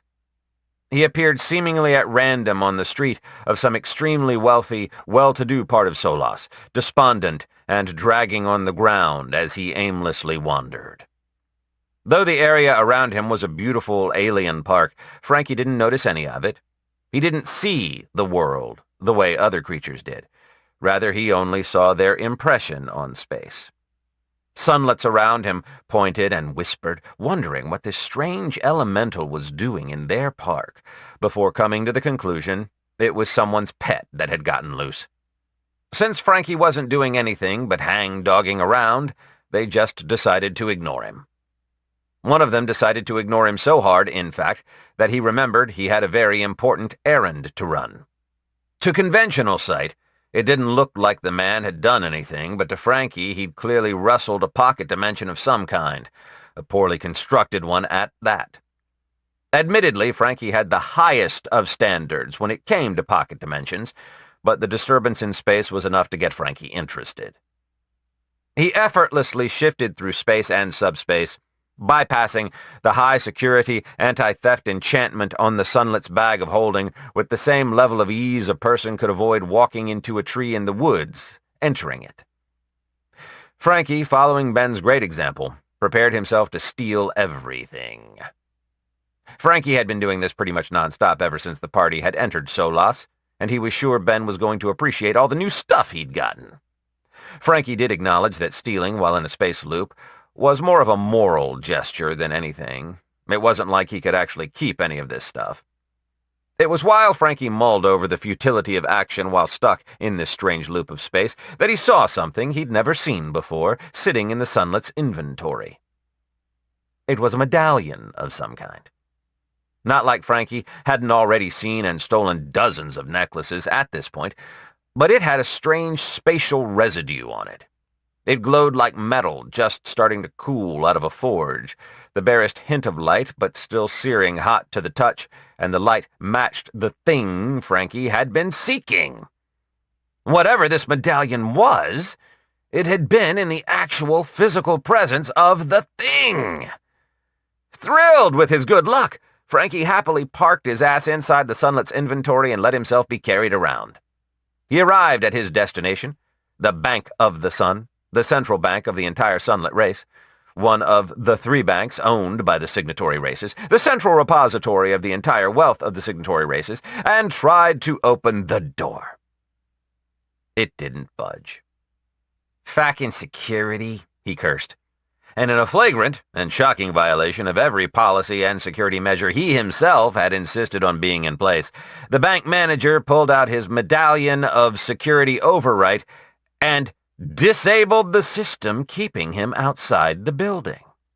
This, predictably, would turn out to be a catastrophically bad decision, as the security measures of the Bank of the Sun included protection against time loops. Normally, if a time loop managed to form inside of Solas, all key and critical infrastructure was excluded from the loop. A Bank of the Sun would be there, but it would just be a generic, illusionary construct filled with what basically boiled down to NPCs. It wouldn't do to allow someone to just repeatedly test the security of the real bank, would it? And normally, to prevent any crazy accidents, when the mage's tower detected a time loop, it would send out an alert to anyone and everyone capable of disabling the security systems. Unfortunately, the mage tower's magical detection array system was having extreme technical difficulties at the moment. Everything that could have gone wrong had. And then, suddenly, and to Frankie's great delight, the interior of the Bank of the Sun was added to the space loop. His knot eyes widened when the glow of the thing got significantly brighter, like another curtain had just been lifted. Gleefully, Frankie jumped from the bag of holding and started exploring, weaving around and dodging the layers and layers and layers of security like they weren't even there. Frankie felt the space loop suddenly turn, bringing him back into Ben's utility pocket. Without pause, Frankie started soaring through space towards the Bank of the Sun, and found that it was still there, and would be included in all future space loops. Frankie didn't understand much, aside from a near-total and instant understanding of the mechanics of space, but even he knew that the bank manager would be howling with rage at his own stupid mistake. Frankie got to work, and the treasures of the bank became less secure with every passing second. Chapter 9. "For your crimes against the city of Solas," the city official said as Ben and his party were once again crucified upside down. Ben had lost count of how many times he'd been killed. "We sentence you to death, fucking hell, I get it already!" Ben said in sheer terrified exasperation, interrupting the official. "Hey, did you know that I set my utility pocket up so that if I die, it automatically disgorges all its contents?" Ben didn't have time for a follow-up comment before he was instantly murdered, sparing him the sight of his extremely loyal party being slaughtered right before his eyes again. Ben no longer had to question if he loved his party, because now he knew what it would feel like to grieve for them. The world faded to black, but unlike the last dozen or so times Ben had died in the loop, he felt himself moving. He looked around and saw a black-robed figure holding a scythe calmly walking with him through the strange darkness of the time stream. Death felt him staring and turned his head, revealing— there was no other way to say it. He was handsome! Not a skull, but a charming, handsome young man with brilliant green eyes and curly blonde hair. He had an archetypal joy to him, radiant, infectious, and free. "Fancy seeing you here again," Death said, eyes twinkling. Then Ben was back in the church looking at Shortbus. "Did it work? Oh no, Ben!" Shortbus said, his face once again slumping in disappointment when he scanned the contents of Ben's mind after another failed time loop. "So, this goes without saying," Ben said, skipping all preamble and explanation, "but I think it's time for desperate measures." "No, Ben, don't do it! We've already done all the sensible stuff. We ran away, we did the courtroom, we fought the law, and the law won," Shortbus interjected. "And even with perfect foreknowledge, it didn't do jack shit. When I tried to bluff and wish our way out of the court ruling, they had a counter-wish ready to block me. The cops didn't even bother trying to stop me, and, by the way, we have the magical equivalent of ankle bracelets that even Vivi can't fucking get off us. And they can teleport us back into the city if we try and leave. Read my mind. Tell me it isn't time for bad ideas. Shortbus stared at Ben a long time. His once beady black shark eyes now expressive, but still dark. Slowly, as the man-shark carefully parsed through both Ben's memories and the memory packages he'd been leaving there for his own sake, Shortbus realized the truth of the matter.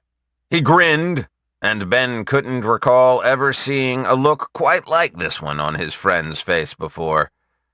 "Well," Shortbus said, "if it's going to be like that, do you mind if I take first crack at it?" "Pfft, I was just going to put Red and Vivi alone in a room together and tell them they had my blessings to do whatever came naturally to them. Go ahead. We've still got loops to burn before we're totally screwed." In response, Shortbus nodded his head curtly, then let loose the psychic equivalent of a two-finger whistle. A sharp noise that cut through everything, heard only in the mind, stilled the church. The numerous psychic animals around them stilled, and then began converging on Ben and Shortbus in a tide of fur, feathers, and scales. The silent, psychic cacophony was deafening, so loud Ben couldn't hear himself think. "Oi!" Shortbus barked, and brought silence to the scene. Through the silence, there was an almost imperceptible ringing, a slight fry to the air, as an intensely telepathic exchange of information took place. The animals began to get excited, and several of them obviously looked over at Ben, and then at the watch tucked away in his pants pocket. A small macaca began obviously laughing, falling over and heaving his small monkey body with the force of his mirth. Several squirrels gave each other the side-eye.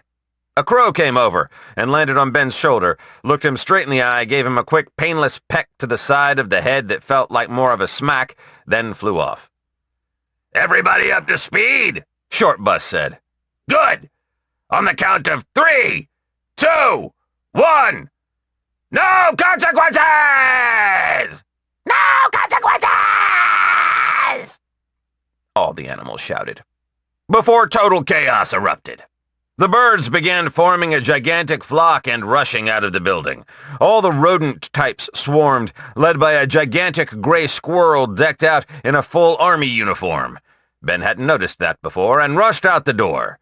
The canines packed up, rushed over to their people, gave them a good lick, and then left. The felines began to slink away, one at a time, yowling the entire time, purposefully making that awful noise as they left the church. Ben didn't even see all the reptiles leave, so he assumed they'd all slipped out during the chaos.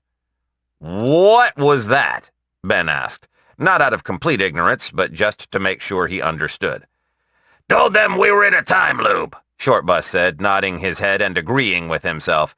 "Shared our memories and all that to prove it. They're going to rampage through the city and report back to us in 3 days' time after they've loaded up on secrets." "Secrets?" "Secrets," Shortbus repeated. "The kind you can't get without putting yourself in mortal danger or killing yourself in the long run." "Like the kinds of things you can't learn without royally pissing someone off or making a dangerous enemy?" "Right! The sort of information you can only get from really bad ideas. They're all mostly looking out for themselves, but they promise they'll be looking for a way to help us out too. This is going to take about 3 loops, I think, when it's all said and done. Come on, let's go track down 31 and see about getting that drink while we wait." "Man, fuck that," Ben said. "I've got lots of bad ideas. And if we're going to just burn 3 loops anyways, let's rampage a little." With that in mind, Ben sought out the newest member of his party, the one who seemed best suited to this kind of task.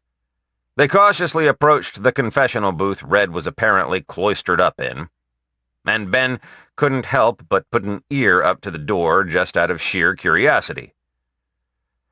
"I've been having nothing but the most impure thoughts about Prince Ben," her voice said with a throaty purr, and Ben was shocked, then realized that Red had extremely powerful magic cloud eyes that could see through solid objects, and she was messing with him.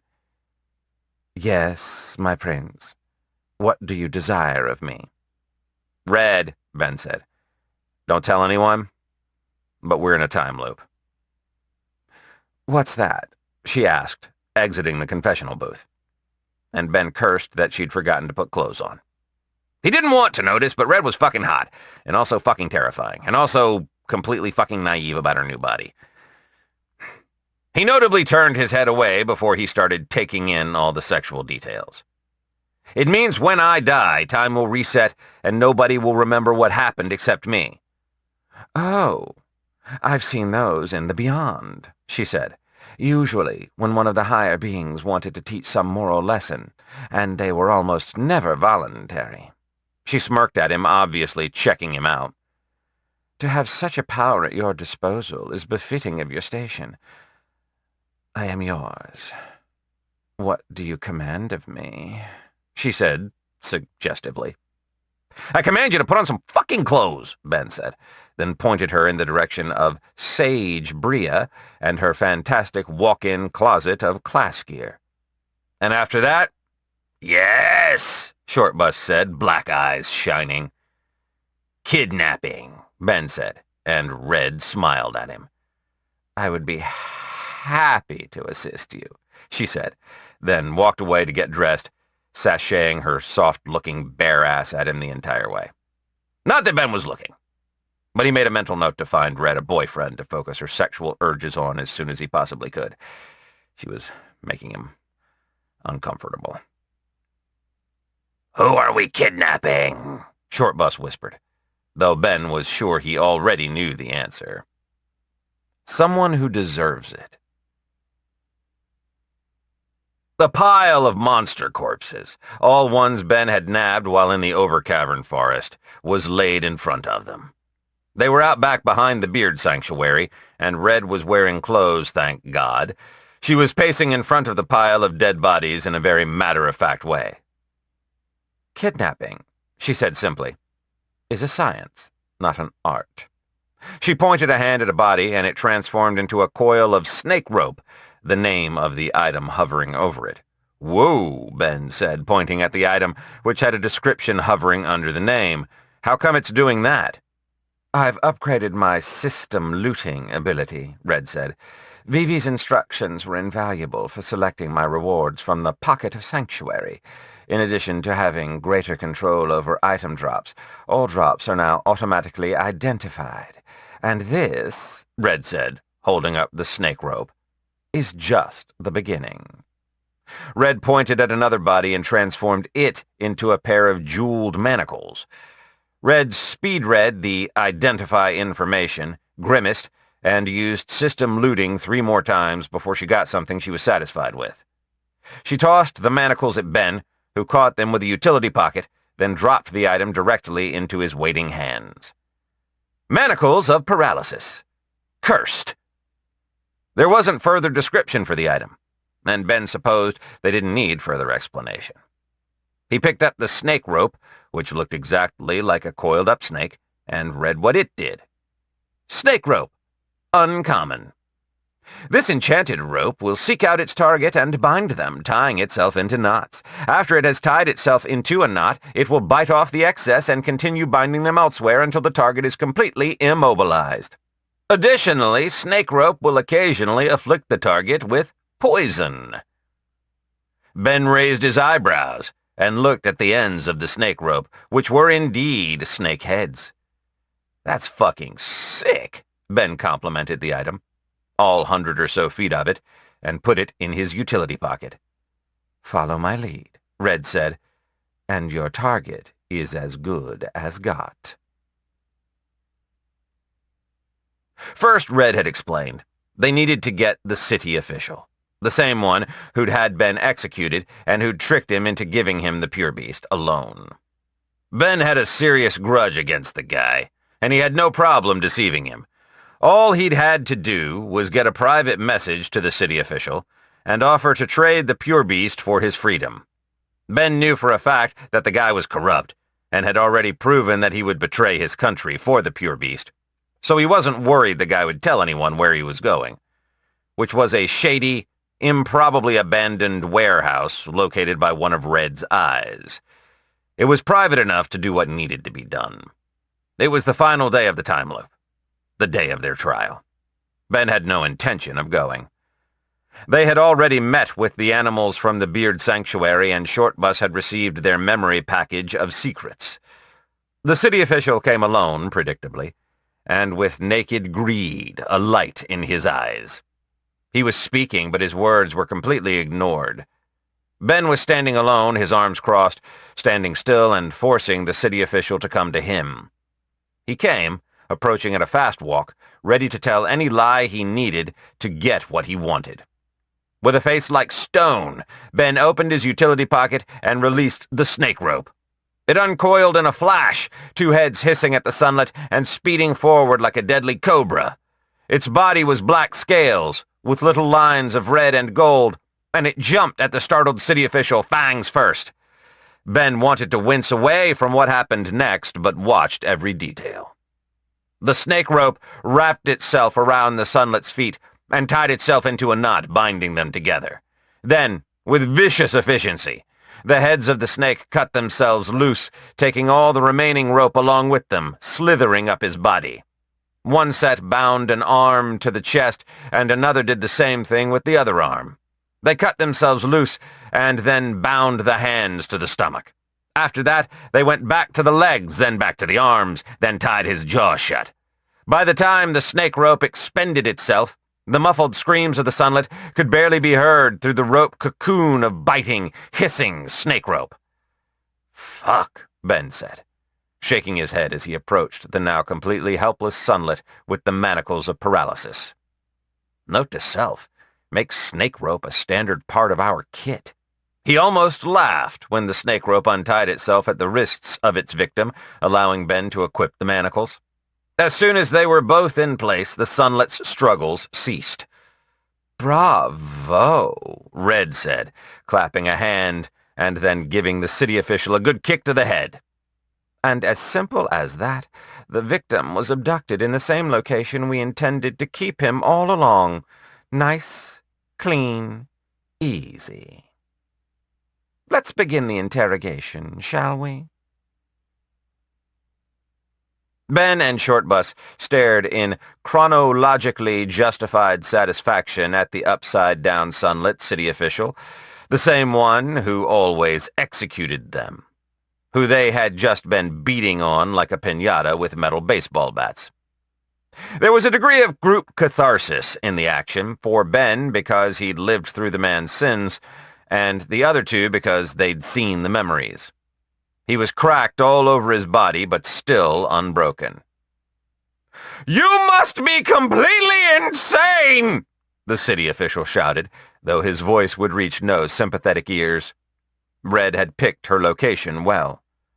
"From my perspective," Shortbus said in a dark voice, "you're the crazy one for even thinking of standing in our way." To be fair, Shortbus did look like a complete lunatic, what with him wearing the city official's clothes, which had been completely destroyed by virtue of being way too small for the gigantic shark man. "I still say we snap his—" "We're not snapping his dick off! Oh my God, Red!" Ben said for what felt like the 5th time. Then, "Also, again, great work, Red. We couldn't have done this without you."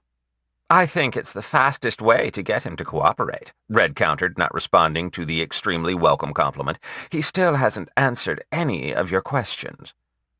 Ben glanced at the city official, who was once again staring at him in undisguised horror, then at Red, who was literally some kind of demonoid from beyond conventional reality. "Okay, buddy," Ben said, looking at the city official. "It's been like 5 minutes now that you've been defiant, and I have a pretty fucking short attention span. Start talking, or I'm just going to let Red over there do whatever she wants. No more questions, just a messy, dick-snapping death. Red, sweetheart, could you please whisper what non-lethal things you're going to do to our upside-down piñata friend so I can hear or remember it? I don't want to ruin my good impression of you by knowing." Red, with a smirk, sashayed over to the man and started whispering in his ear, holding up a hand so Ben couldn't even read her lips. With each passing moment, the color started to drain from the orange crystal man's body until he was completely transparent, like a sheet of glass or a perfect piece of quartz. "No going magical to get you out of that one," Ben said with a knowing nod at the city official. "Now," Ben said, last time I ask this. What do I have to do to get out of this bullshit trial and get you people off my back? There's nothing you can do, he finally said, eyes wide. Sweet blazing stars above, there's nothing you can do. Even if you were to drop the corpse of the pure beast, which you are illegally withholding from Solos, right in front of the council, it wouldn't make a difference. Ben rolled his eyes and refrained from saying, "Tell me something I don't know." You know about it, he continued. And if that's not enough of a reason to have you killed, you're one of the dangerous humans. One of the ones actually going around and doing things. Not at all like the domesticated ones we're cultivating to sit around and cower while we farm them. Excuse me? Ben asked, feeling a sensation that resonated with his memories of the Citadel of Horrors. You creatures are little better than animals, than monsters, he said, looking at Ben, not Red, but Ben in horror. We've been browsing the histories and speaking with the elders about you humans, and you creatures are like something spawned out of a nightmare of the beyond. But you lot are nothing like your ancestors. The council decreed a short 1,000-year plan to integrate you into Solos, to execute all the rogue elements of your species and create a domesticated, farmable version of humanity. Some of you will fight our wars, some of you will be burned for magic, but all of you will be enslaved, in chains both physical and mental, where you belong! You things are just a dangerous, ancient relic, a leftover weapon from a war so old, even we immortals don't remember it, and I will take personal pleasure in owning your ignorant, empty-headed children, generation after generation! Prince Ben, Red said, her voice cool. There are police officers approaching our location. They don't know where we are yet. Help me! The city official screamed, probably as loudly as he could. But they will soon. If we want to get away, we need to leave now. Huh, Ben said without much emotion. Red, just kill this guy. We aren't trying to get away. Red took Ben's metal bat and got to work on the screaming Sunlet. Short Bus, you got all this recorded, all packaged up nicely in my head? Ben tapped the side of his skull. Yep, Short Bus said in a low growl.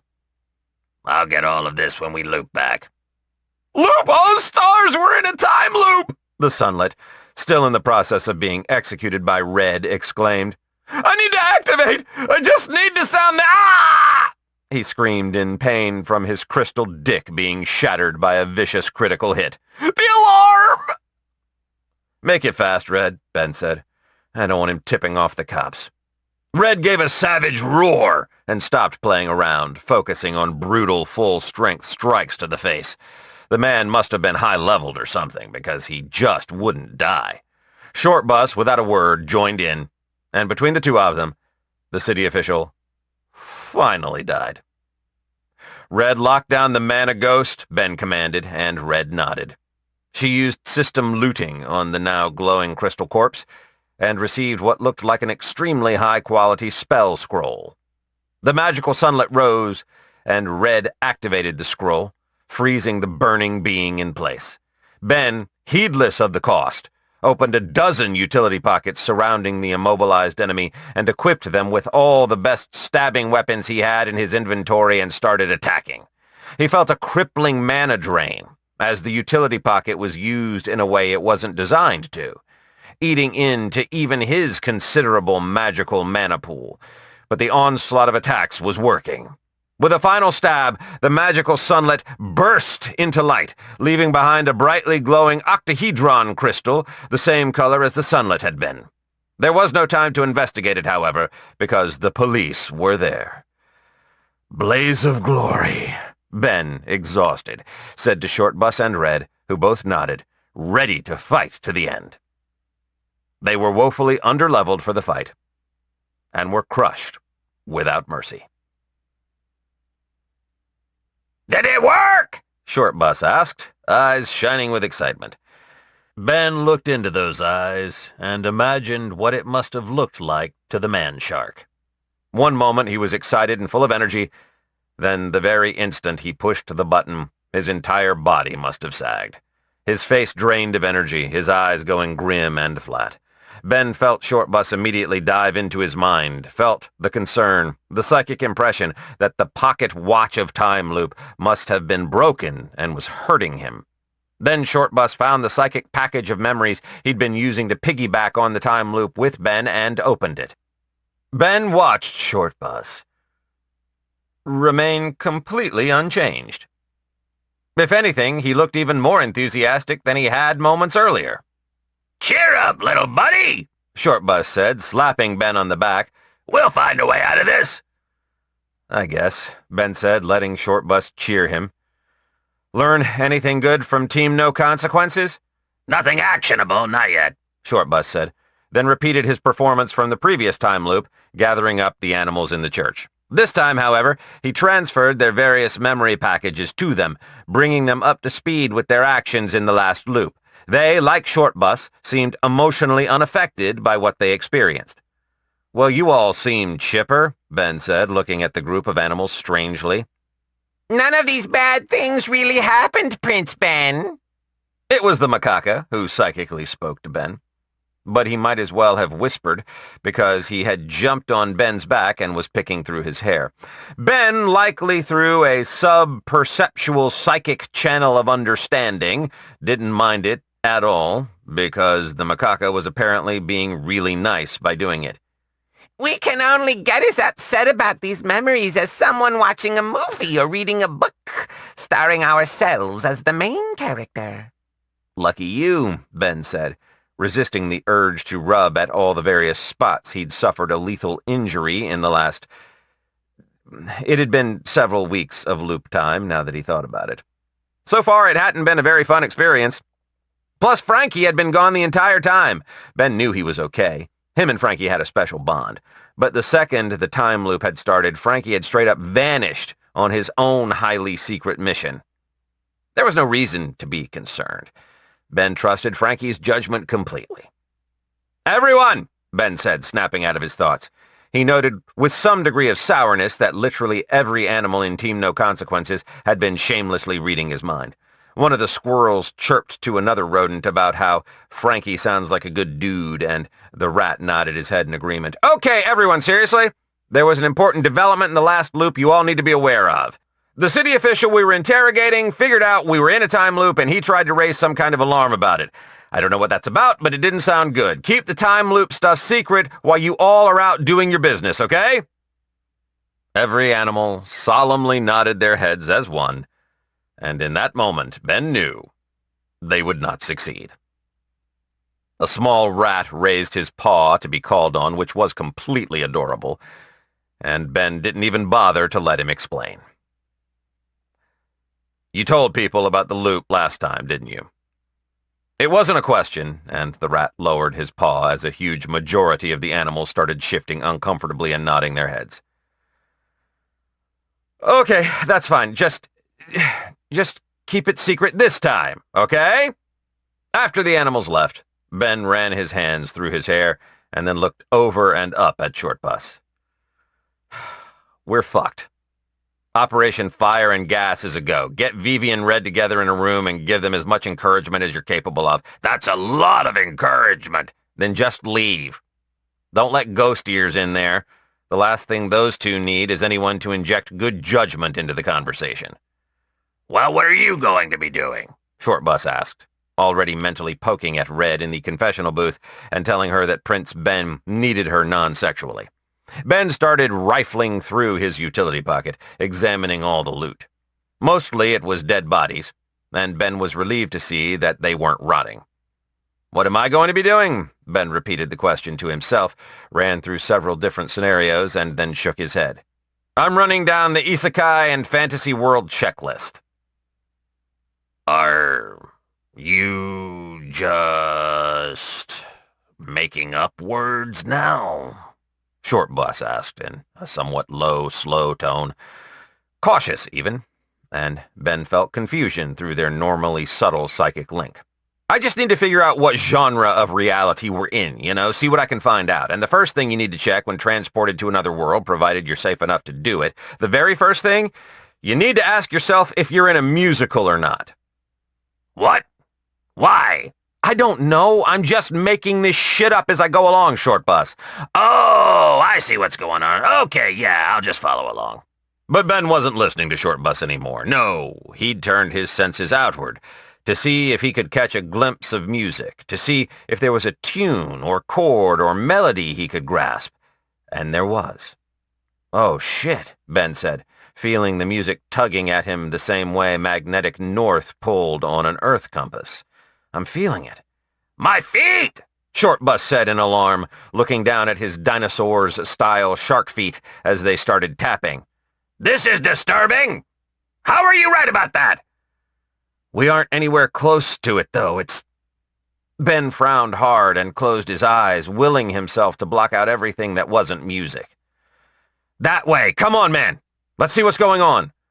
Why do we care if we're in a musical? Short Bus said, trying to follow Ben and block out the subtle, infectious beat that was flowing into him telepathically. He was failing miserably. I'm not entirely sure, actually. I wasn't expecting this to pan out. Ben was running now. And as he got closer, he found his pace and breathing and rhythm began to match with the song he was hearing. Time seemed to melt away as he and Short Bus ran, following a route through Solas that utilized public transportation, guided by Short Bus's time loop-enhanced common knowledge and the steady compass pull of the music.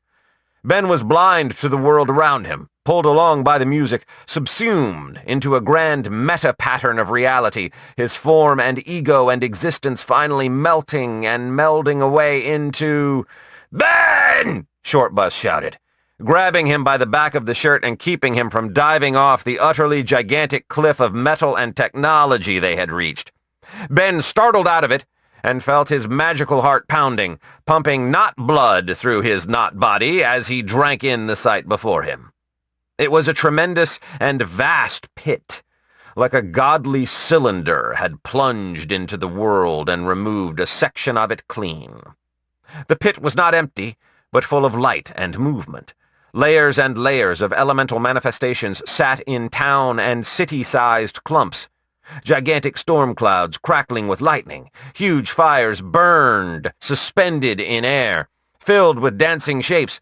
From the sides and bottom grew shelves of stone and crystal covered in life. Spheres of water and ice gracefully floated motionless. Huge circles of magic were everywhere, gigantic two-dimensional arrangements of runes and symbols and lines that gushed forth great rivers of magical power like heat distortions in the air, a catastrophe of color and brightness. Hovering in the air in front of them was a somewhat large guide sign which simply read, "Welcome to the Elemental District of Solas." A smaller sign directly under it read, "You are fully liable for any injuries you sustain during your visit up to and including death." Ben's eyes went up, then up higher and higher until he saw something familiar. Near the top, though not quite at the top, was an elemental circle made of psychedelic melting color, mostly white and gold, with splotches and splashes of everything else appearing in a pattern that couldn't be discerned except to say that it was following a beat. And from that great, giant mass of color came sound, came music. "Oh, shit," Ben said, slapping his forehead. "I think that's where Drist lives. Come on, let's pay him a house call." Side chapter. Drist. "It's quite beautiful up here," the human woman commented as she reclined on a sofa made from clouds. The leather collar which marked her as a bearer of the infinite Whip Plus perk comfortably rested on her neck. She clearly held a legal class by her sharp outfit and briefcase. "Music elementals have always had a connection to the higher planes of the beyond. As elemental beings, we will always end up beautiful," Drist said, his psychedelic snow-cone body resting in what could uncharitably be called a gigantic cup holder made from clouds. The two of them were outside the open, golden gates of the elemental circle of music in a roofless, wall-less guest hall specifically meant to keep outsiders from entering. It was a building without the building, finished floor and furniture sitting right out in the open. The weird thing was, it totally worked as a concept. Oh? The woman, Clara, held herself with a level of poise and confidence that was foreign to the modern humans of Earth. I admit my master hasn't taught me of the higher places. On Earth we assumed it was heaven. She took a moment to look around at the land of golden clouds that surrounded her, a place bursting with rainbows and song. And this is certainly like a vision of heaven. She stared beyond the golden gate into a hazy, impenetrable mist of golden light. The beyond is infinite, Drist said dismissively, and I would like to conclude our meeting as quickly as possible. Nobody is to know about this, you understand? I understand, Clara said as she adjusted her posture. Drist I am here representing the city of Solas to collect testimony for use against the adventuring team Anna's Coin Purse and the unlicensed, unnamed adventuring party consisting of Prince Ben's fledgling court. Please do not interrupt me, as I am required to make the following statements. I know what testimony is and what it's used for, Drist said, and Clara just smiled and continued talking. In order for testimony to be a valid energy source, you must be informed as to what it is and how it will be used. As you know, testimony is the fuel which allows all lawyer and other legal class skills to function, much in the same way mana is the fuel for a wizard's spells, and stamina is the fuel for warrior techniques. Testimony is a potent energy that, when used by a skill, can bind individuals against their will to a legal judgment. The testimony I collect here today will be used in pursuit of the following outcomes. 1. The seizure of all physical assets currently in the possession of Prince Ben and his court. 2. The seizure of all mental assets currently in the possession of Prince Ben and his court. 3. The imprisonment of Prince Ben and all members of his court. 4. The execution of Prince Ben and all members of his court. Drist felt a buzz of energy pass through him as the peculiar method lawyers empowered themselves with activated around him. Clara opened her briefcase and pulled out a stack of specially prepared legal paper which could store the energies of testimony for later use. I understand and am ready to begin, Drist said, a bit of venom in his voice. Excellent. I'm going to use a skill on you now, just something to help get you talking. She leaned forward and pointed her hand at him. Start talking, she said, with all the force and inflection of a skill activating. Drist felt something inside of him loosen up, and he began. Ben and his group are harboring a dangerous Aeon Slug summoner, Drist spoke, and one of the legal papers flashed and was set off to the side.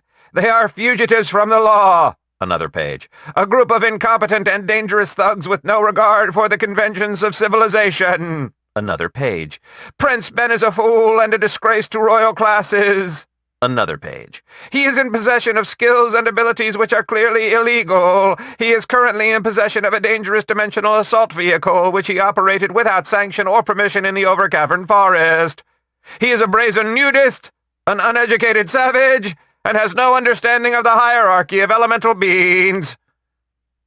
Please, go on, Clara said, eyes closed as she felt the energy pouring off of Drist and empowering her as well as filling the pages. He is directly responsible for a tribe of gremlins gaining access to summoning magic. He is directly responsible for gremlins gaining access to a Quasar-class soul gem. He is directly responsible for the creation of a giant-class gremlin aberration, as well as the creation of a passage to the second layer spontaneously erupting in the Overcavern Forest. Tell me about the Citadel, Clara quietly demanded. He recklessly charged in and was immediately captured. Rather than doing the only legally correct thing and killing us all and then killing himself, he chose to employ dozens upon dozens of highly illegal and banned tactics and techniques inside a citadel. His pet Aeon Slug, the criminal summoner, actually used summoning magic in a citadel. It was madness! I told everyone to leave, to abandon the place, but they kept pushing forward, going deeper until we had to confront the boss monster itself. Then, through only pure dumb luck and the low level of the Citadel itself, Ben was able to cluelessly bumble his way through the boss fight and claim the core. I can guarantee you that he is still in possession of that Citadel core, as well as all the other loot he isn't legally entitled to. He's not paying any taxes. He's beholden to no one. He has no respect for his place in the hierarchy of the world. He's a menace and an outlaw and— I'm sorry to interrupt, Clara said with a laugh, but I'm out of paper. She chuckled again and began packing up. This will be more than enough to win any legal battle. Thank you, Trist. We couldn't get any other direct witness to provide the testimony we needed to crush Prince Ben in a legal battle. Without you, he might have had a chance. So I'm in the clear? Drist asked. Solas will keep the Adventuring Guild off my back? Well, Clara said, weighing things with her mind. Most likely, yes. You and your friends, Anna and 31, should be able to dodge most of the charges against you, especially considering all the witnesses to your crimes will have been executed before anyone can talk to them about what you did or didn't do. The official position of the Adventuring Guild is that even if you were kidnapped, which you claim is what happened, you still should have made every effort to murder your captors upon entry into a citadel, or at least killed your friends. If you three get your story straight and claim that you did try and kill Ben, or at least kill each other, the odds are very good you'll get out of this with a very light sentence. A light? I understand, Drist said, his voice sagging with relief. Of course, if you'd all kept your mouths shut, I doubt there would have been any sentence at all. Oh well, people like you keep people like me in business. She gave him a broad smile and touched the collar around her neck. Do you know what this is? She asked, changing the subject abruptly in a non sequitur. The Infinite Whip, Drist replied cautiously.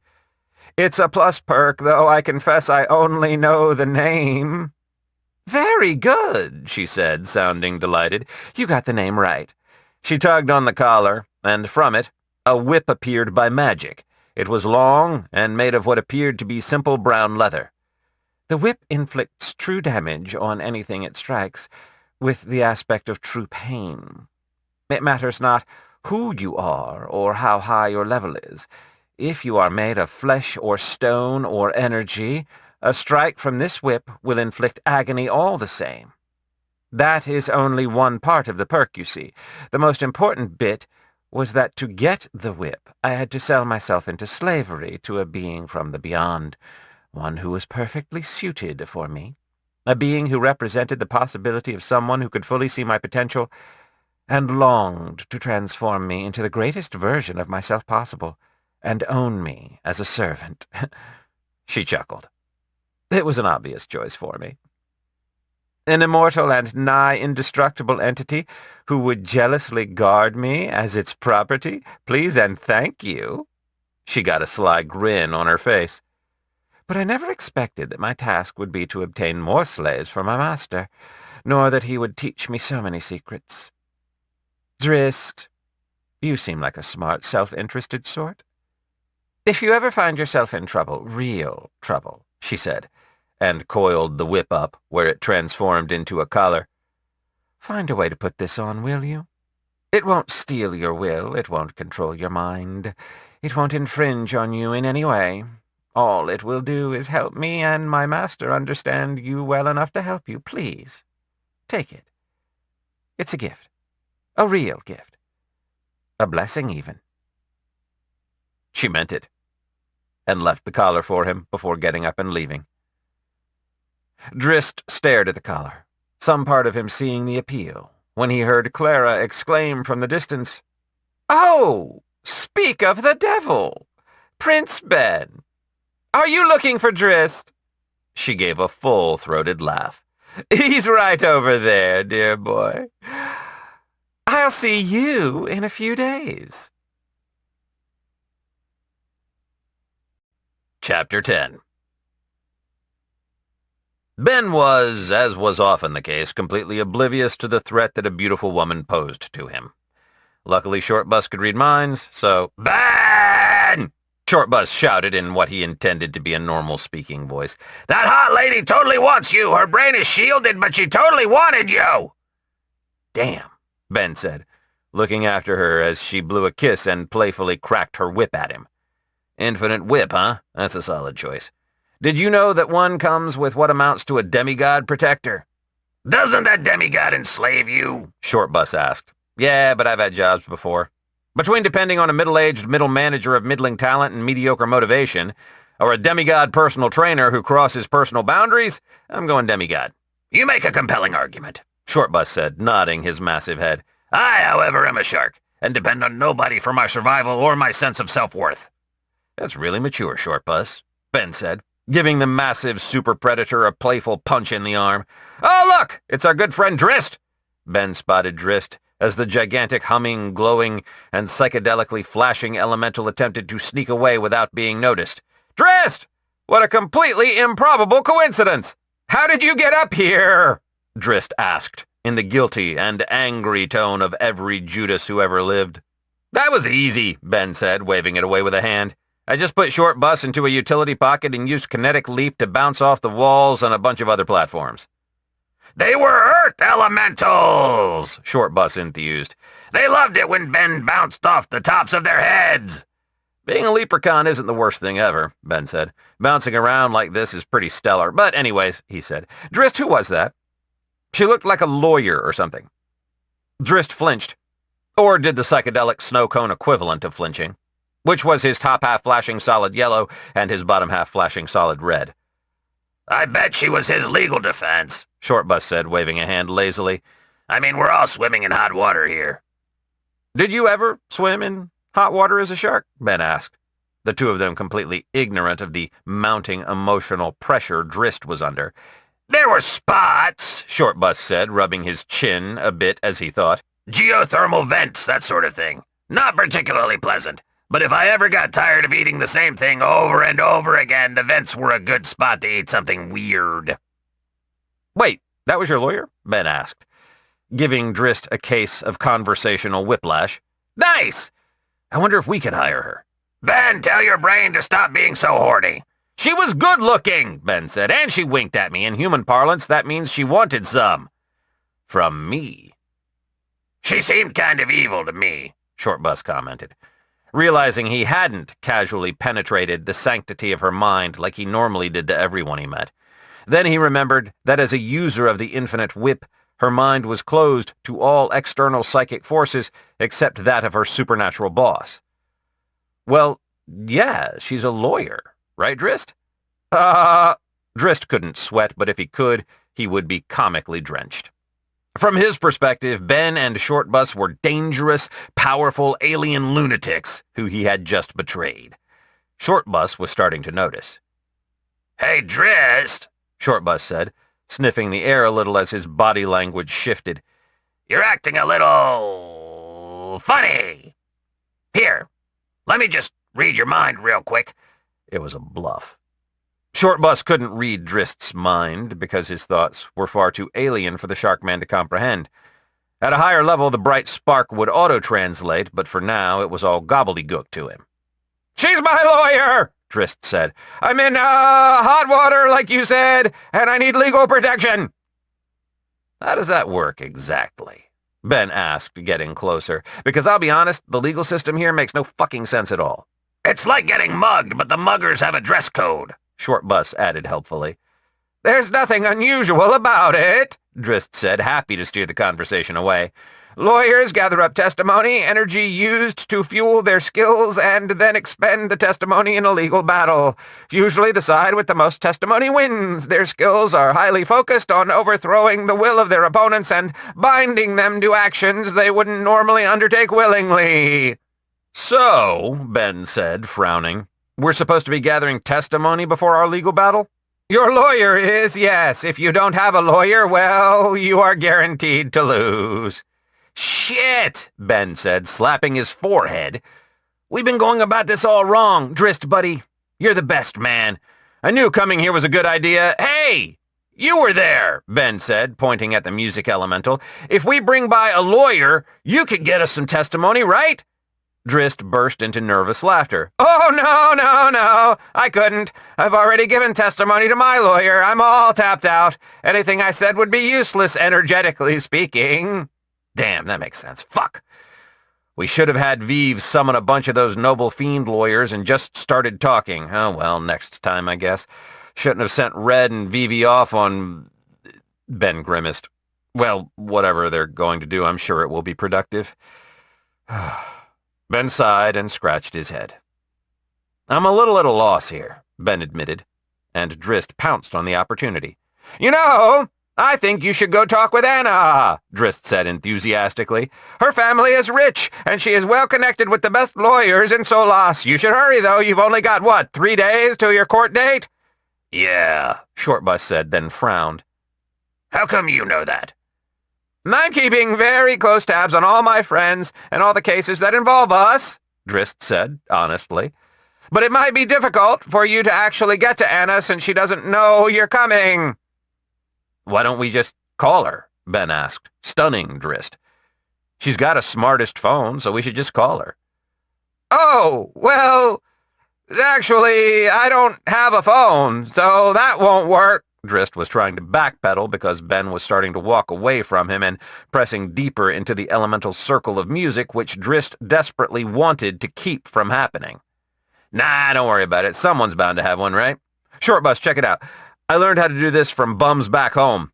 Ben winked at Drist and started brazenly walking forward, passing through the unguarded gates.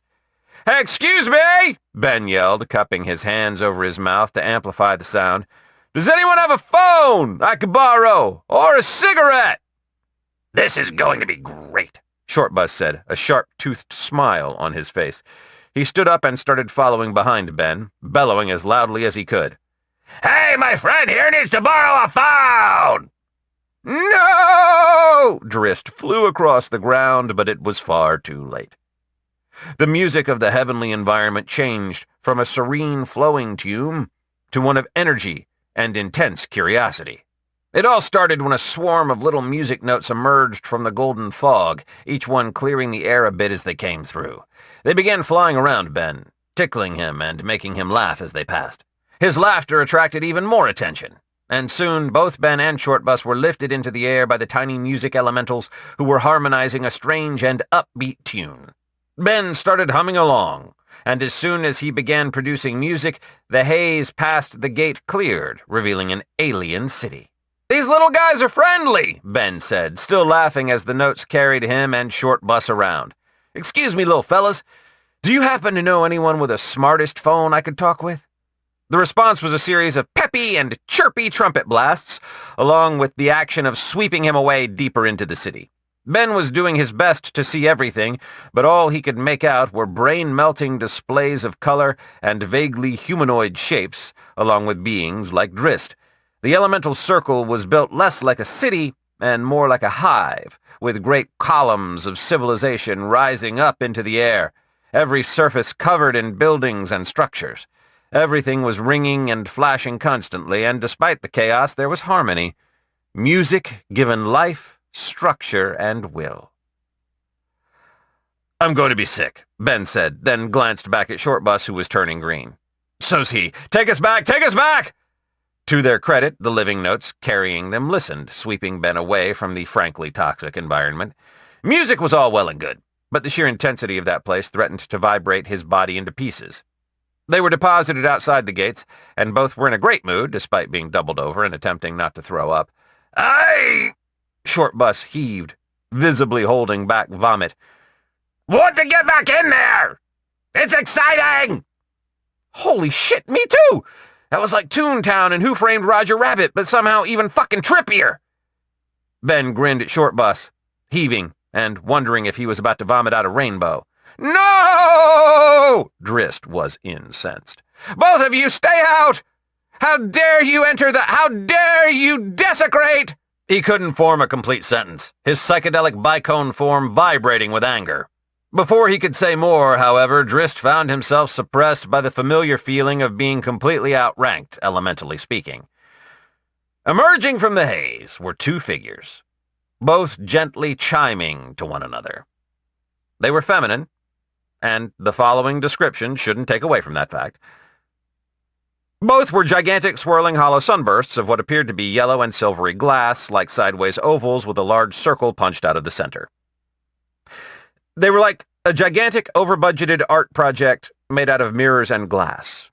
A storm of flashing silver reflections. Hey, one of them said, drifting over to Ben. Are you the guy looking to borrow a phone? As she got closer to Ben, her form shifted, becoming an extremely feminine humanoid made from energy and reflective glass. When Ben looked up, he was confronted by the sight of the most perfect pair of breasts he'd seen in. "Hi," Ben said, all his biology working in sudden concert to completely suppress his nausea. He just felt better now, and he knew exactly why. While Ben stared and the music elemental puffed out her chest a little to allow him to stare better, her friend took a similar humanoid form. They lacked detail in all the ways that didn't matter. For all intents and purposes, they were ideal representations of hot, rich girls, clearly old enough for Ben to hit on. "Maybe it's his friend," the other elemental hot girl asked, pointing at Shortbus, who immediately vomited and held up a finger. "Nope! Prince Ben needed it, not me." Shortbus had never played wingman for anyone before and clearly needed no training. "Did you know he cleared a citadel practically by himself, and he's single?" Shortbus then excused himself to go vomit somewhere less visible. Really? The first hot girl elemental asked, now sounding extremely interested. That was you? Little Drist won't tell anyone what happened. Oh, you needed my phone. She reached into herself and pulled out a smartest phone, which was predictably completely bedazzled. Part of the universal pattern, it seemed, was that some women were going to bedazzle their phones. "Yeah," Ben said, taking the phone, but unable to tear his eyes away from the woman in front of him who offered him a hand to help get back into a proper standing position. Her hand was warm and soft. "Wait," he said, looking at Drist, then at the woman. "Little Drist? Who are you?" "Dubdella," she said, her voice coy as she led Ben away from Drist and towards a comfortable arrangement of sofas and chairs. "Get away from my sister!" Drist shouted, then added desperately, "Weren't you going to go see Anna?" Yeah, Ben said, still staring at the pretty face in front of him. "Sure thing. I think I'll have her meet me here." Dubdella clapped her hands, producing the most perfect musical clap in the process.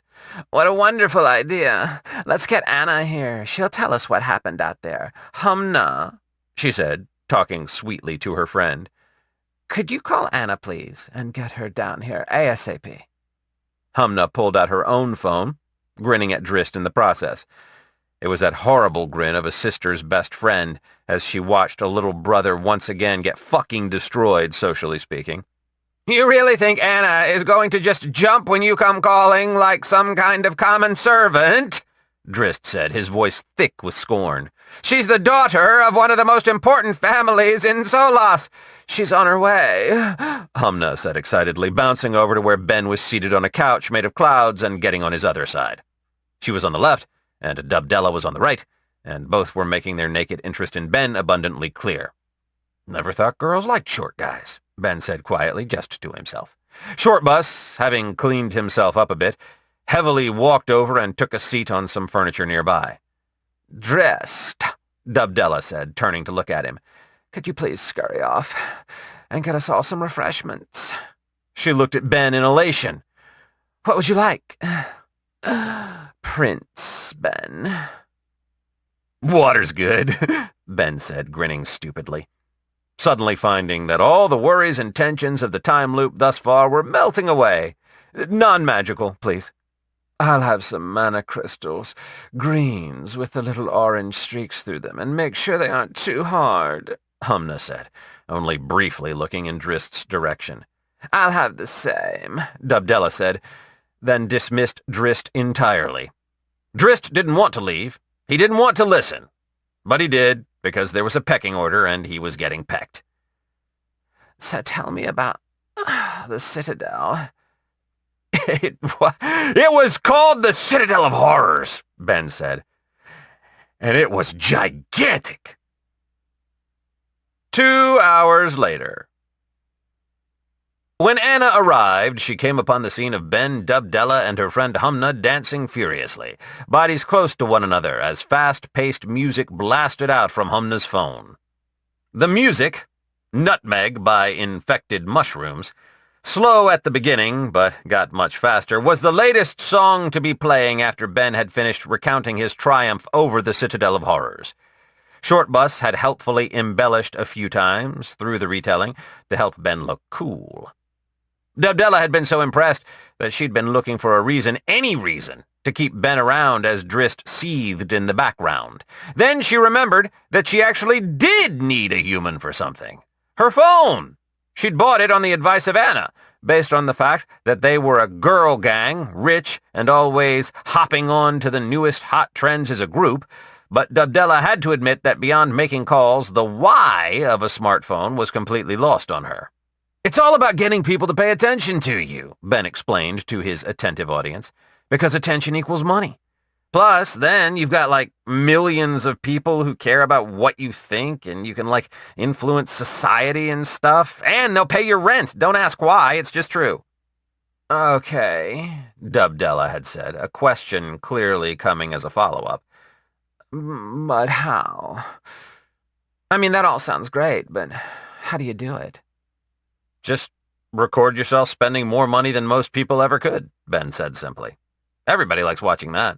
Back on Earth, people would just take out massive loans and gamble bankruptcy against gaming a massive social media following if they couldn't afford it." "I can afford it," Dubdella said confidently, and Humna had nodded in agreement. "Okay, spend money it is. Or you could." Ben effortlessly initiated her into the dark mysteries of social media, honestly surprised at the depth of his own understanding of the subject, after which he taught her about apps and games and all the wonderful things modern humans used smartphones for. Then he mentioned that you could listen to music and watch music videos, which both Dubdella and Humna took an intense interest in. So they danced. Ben had pressed the replay button several times on this song, and when Anna came in, she got to watch in scarlet shock as Dubdella seduced Ben into singing along with her, of entering carnal harmony as two voices became one. She was clearly the more experienced of the two, gently guiding and correcting his pitch and tone until the two were in perfect union. They sang the words and hummed the sounds, and their bodies moved in sync, bound in rhythmic ecstasy. Humna joined in too, and Anna watched open-mouthed as Ben utilized his primal human charm to engage in a three-way harmony with two of the most important and highest-ranking elementals of one of the most important and highest-ranking elemental circles. So they sang. As their magics mixed with music, elemental notes formed, and then lesser music elementals were born. They rose like the first bubbles of cold water set to boil. A few, then more, then many. The notes issued forth like a conflagration, a bonfire of epic proportions, resulting in the births of tens of thousands of new elemental beings. The song ended, and there was silence. "I'm so glad I recorded that," Shortbus said, holding up Humna's phone. He might have been a shark without access to technology his entire life, but Shortbus had been the only one smart enough to put time loop into the search bar of the system app store. The shockingly invasive search algorithm scanned both Shortbus and his immediate surroundings, then gave him a single app as a result. The app was called the Loop Scrapbook, and let Shortbus both store recordings to be viewed across time loops, as well as the complete mental state of those in the video. The app had been expensive, but Shortbus hadn't minded spending Humna's money, not one bit, and he imagined she would want to remember this. Then Drist broke out of his stupor and charged at Ben, screaming in perfect, incoherent rage. "You fucking bastard!" he tackled Ben, and rose into the air, slamming down on the compact leprechaun. "You fucking piece of shit!" Ben was baffled, even more so when Dubdella shrieked and pushed Drist away. "Get away from him! Get away!" She was hovering protectively over Ben, who was still very fucking confused. "How could you?" Drist yelled. "How could you? You fucked my sister!" "What?" Ben said, blinking several times. "And you!" Drist was in the music elemental equivalent of tears, but he was now talking to his sister. "How could you? With him!" "Yes, with him!" Dubdella pulled Ben closer. Ben didn't really resist, but he was slowly putting all the pieces together. "Well, he isn't going to be around much longer, is he?" Drist was beyond the point of keeping secrets, beyond the point of sneaking around and backstabbing. "In a few days he's dead, executed, and good riddance!" "A shocking twist," Shortbus whispered as he whipped the phone's camera around to capture Drist's reaction. "Wait a fucking minute," Ben said, untangling himself from Dubdella's post-coital embrace, approaching Drist. "That wasn't your fucking lawyer, was it?" "She works for Solos," Drist said, and it felt so good to get all the venom out of his system. "And after what I told her, the testimony I gave, you've got no chance. There is no more potent testimony than that of the betrayer." "Fuck you!" Ben looked at Drist in disbelief, and then Anna shook her head and looked at her friend. "Excuse me, bitch, but what the fuck did you just say?" Anna ran forward and punched Drist with a crystal fist, empowered by her brawler class. The blow was so powerful it cracked Drist's form, causing him to leak whatever magical liquid LSD fluid he called blood. "Bitch!" The word was spat and enunciated, impacting like a punch.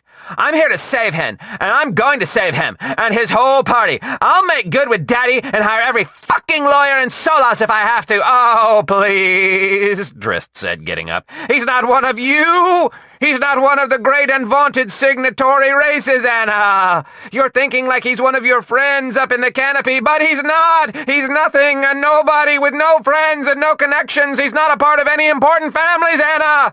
"That doesn't matter," she sputtered. "I'll make it work. I'll figure something. Come on, Anna. What are you going to do? What are you going to do? Marry him?" "Fuck yeah, I'll marry him," Anna screamed back. "What?" Ben said for the second time in this conversation.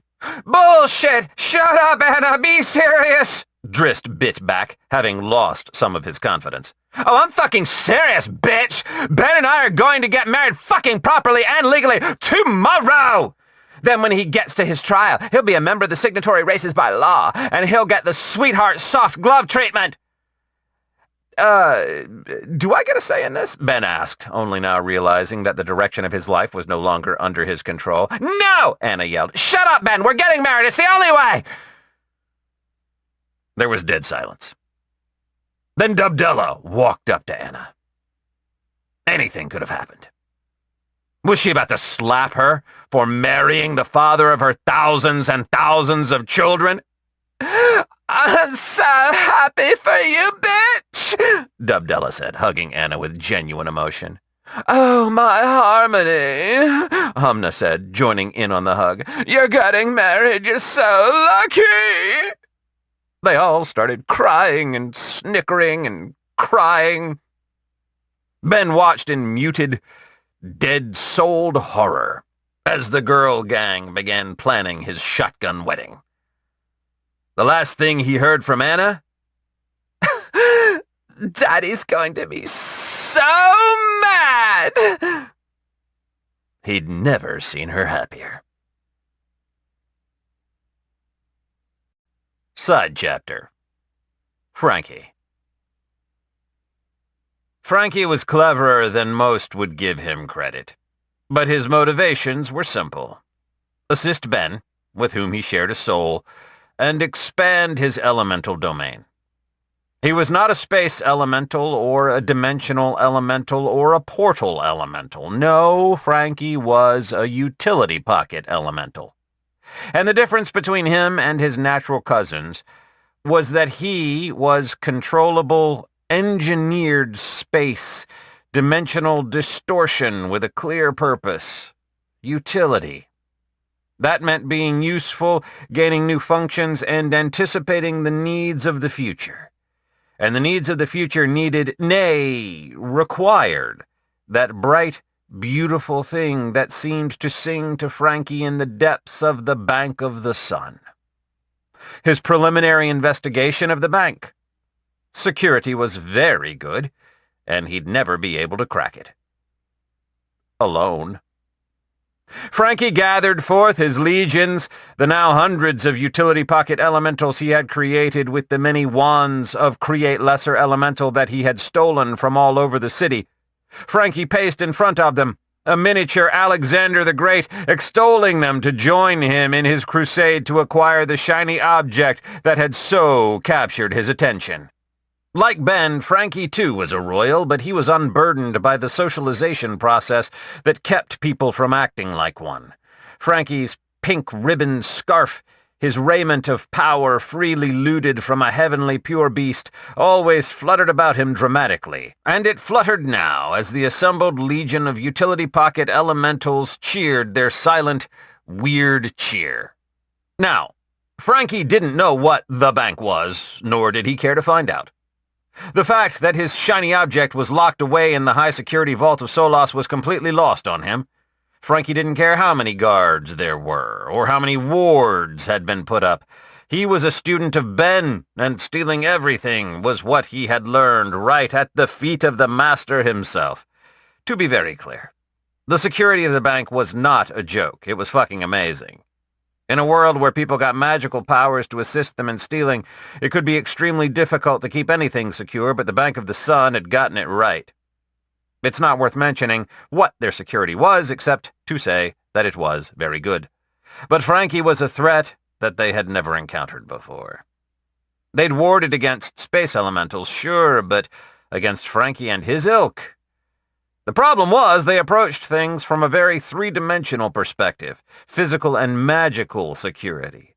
Wards on top of wards, monitoring everything for tampering, all wrapped around the building like a barnacles and mussels coating a dock or a rock in the ocean. There was simply no way to get everything from the inside, which was a problem for the bank, because Frankie could freely engineer space to come at the bank from the outside, dimensionally speaking. For him and his army, they could freely crawl across the surface of the magic of the bank, exploring and searching for something they could exploit for a single crack. They found it and poured into the Bank of the Sun, an invisible army of extra-dimensional thieves with the knowledge that they had nothing to lose. Frankie had been elated at first. He'd crowed to the heavens, the way Shortbus did, until he realized there was no way to get into the vault. That was where the most powerful people in Solas stored all their most valuable things, and it contained the shiny object he so desperately needed. Without going into the technical details of the magic, it would be prudent to simply say that it was secure as fuck, and there was no fucking way anyone was getting in there unless the branch manager himself opened it up, and the branch manager was not going to open it up. It was the vault! Nobody opened the vault! Nobody. The doors were actually just a portal mechanism that led to another dimension, a place where so much wealth had accumulated in one spot that the bank had set up the only treasure elemental farm in existence. Frankie had obviously tried to find this pocket dimension, but it was completely locked up, even from an existence like him. So Frankie had stared at it, invisibly seething with his army for loop after loop after loop, unable to obtain his prize. Waiting, hoping against hope, and very long odds, that something Ben did would ripple out and cause those doors to open even a crack, even for a single second. Because as soon as they did, he was going in, and he was going to take everything. Chapter 11. The ceremony was to take place, ironically, right outside the gates of the elemental circle of music. According to Anna, It was one of the hottest and most exclusive wedding venues in Solas, and only her BBFL, Best Bitches for Life, status with Dubdella could possibly have gotten her permission to utilize the space on a day's notice. Ben attempted to get excited about that and failed. Weddings in the world were weird. They had a strong overlap with Earth weddings, to be sure. Chairs were arranged in rows. There was a central aisle. The bride and groom walked down the aisle, and someone with a religious-based class, like priest or war chanter, would utilize their ceremonial bond skill to bind the two together magically so they couldn't easily betray one another. That last part was exactly like what happened on Earth, or at least close enough. So the mechanics were mostly the same, and that included the fact that weddings were always expensive. They got the venue for free, but unfortunately, between the two of them, they were flat broke. Anna had initially claimed that she would be able to bankroll the entire thing, but a smartest phone call to the bank proved the value of her father's spy network because she'd already been completely cut off from her funds. "Can't say I didn't expect that," Anna said, completely unaffected by the roadblock. "Couldn't we just get a courthouse wedding?" Ben asked. "What's that?" "On Earth, if you were poor, you could just go to a courthouse or a county clerk or something and get a wedding certificate issued. No ceremony required, and all the legal requirements are met, easy peasy." "Pfft, they let poor people get married on Earth?" Anna was tickled by that fact. "Ben, what's stopping anyone from hitting them with a divorce skill and breaking the bond?" No, sweetie, we need money! We're up against Daddy, so we're going to want to get a high-level priest and all the ceremonial junk they need to get fully empowered. Not cheap. It'll be tricky, but we want to get an unbreakable marriage bond. That's the only way we'll be able to use it in court." "What about getting a loan from Dubdella?" Ben didn't really want to get married, but at this point he acknowledged that it was likely his best shot at getting out of this whole mess, and he was sick and tired of looping the same 3 days over and over again, and then dying over and over again. "Sorry," Dubdella said. "I don't have that kind of money. This is all I can really do," she said, waving at the venue. She was happily playing with the kids, of whom about a quarter had already faded away into nothing. Ben wasn't sure if he was horrified, wasn't sure exactly what his parentage and responsibilities were in regards to the elemental notes, but according to Dubdella, their survival rate was nothing short of astounding. "Our babies are strong!" she'd yelled at one point. Ben kind of wanted to die right now. "I already asked her anyways," Anna said dismissively. "And pretty much everyone else who I could shake down for cash. No luck there. Say, Ben," Anna scooted closer to him on the cloud bench they were seated on, "what do people do when they need to get rich quick on Earth?" "What don't they do?" "Like what?"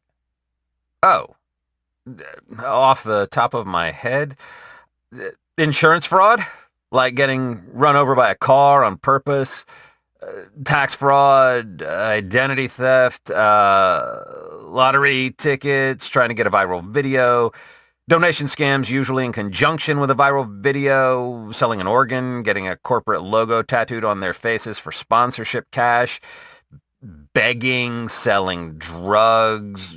What? You've got to look." "I think there's an idea in there," Anna said excitedly, pulling out her phone. "So you know how we got paid for those pictures of, like, animals and stuff, right? And then when I recorded you guys doing stupid shit and the system bought the rights to it?" "Yeah." "What if we sell the wedding?" Anna was messing around on the phone now, furiously tapping at the screen with her crystal fingers, typing and searching for something.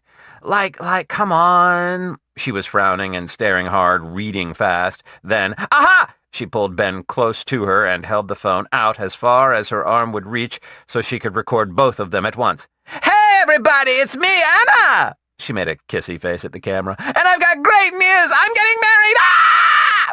She gave a fake, quiet scream of excitement, covering her mouth with one hand. "And it's going to be the hottest thing ever, because we are going to live stream it, and we are going to be selling tickets to watch!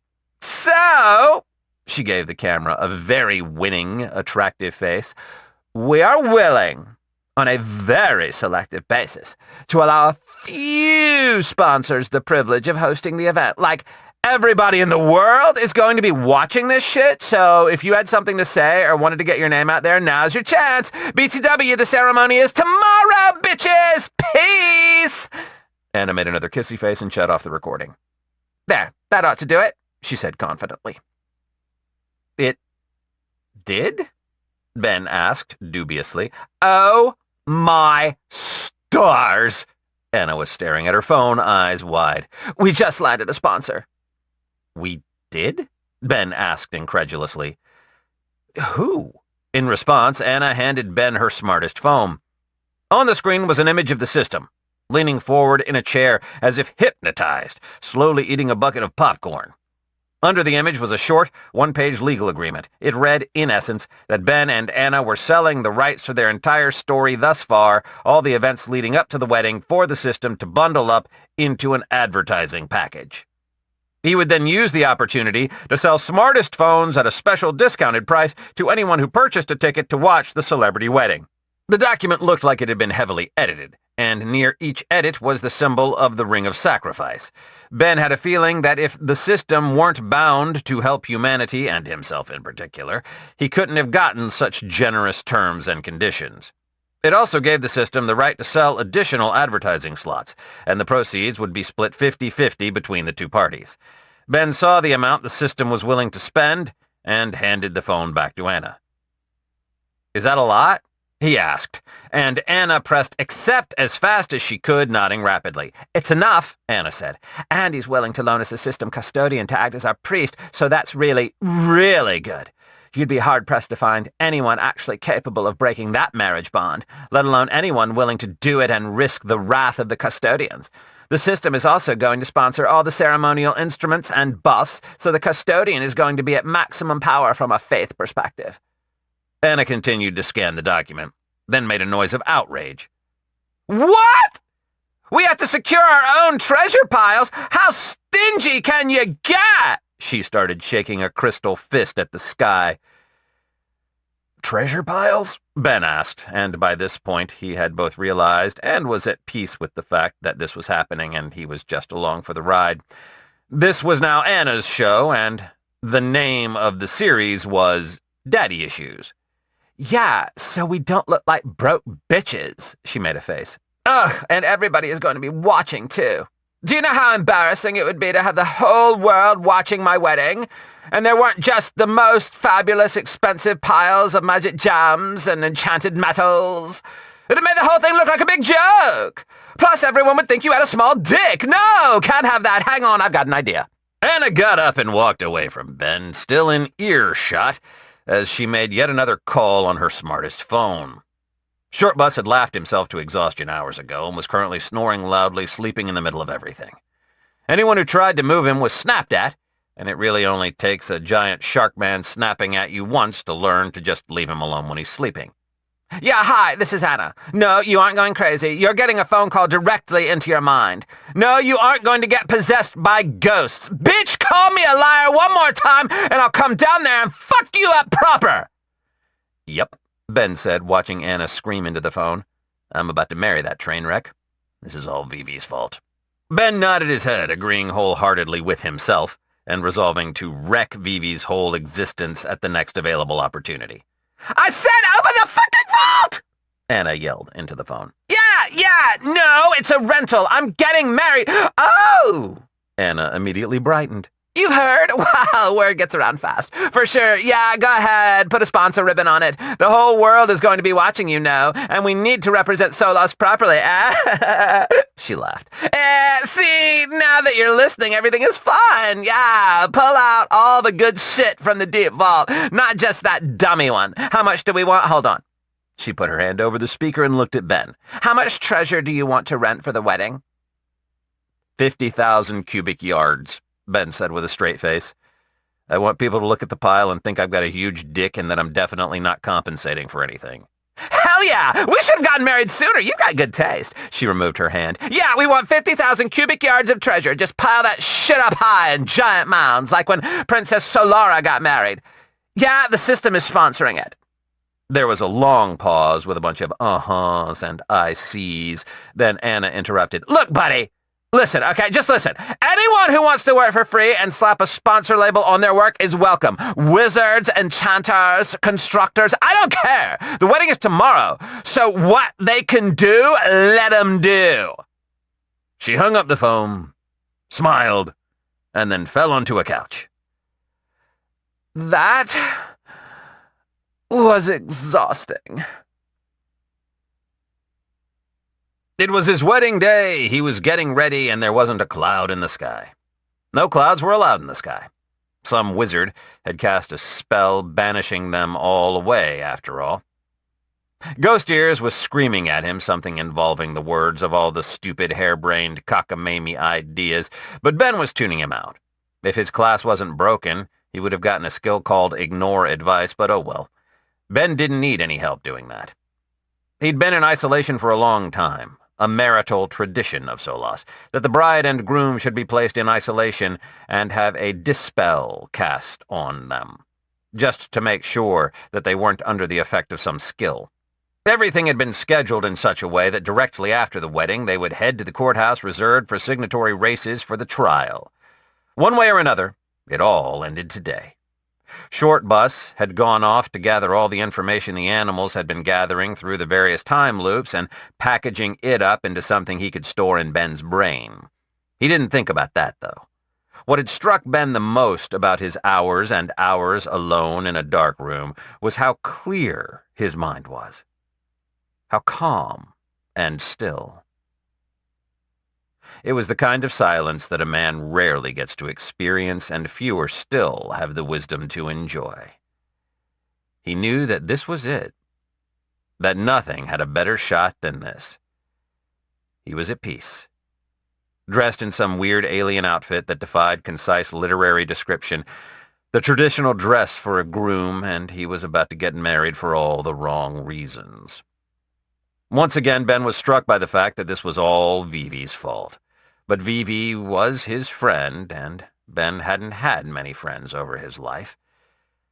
Best to just stick by the ones you get, come hell or high water. I'm ready. Ben spoke only to himself, and exited his seclusion. Grand, undulating spires of glittering gold, brilliant gemstones, swords and crowns and books of unsurpassing value reached into the infinite sky like the tentacles of an elder god, crashing into one another, breaking and reforming as they fought for dominance. Atop each spire of treasure was a face, monstrous and unique, like grotesque serpents with the heads of lions, or vultures, or crocodiles with the heads of monsters Ben had never seen and possibly never would. No clouds of the mundane variety, no! In the sky was a storm of fire that roiled with black smoke, great and tremendous bolts of light shredding through in a dizzying display of pyroclastic lightning. Clouds of summoned beasts flocked through the sky, demonic red humanoids straight from a Catholic nightmare. In the center of the storm an eye had formed, like the eye of a hurricane, and a shaft of sunlight fell through with force, illuminating the altar where a system custodian floated, dressed in vaguely religious clothing, his blocky arms outstretched. Plastered over everything were logos and advertisements and slogans. It wasn't notable at first, but as soon as Ben saw the one, he saw them all. And the heavy metal album cover vibe was replaced by something distinctly corporate. The grandeur ruined by a price tag. Ben closed his eyes and reminded himself that this wasn't a real wedding anyways, and strode forward to confront his bride and their priest. He could practically feel the eyes on him, viewing him through the dozens of smartest phone cameras that were scattered everywhere. Overhead, two colossal serpents of wealth clashed, spilling coin like blood on the ground as one triumphed over the other and began to feast, growing larger as it gorged. Ben walked and entered the column of light where Anna was dressed in a white, weird alien outfit that defied concise literary description and was on her phone. Her face was delighted. "I think this is the single biggest stream ever! Even by Earth standards," she said, not looking up from her screen. Stars, the ad revenue alone, I think we might be richer than my dad. She looked up and put the phone away. Well, let's do this. We're ready, Ben said, looking at the custodian. Its body was all blocky, thick, enchanted gold, with a gigantic blue mana crystal in the form of a sphere forming the bulk of its huge form. It nodded a featureless head at him and raised its arms. Behold! To who wish to undergo the rite of marriage, this bond shall allow them to freely share their lives with one another, to be in union of both property and rank, and bind them against betrayal. Never again shall they question the loyalty of the other, for they shall be bound by deep and ancient magics. The grade of this marriage bond shall be nothing less than unbreakable, and only by their own will can it be severed. Further, by the terms and conditions written in the great lease of the world by right of marriage, shall Prince Ben be added to the ranks of the signatory races. This technically makes him a royal sunlit prince, with all the privileges and access such a system-based title confers. Are you ready? Hold on a sec, Anna said, pulling out her phone and making a kissy face, taking a picture, then sending it out to all her followers with the message, #OneLifeEnds, #AnotherLifeBegins, written in white text along the top and bottom. Standard meme format, really. She put her phone away again. Okay, I'm ready. I'm ready, Ben said. But he wasn't really ready, because a crack opened in the sky and a waterfall of electricity descended upon both of them, with both weight and inertia. A truly epic amount of mana having gone into their marriage bond. He couldn't scream or writhe or do anything but be frozen in place, his every muscle tense as he rose into the air and felt a connection form with Anna, a deeply powerful bond that he knew to be unbreakable. No outside force could sever it. None. Not ever. They descended to the ground, both panting. Till death do you part, the system custodian said, then sagged with exhaustion. Shortbus rushed up to the altar, his face serious as he picked up Ben and Anna. Come on, he said, carrying them both effortlessly. We don't have any time to waste. Ghost Ears followed behind them, shaking his head in disbelief. I can't believe you pulled that off, he said, staring at Ben in utter shock. You're part of the signatory races now. He shook his head. I think we might get out of this. Where's Red and Vivi? Ben asked, and Shortbus grimaced. Good thing we're in a time loop, was all he said, along with looking a little sick to his stomach. Oh, that bad? Ben asked, also grimacing. Fuck. Good thing we're in a time loop. Wait, we're in a time loop? Anna asked, then she shrugged. Oh well, I guess you get to do this twice then. No wonder this guy, she pointed at Shortbus with a thumb, insisted on recording this whole thing with that weird time loop scrapbook app. Oh my stars, I'm dumb. How did I not put that together? Don't worry about it, Ben said. Just pay more attention in the future, okay? Yeah, she said, looking at Ben with a strange, evaluating expression. You know, this whole thing might be a fucked up scheme to keep you guys alive, but Ben, I could do worse. Ben looked at Anna. Really looked at her. Sure, she was Anna. And way too emotionally immature for him, and not really his type, and her internal body temperature was so hot it would literally turn his dick into ash if he ever attempted physical intimacy with her, but still. Me too, he said. And to his surprise, he meant it. She might be completely incompatible with him in all the ways that mattered in a long-term relationship, but she hadn't run. Not at the Citadel, and not here either. She didn't have many real friends either. And come hell or high water, she stuck with the ones she had. There was something so human about her. "Anna," Ben said, not knowing what he was about to say. "Thank you." She wanted to say something like, "Aw, bitch," and then give him a light slap. Instead, all she said was, "You're welcome." Chapter 12. The Trial. Ben, Anna, and Shortbus all looked up at the surprisingly small courthouse that sat alone on its own plot of flat, barren, glassy black ground in the upper tiers of Solas. It reminded Ben of how schoolhouses were depicted back in the pioneer days of America, the geometry of a simple rectangular box with an angled roof.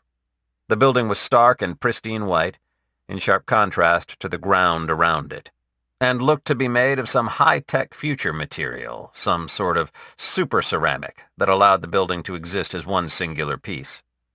Ben didn't know much about how the legal classes worked in the world, but even he could tell he was looking at a top-tier piece of equipment. It was like in certain games that had a town or city building aspect to them, where buildings provided bonuses to whatever action was being done inside of them. A low-level crafting hall, for instance, might allow the crafting of items, whereas a high-leveled one might provide a flat plus 50% to the stats of all items created in the hall, as well as a chance for it to transform into a magical or legendary item. Ben hadn't been a gamer, not really, but he'd played enough to understand what he was feeling just at a glance. This courthouse was powerful, and whatever happened in here would be final. "This is the supreme courthouse of the signatory races of Solas," Anna whispered, finally confronted by something in life that actually humbled her a bit. "A relic class building, and one of the most powerful courthouses ever constructed. Our lawyers are inside already," she continued, "and they've collected a huge amount of testimony." "How? There are only a few of us who were actually there." "So we're rich now? Super rich? So we were able to purchase the services of some of the best false witnesses in Solas. They're really high-level individuals. All their skills are designed towards generating gobs of testimony for legal classes to use in court." "That's—" Ben was about to protest, but then thought better of it. "Never mind. How much testimony do we have exactly? Is it going to be enough?" "Ben, we've got enough testimony to get out of anything. Trust me. I've seen this play out enough with Daddy, who is a literal crime lord. We've got enough. We have the best lawyers, the most money, more testimony than the other side, and you're a member of the signatory races, and therefore your entire quest party is de facto also a part of the signatory races. All you have to do is remember how to retrace your steps through the time loop and recreate this series of events. But you don't even have to do that because Dubdella, Humna, and me all have that time loop scrapbook app. So when you break the loop, we'll be able to get ourselves up to speed on all this." "When you put it like that," Ben said, rubbing his chin with a magical hand, finally allowing himself to feel a measure of relief. "Yeah, I think we're as ready as we can possibly be. Come on. Let's get in there." His heart started pounding, and the calm cleared from his mind as he realized that his long and painful journey was finally coming to an end. Relief, blessed relief, entered him then, and he knew that he had already won. Now all that was left was to claim his prize. "Come on," Ben said to his sort of wife. "Let's end this." They entered the building. Some time later, the trial was going unbelievably well. They hadn't gotten Earth, the dwarven hammer, but instead an ancient-looking sunlet was presiding over everything. It didn't seem like that actually mattered, however. Their lawyers argued before the judge using skill after skill, endless pages of testimony flowing out of their briefcases as they spoke. Ben was shocked at the behavior of the prosecution, who had apparently been so cowed by the defense's display that they actually declined to even make a counter-argument or utilize a single skill. They just sat silently on their side of the courtroom, hands folded in front of them as they endured the powerful barrage of skills. The judge, likewise, had also remained silent, listening intently and nodding his head along to the arguments of the defense. It all boiled down to three main points, each individually backed up by a mountain of evidence and magical power. 1. Ben's party had destroyed the Citadel, and thus no crime could be said to have been committed.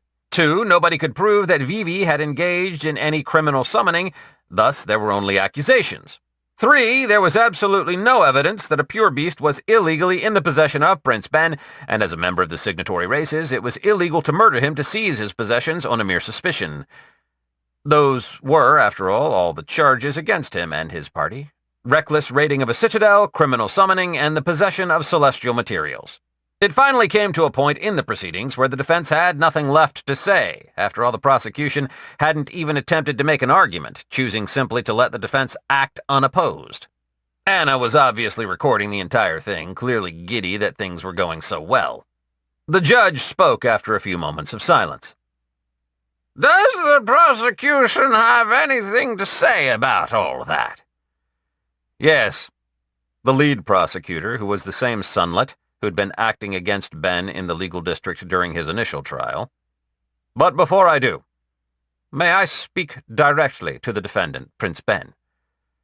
"Granted." The Sunlet turned to look at Ben, an enigmatic expression of near sympathy on his face. "This," he said, gesturing to the courthouse, to the lawyers, to their stacks of testimony, to Anna. "All this, I will remember it for the rest of my immortal life with the deepest kind of respect. No finer effort has ever been made, no greater struggle to survive will I ever witness. You have moved heaven and earth to get here, and I acknowledge you. I am humbled." He bowed to Ben, then looked at the judge. "Your Honor, please examine the character sheet of Prince Ben, which we have provided for you. As you can clearly see, his race is listed as human leprechaun. This race, that of human, and all subvariants, are clearly defined as monsters under Sunlet law and Solas City policy.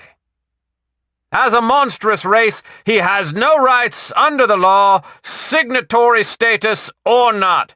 "That's not true!" Ben's defense lawyer shouted, standing up. "When was this decided?" "Several hours ago," the prosecutor said, giving Anna a significant look. "Right about the time the two of you were saying your vows. Your Honor, permission to capture the monster in the courtroom?" Ben's heart was hammering in his chest as shock and despair froze him into inaction.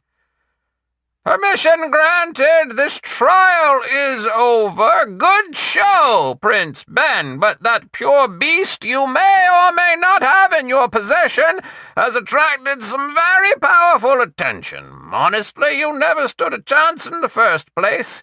A bit cruel to even have this farce of a trial, but that's what separates us from common bandits." "Wait," Ben said, feeling as if the ground had opened up under him and he was falling. "Wait! So it was all pointless?" The judge nodded. "What you have is too valuable. Anything you did would simply be countered with the full force of Sunlit civilization. Even if you were to simply give us the pure beast, it wouldn't be enough. After all, you might have a second one. But more than that, you know. Can't have that. Almost a shame to snuff you out like this, though. Almost. Take him away." Then it was all a familiar blur, as he was bound, kicking and screaming, hung on an upside-down crucifix, and berated by city officials to disgorge the contents of his utility pocket. The only difference this time was the crowd of wailing women held back by the guards as Anna, Humna, and Dubdella all tried in vain to save his life, his wife, and the two mothers of his elemental children. As he died this time, he felt that it was not only his body, but his spirit as well that was killed.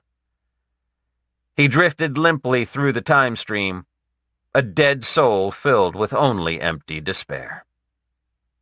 Death, dressed in his black robes, watched Ben pass him by once again and called out to him without removing his hood. "I'll see you soon, then," Death said, then waved as Ben returned to the past. "Did it work?" Shortbus said. Then he kept talking. "Oh, shit, it worked! Did you see those notifications? You totally messed up the size of the loop. Good thing the Capital Crystal bailed us out. Thanks, Capital Crystal!" He paused, only now seeing Ben's expression. "Hey, buddy, are you doing okay?" "It didn't work," Ben said, sagging to the ground. "Nothing worked." "What?" Shortbus was incredulous, not having read Ben's mind yet. "But we haven't tried anything yet." "That's how time magic works," Ben said, "from an outside perspective. But I've already tried everything. You put something in my mind, it'll explain everything." "Okay, sure, Shortbus said, a concerned expression on his face. Then a slack-jawed one, as he downloaded the psychic information package he'd stored in Ben's brain. While he did that, a new notification appeared in Ben's mind. This one written in red. "Notice! City officials of Solas have been notified of the presence of a time loop. Please stand by." There was a crashing wave of power, a burst that came directly from the Capital Crystal in the center of the city. It washed over everything, and the sound of something being shattered was heard. "The Capital Crystal has successfully dispelled the illegal time loop. Please be on the lookout for suspicious behavior." "That was fast," Shortbus said. "How'd they figure it out?" "I'd put good money on Drist," Ben said, his voice muted. "Okay. Let's just start another loop and we're back to square one." Ben pulled out the pocket watch of time loop, but before he could even realize that he didn't have the experience points to fund another loop, a regular notification was displayed in his mind. "This item is currently on cooldown. Time remaining 3 days. One time plus player tooltip.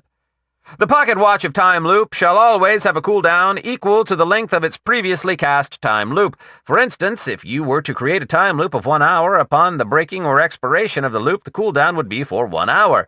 As your previous loop was for the duration of 3 days, the cooldown shall be the same length."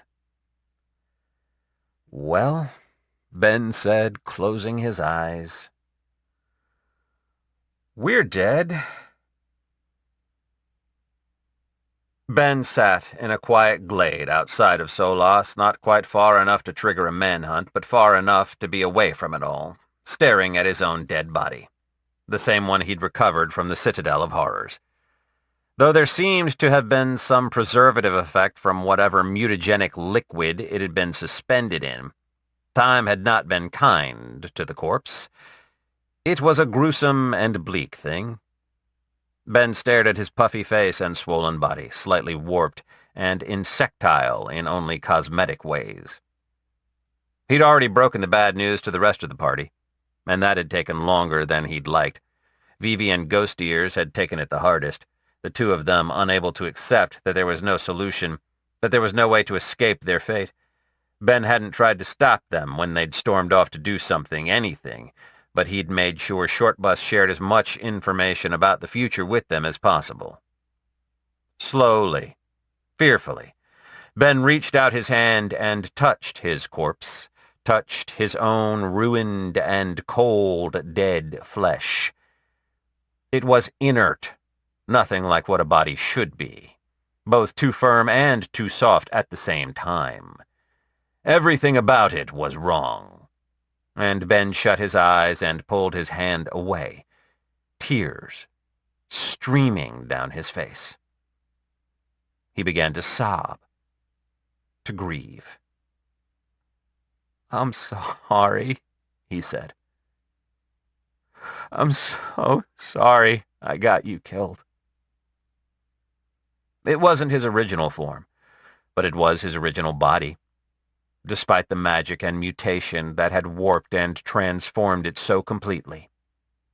It was the body he'd been born in, and it was dead.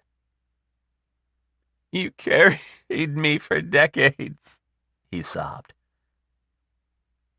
"And now you're dead. And it's all my fault."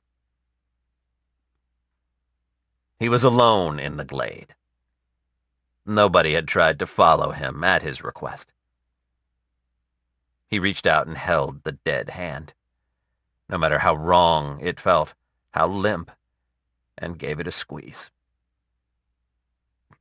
"You deserved better than what I gave you. I know you're just the flesh, just a body, just an accumulation of all the food I've ever eaten, a pile of meat. I know it, but still." Ben sniffed. "You still deserve better than this." With that, Ben got to work digging the worst kind of hole. 2.5 feet wide, 8 feet long, and 6 feet deep. A grave. Ben took his time with it, using his utility pocket to make it perfect, to smooth the walls and floor, to make it look the part and take longer to complete. He lined the bottom with smooth stones embedded in the dirt, a simple bed of river rock. When he was finished, he jumped out of the hole effortlessly and approached his body. Ben crouched down next to it and went forehead to forehead. "Goodbye, old friend. Thank you for carrying me so far." Ben closed the eyes and lifted the body, carefully carrying it down into the deep pit. When he laid his old corpse to rest, he couldn't help but laugh at how comically oversized the grave seemed in comparison to the leprechaun body he'd put in it. He stared one last time, then crossed the arms over the chest and jumped to the surface. He opened a utility pocket and began pouring out dirt. His body would rot under this alien soil, would decompose and hopefully enrich this single patch of world, starting the cycle of life anew. He created a respectable cairn of stacked stones to mark the grave and said a prayer. "You have laid a body to rest with care and performed adequate funeral rites. This corpse may no longer be raised as an undead." The notification hit him like an offensive smell, breaking the mood completely. "I need a fucking drink," Ben decided, and started his long walk back to the city. He considered the single wish remaining on his finger, wondering what he should do with it. As he walked, Frankie climbed out a utility pocket and draped himself over Ben's shoulder, looking completely exhausted but also happy, like he'd just accomplished something truly difficult. "Frankie, there you are. I was starting to get worried, little guy. What, you need a drink too?" Frankie lifted a single stumpy arm and angled it towards the place where Ben imagined a mouth would be, clearly saying yes. "Come on, little guy, let's go. Wasn't 31 talking about taking us out to some robot bar?" Chapter 13. The mood in the sneaky servo was mellow. Ben had at some point simply ditched all his clothes on the logic that his life had taken a shitty turn the second he'd put them on. Related, he was also piss-drunk and using the bar as a pillow for most of his upper body. The rest of his party was presumably somewhere in the vicinity, but Ben was more paying attention to himself right now. Frankie was next to him, mimicking his posture. The effect was sort of ruined because Frankie's lower body was hanging over the edge, and his stumpy legs were wiggling a bit as he tried to keep his balance. Ben hadn't noticed that Frankie was paying for all their drinks, spitting out money like he'd recently acquired a limitless supply. "Ha, Ben said, in a drunk monotone. His eyes squinted as he tried to see the world clearly. He failed. Ben wasn't an angry or mean drunk, so he pushed Frankie up onto the bar. The elemental laid there for a few moments, then sagged so his lower half was dangling again. Ben frowned, then helped Frankie up again. This had already been going on for some time, and the utility pocket elemental thought it was absolutely hysterical. Ben was so drunk, he couldn't even appreciate the fact that he was drinking a technological wonder, originally brewed by the dwarves. Dwarven beer, originally manufactured under the strictest and most exacting standards of no more than the original 64 Tier 1 artificial intelligences, the 64 TOIA, before they rebuilt themselves into mortal form. Dwarven beer, simply put, could get anyone drunk. Period. Even if it didn't make any goddamn sense for them to be able to drink or get drunk. It was scientifically proven. You could pour dwarven beer on a pair of boots, and the boots would get drunk. Every mug that had ever served dwarven beer was drunk. Huzzah! Dilly dilly! God bless the dwarves. 31 was next to Ben, explaining the religious significance of dwarven beer, taking a more moderate approach to drinking it than Ben. Ben, who was the kind of drunk only sleep was going to fix, nodded at 31, not hearing a single word. "You know what?" Ben said, holding a finger and squinting at the cyborg. "What?" 31 said. Ben then nodded his head and went back to trying to use the bar as a pillow. This was the happiest he'd been since he came to the world, especially since his parents. Fuck, Ben said, then ordered another beer. So Ben was a sleepy drunk. What about the rest of his party? Well, Vivi was a mean drunk, which was why he, in the only bit of good judgment anyone in the room had ever seen him display, was choosing to sip on a recreational brew called Debuff. It was a drink designed specifically for Aeon slugs, created by Aeon slugs so they could socially interact with other species without acting like total assholes. No, seriously, they needed a potion for that. Debuff measured the mean average intelligence of the room and then dumbed down whoever drank it to be only comfortably smarter than everyone else. "No," Vivi said, talking to a couple of randos that he'd met, two sunlets who were obviously, in Earth parlance, feds. "See, I didn't do it, right? It was gremlins. What a catastrophe. They aren't supposed to be able to access the beyond specifically because all they want to do is destroy as much of reality as they possibly can. Oh, don't look at me like I'm crazy. I'm not one of those gremlin conspiracy guys, all right? I just think everyone's underestimating them, that's all." Sure, the sunlit fed said. "Whatever you say. So tell me about anything, unusual you might have seen in the over-cabin forest. Here, have another drink." "Oh, don't mind if I do." Vivi pretended to drink. "Unusual? How about the fact that Prince Ben is a tactical genius, and he's got a world-class master plan to get us out of trouble? I really believe he does, I really do. Did you know he destroyed a citadel almost single-handedly? No? Let me tell you the tale. It all started—" Vivi, though debuffed, was still a complete fucking genius. Nobody ever gave him credit for that, except other Aeon slugs, who were the only ones smart enough to appreciate just how smart Vivi really was. Smart enough to feed the undercover agents pumping him for information total bullshit without telling a single lie. After all, they had truth spells. The Solas agents assigned to Vivi, continually checking those truth spells, started to get extremely worried about the kind of monster that had just come to their city. Vivi really did think that Ben had a plan, though. He never lost faith. The Solas agents assigned to Short Bus were completely piss drunk. Everybody around Short Bus was piss drunk, actually. Partly because he was broadcasting it telepathically, but mostly because he was one of those people who burned drunkenness like jet fuel. He was also telling the saga of Ben so far, and there wasn't a truth spell in the world capable of parsing the fact from the fiction. "Oh yeah, I saw him fall from the sky," Short Bus said. "It was like watching a meteor, you know.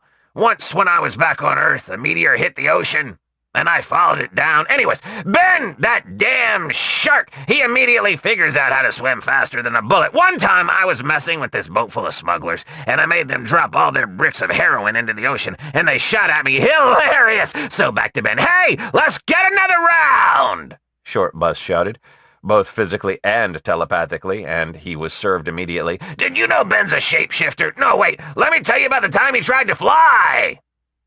The man-shark was sitting in a booth, one of the circular ones you see rich rappers and gangsters use in movies, surrounded by, well, people, just regular people, who were out for a drink on the alien equivalent of a weekday, each smart enough to wander over and just start listening. They hung off of Short Bus's every word. The man-shark had 2 alien women on his lap, one on each gigantic leg, and 2 more alien women were wrapped up in his arms. He was sitting in an open, come-at-me-bro way, leaned back and completely relaxed. He always had an eye on Ben, and the other eye watching the rest of his group. Ghost Ears had found a bunch of fairies, all human, and was currently in the middle of an extremely tiny dance party. Joining them were the various other extremely tiny races running around Solas. He was just plain having a good time. Fun fact, Ghost Ears was an excellent dancer and an absolute gentleman. Red, well, she was on the prowl. Ben couldn't be quite sure as to what she was on the prowl for, but he did notice a distinct correlation between the amount she drank and the amount of attention she gave the opposite sex. Did she even know about that? Ben drunkenly considered who he could shunt the responsibility onto. Short Bus? Ben imagined he would use too many ocean metaphors and Red would walk away confused. Ghost Ears? Probably would do a good job, but also wouldn't take the job. Vivi? Ben made the face of someone who was seriously considering it. Vivi was capable, and he would make the explanation so densely technical that Red would likely just write sex off as too complicated to bother with. Vivi! Ben shouted, calling the Aeon slug away from the sunlit feds. He slugged his way over to Ben, looking pleased. Ben, oh good, we're finally going to talk about how to use that wish. What? No, I wanted you to give Red the... Ben looked at the single remaining wish burning bright on the huge ring that graced his hand with its presence. Right. That's why I called you over, yeah. Hang on, Ben said, then yelled, Ghost Ears! Fuck off, the tiny fairy said happily, not even looking at Ben. He was probably holding a grudge about their inevitable death. That's fair. Hey, 31! Ben asked, wanting to clear the cyborg from the area. Do you know anything about organic reproduction? You mean sex? 31 asked. Ben nodded. Of course. Could you go talk with Red and help her understand why she keeps trying to, corner all those poor men in the bar? I don't think she quite knows what she wants to do with them. I could do that, Vivi said, slugging off.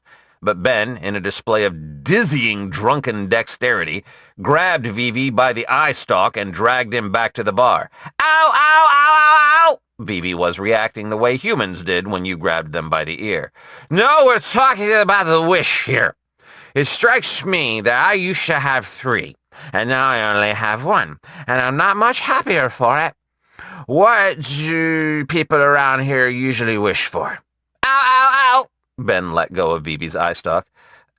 Well, people rarely make wishes themselves. Usually, they take them to the bank, where a bunch of people with a bunch of specialized classes deal with it. The bank pays good money for wishes, enough to set you up for a comfortable, immortal life. How does that work exactly? Ben asked, already not liking the answer very much. The wish is evaluated by an assessor of wonders, so that its exact power and rule set can be determined. You have honest wishes, which means that they are going to be working with you.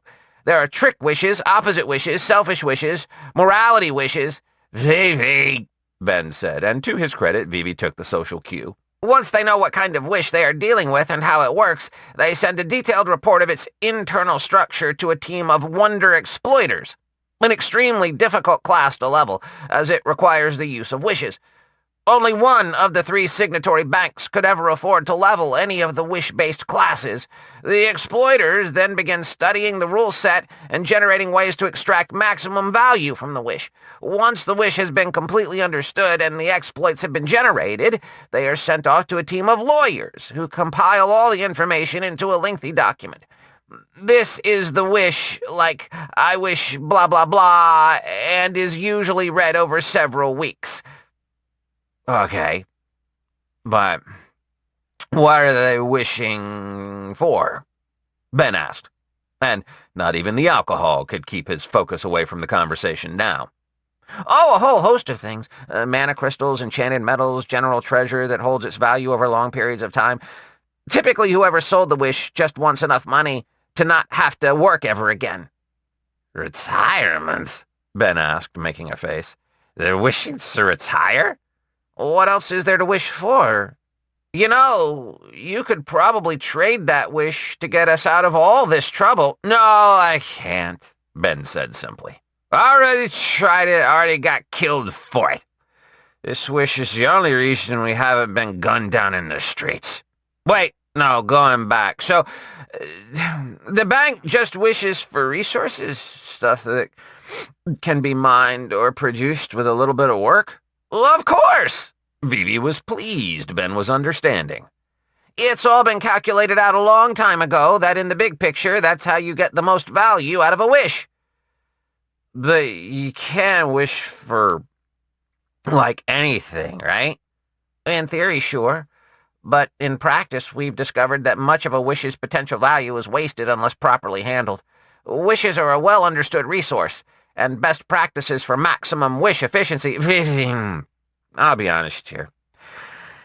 Everything you're saying about this makes me feel sick. Ben stopped using the bar as a pillow and instead leaned back on his bar stool looking at the ceiling. Everything was painted a dark, almost purple blue, and the ceiling was high and covered with pipes that ran this way and that, serving some unknown purpose. Look, I get it. Back on Earth, I constantly fantasized about what I would do if I ever got a wish.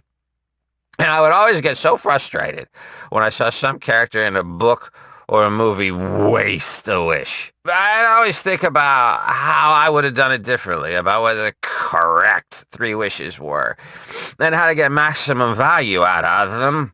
Ben let loose a forceful sigh. And buddy, hearing you talk about it, about how to actually accomplish that, it sounds terrible. Like, really, really terrible. This? Ben held up his hand and waved it around, the bright light of the wish flaring in response to his will. You could do anything with this. Stuff that never could have been, things that never could have happened, wonders beyond what is possible. And people just want to retire? Fuck! All you have to do is work at it long enough and you'll be able to fucking retire. Ben, I don't like how you're talking right now, Vivi said, watching the wish warily.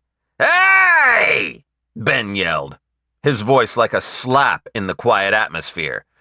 Go upstairs! Red! Sharbus! Come on over here! Party meeting right now! Excuse me, ladies, Shortbus said, nimbly escaping the pile of females he'd been entertaining. This had better be good, Ghost Ear said, flying over with his hands on his sword. Apparently I'm going to die, and I'd like to enjoy my final days, not waste them in pointless meetings. Prince Ben, Red said, a serious expression on her face. Bodies of flesh are strange and awesome things. Did you know you possessed the ability to create life? Such abilities are in the domain of the Lords of the Beyond. Okay, Ben said once everyone was gathered. See this? Ben said, showing them all the ring. This is my last wish. And this is our last night alive. I'm going to put it to a vote, and because this whole fuck fucked-up situation is all Vivi's fault. I get his vote. All in favor? The vote was 4-1 to take away Vivi's vote and give it to Ben. I don't see how this is all my fault, Vivi grumbled, but he didn't continue arguing. Perfect. I'm going to use this wish, Ben said, and the party leaned in closer, their attention thoroughly captured. And I'm not even going to try and get us out of the trial tomorrow. Whatever I do, they're just going to counter anyways, so it would just be a waste. Instead, we're going to go out in style. We're going to go out big time. I don't know exactly what I'm going to wish for, but I love you guys. The shit I've seen in that fucking time loop. How many times you crazy fucks all died with me? None of you. Not even Vivi. Hey! Vivi resented that. Ever broke faith? Ever betrayed one another? We're all going to die tomorrow. That's written in stone, and nothing is going to change it. I know that now, and I've accepted it.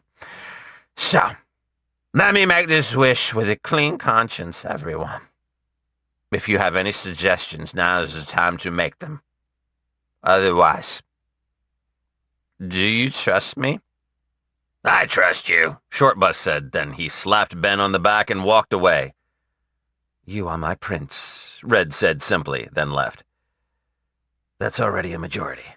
I don't need to vote, Ghost Ear said, crossing his arms. For you? Ben asked.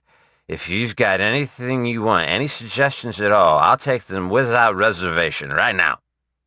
I'm sorry I did you wrong, Ghost Ears. Bah! The tiny fairy flew away.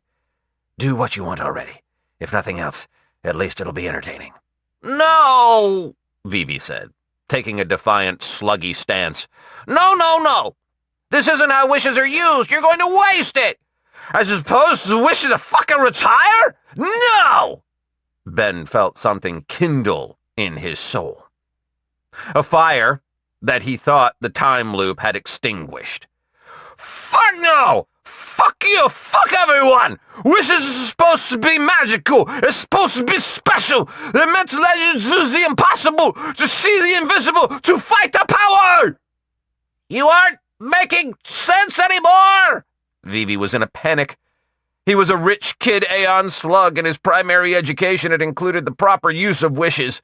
Ben was, to Vivi's educated eyes, exactly what his teachers had warned him about. Row, row, fight to power, my drill will pierce the heavens! I will show you! I'll show you all! Today I will teach you what wishes are for! Ben held his hand up high as he could reach. System!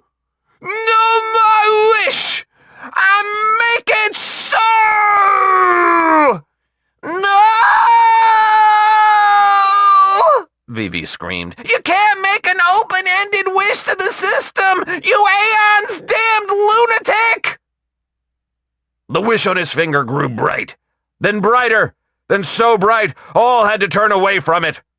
Light beaded up on Ben's skin like sweat made of pure incandescence, and then was sucked into the ring like 10,000 streams of mist. It flashed, and for a moment, everything was still. Then...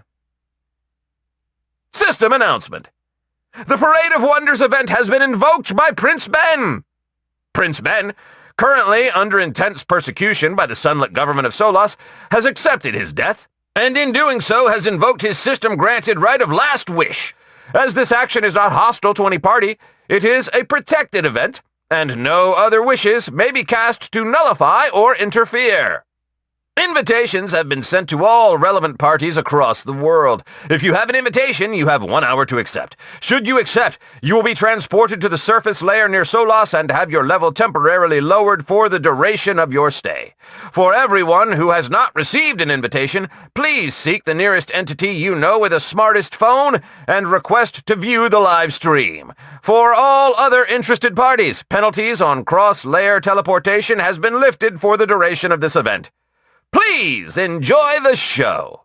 And remember, to direct all praise and adulation for this event towards Prince Ben.